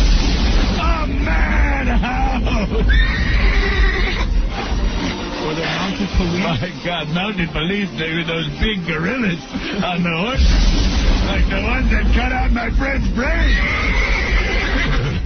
Hey, you know that guy that my friend that got his brain cut out on Planet of the Apes? Did he not look like Lord Combover? That hairdo, my God! Lord Combover, they cut out his brain! What I watched as the millennium spun over into 2000 from a cage! Damn you, Mayor Giuliani! We are not animals! Yes, boy. It was hard to keep my horse in the cage. I was stepping on some homeless. I think I saw Ziggy. Damn you! You know, Ziggy or Dr. Zayas, boy, did they look alike? And they smelled alike. Like dirty ape. Damn you. Oh, man. Yeah, they caged everyone up. So you looked down 7th Avenue, all you saw was cages, and then the intersections, which were blocked off by the blue police barricades. You couldn't move. I mean, they did a bang-up job of keeping everybody penned up. But then they're taking dumps and whizzing. Well, People were actually doing that? Yeah. Know who was reporting that? Swear to you, too? Yeah. Tom Brokaw. I'm not kidding. He was talking about how, you know, the people, if they needed to take a dump or a leak, they couldn't. They had to stay in their little caged-in area. Here it is, Tom Brokaw, NBC Nightly News. It is now 6 p.m. Eastern Time, 6 hours before the ball drops in Times Square, ushering in the new millennium. And people have been penned up for hours, are taking whizzes and dumping here on 7th Avenue. Please, no pooping, no taking dumps on this Millennium Eve. The beautiful Waterford crystal ball, which will be dropping here in Times Square, and I have to look at dumps dropping all over Times Square. Look, there's Katie Couric squatting in front of the Olive Garden here in Times Square. Unbelievable. Hey, Tom, watch out for Al Roker. Oh, my God. Al Roker. Look at everyone urinating a golden river just flowing down 7th Avenue to hear my high above perch of Times Square. Been awake for days. I think I'm going to go uptown and cop some crack and try to stay awake for the millennia. Oh, look, here goes Matt Lauer being washed away in a river of urine. As we bid farewell to Matt Lauer as he goes down one of the storm drains. The manhole cover's welded shut. I fear we shan't see Matt Lauer again. And Katie Couric still pounding him down like the drunken slob she looks like. My God. Hey, Katie. Tom, what happened to Al Roker? Al Roker, well, he's high atop the building. It is not a Waterford crystal, it is Al. They have impaled big fat Al Roker on the pole, and he will be dropped at midnight, ushering in a new millennium. As he hits the pavement below, Al Roker will be ushering in the new millennium. Now, I, too, have to take a dump. All right. And I don't have any bathroom facilities either. So I'm going to go outside of MTV Studios, see if I cannot hook up with my homie Puff Daddy, where he can escort me to the best place to take a dump. Tom Brokaw, ever seen it? That's right, Katie. Here I am, high above Times Square on this Millennium Eve. Oh, my goodness. Maybe this will straighten out that dopey lisp I have. I'm a little backed up. Oh, that was a good one. Tom Brokaw,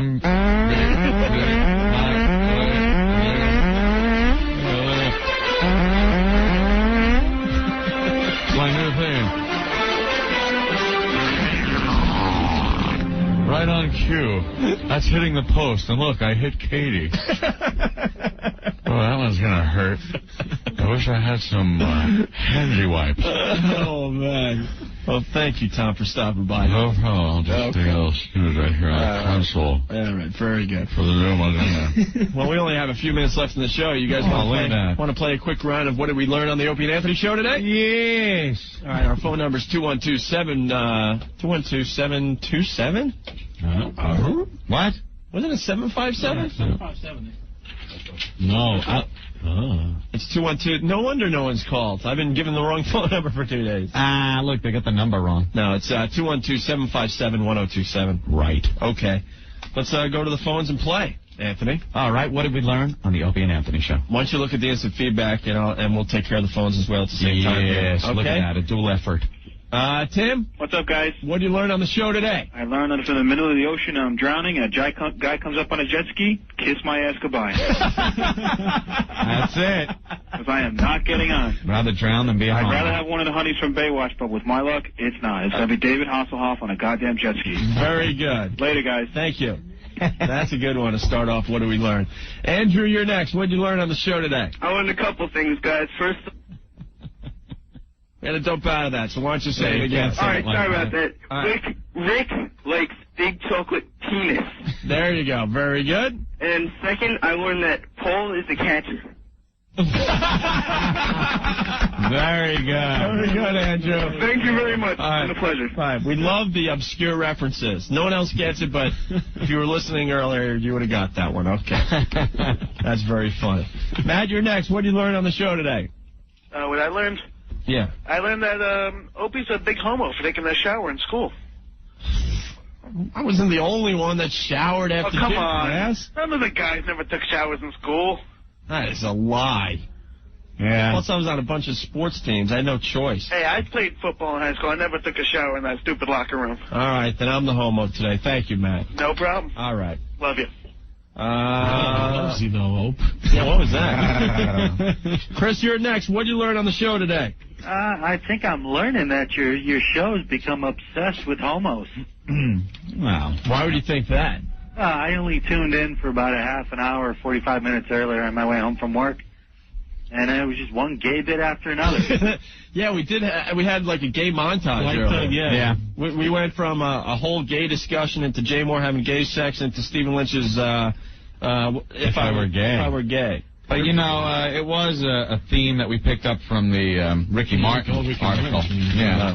What if it was somebody who just turned into your show for the first time? Well, then they would think that we have a gay show, yes. And, Chris, do you think we care? Probably not. All right. And you tune in tomorrow and think we have a racist show, and then think a sexist show. And you're like, oh, my God. Right. Freaking. Thanks, guys. Thank you, Chris. Bye-bye. All right. Let's move on. Anything on the instant feedback? What do we learn in? No. People not Nothing able good? to get through, I guess. All right, Matt? What's up? What's up? What did you learn on the I show? learned that a functioning idiot without a high school diploma can get a job in the radio.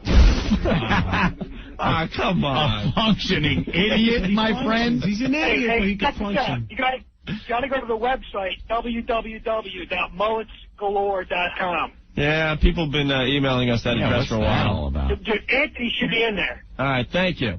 You got it. Bye. I don't get that. I went to it. Mullet is like the hockey hair. I totally don't have that. Hockey hair, which is real. No, you don't have the hockey hair. Hockey hair is like real long in the back, and everything else is like a short haircut in front. Guy wanted to make a statement, I guess. Rob, what's up? Rob? Did we lose Rob? We lost Rob. All right, let's go to Nick. Nick, what did you learn on the show today? What? You're up, Nick. Oh, thanks. I learned that Nigerians eat dogs as well as Asians do. And that Asian guy, that he hates Puerto Ricans. Yeah. As well as everybody else. All right? All right. Have a good day. Thank you. Very good. Later. Too funny. Like I said, I learned if you work at FM Talk or WNEW, you instantly lose 10 years of your life. Knowing that Scott Herman looks 10 years younger now, that he's not responsible for this place anymore. Very good. All right, let's move on to Paul. Paul, what did you learn today? Today I learned on the Opie and Anthony show that when you're married, you have to have a separate bank account. or you'll be sending Opie's chick on vacation. Okay, guys. All right, Paul. Good. I didn't think anyone picked up on that, Ed. Oh, yeah. They pick up on everything on this show. Yes, they do. Yeah, I learned that Opie likes to rub himself off on a rope. Shut up. Come on, he hangs up. I can't even fight back. I was in Fight back, you did. I was in 3rd grade. That's what you did, man. Rub yourself off on a rope. I was sliding down a rope. I learned to buy a motorcycle with a sidecar. That's Ben in Jersey. That's very good.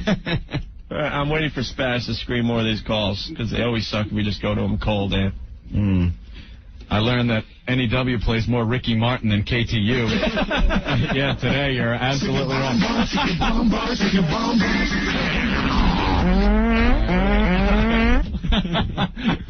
Another 20 minutes. I know. Well, as we wait for a couple more calls, don't forget to check out Adam Farrar on David Letterman tonight. Yeah, on Letterman, my pal. Look at that. Very, very proud that Adam will no longer be on our radio show because he'll be too big for us, but that's okay. I'm sure. When am I going to get on Letterman, kid? You need an act. Adam's honed his act for years. Right. I saw his first gig at Eastside Comedy Club, and he's doing like hack jokes about Gilligan's Island. Like the coconut and radio. Right. And stuff. But you know what it was? It was his personality and persona that came through. I don't got persona. And he was recognized by people in the biz and kind of picked him up. And for years, he's been honing his craft. He's been on his knees. And now he's on Letterman. All right. Frank, you're next. What did you learn on the show today? Yeah, I learned that Anthony likes to pay for girlfriend's trips. No, you didn't learn that he likes to. You learned that he did. Think you could send my girlfriend to Antigua? Yeah, sure. We should have a promotion where, like, one of our lucky listeners gets Anthony to pay for his girlfriend's trip to the Caribbean. We already did, and you won. You're the only winner. You're the only winner, Opie. How funny would that be, man? Thank you, Frank. That would be hilarious. All right, how many wrestling tickets can we give away? 2 pair. 2 pair? All right. Well, we had a lot of fun today. Yes, we did. I don't know what we accomplished, but we got absolutely nothing. Thank God, because when we accomplish something, it's usually getting ourselves in trouble. So I think we did well today. We got to thank Old Dirty for stopping by. Yeah. Always a pleasure to see you. Yeah. All right, we got 2 pairs of tickets. What is this for? Oh, just for the Continental Arena? That's pretty cool. A couple pairs of tickets to the WWF January 16th. They're going to be at the Continental Arena. And we got tickets all this week, and we'll give a pair to the 10th caller and 11th caller. 212-757-1027. With that, we're out of here. Yo, PR, I'll call you tomorrow. He's giving shout-outs. Damn. This is a multi-million-dollar beeper for Old Dirty. For Old Dirty. Yo, Mig, I'll be home in a minute, Mig. Don't worry. Like 8 o'clock, yo. Oh. Give or take. Great. All right, we'll end with Dave. Dave, what did you learn on the show today? I learned that there is such thing as a Puerto Rican virgin. All right, Dave. With that, we'll see you guys tomorrow. Very good. Later, man. Opie, you're a sick-ass man. Anthony. You're not a jackass. You're obviously a stud. The Opie and Anthony Show. It makes me sick. 1027.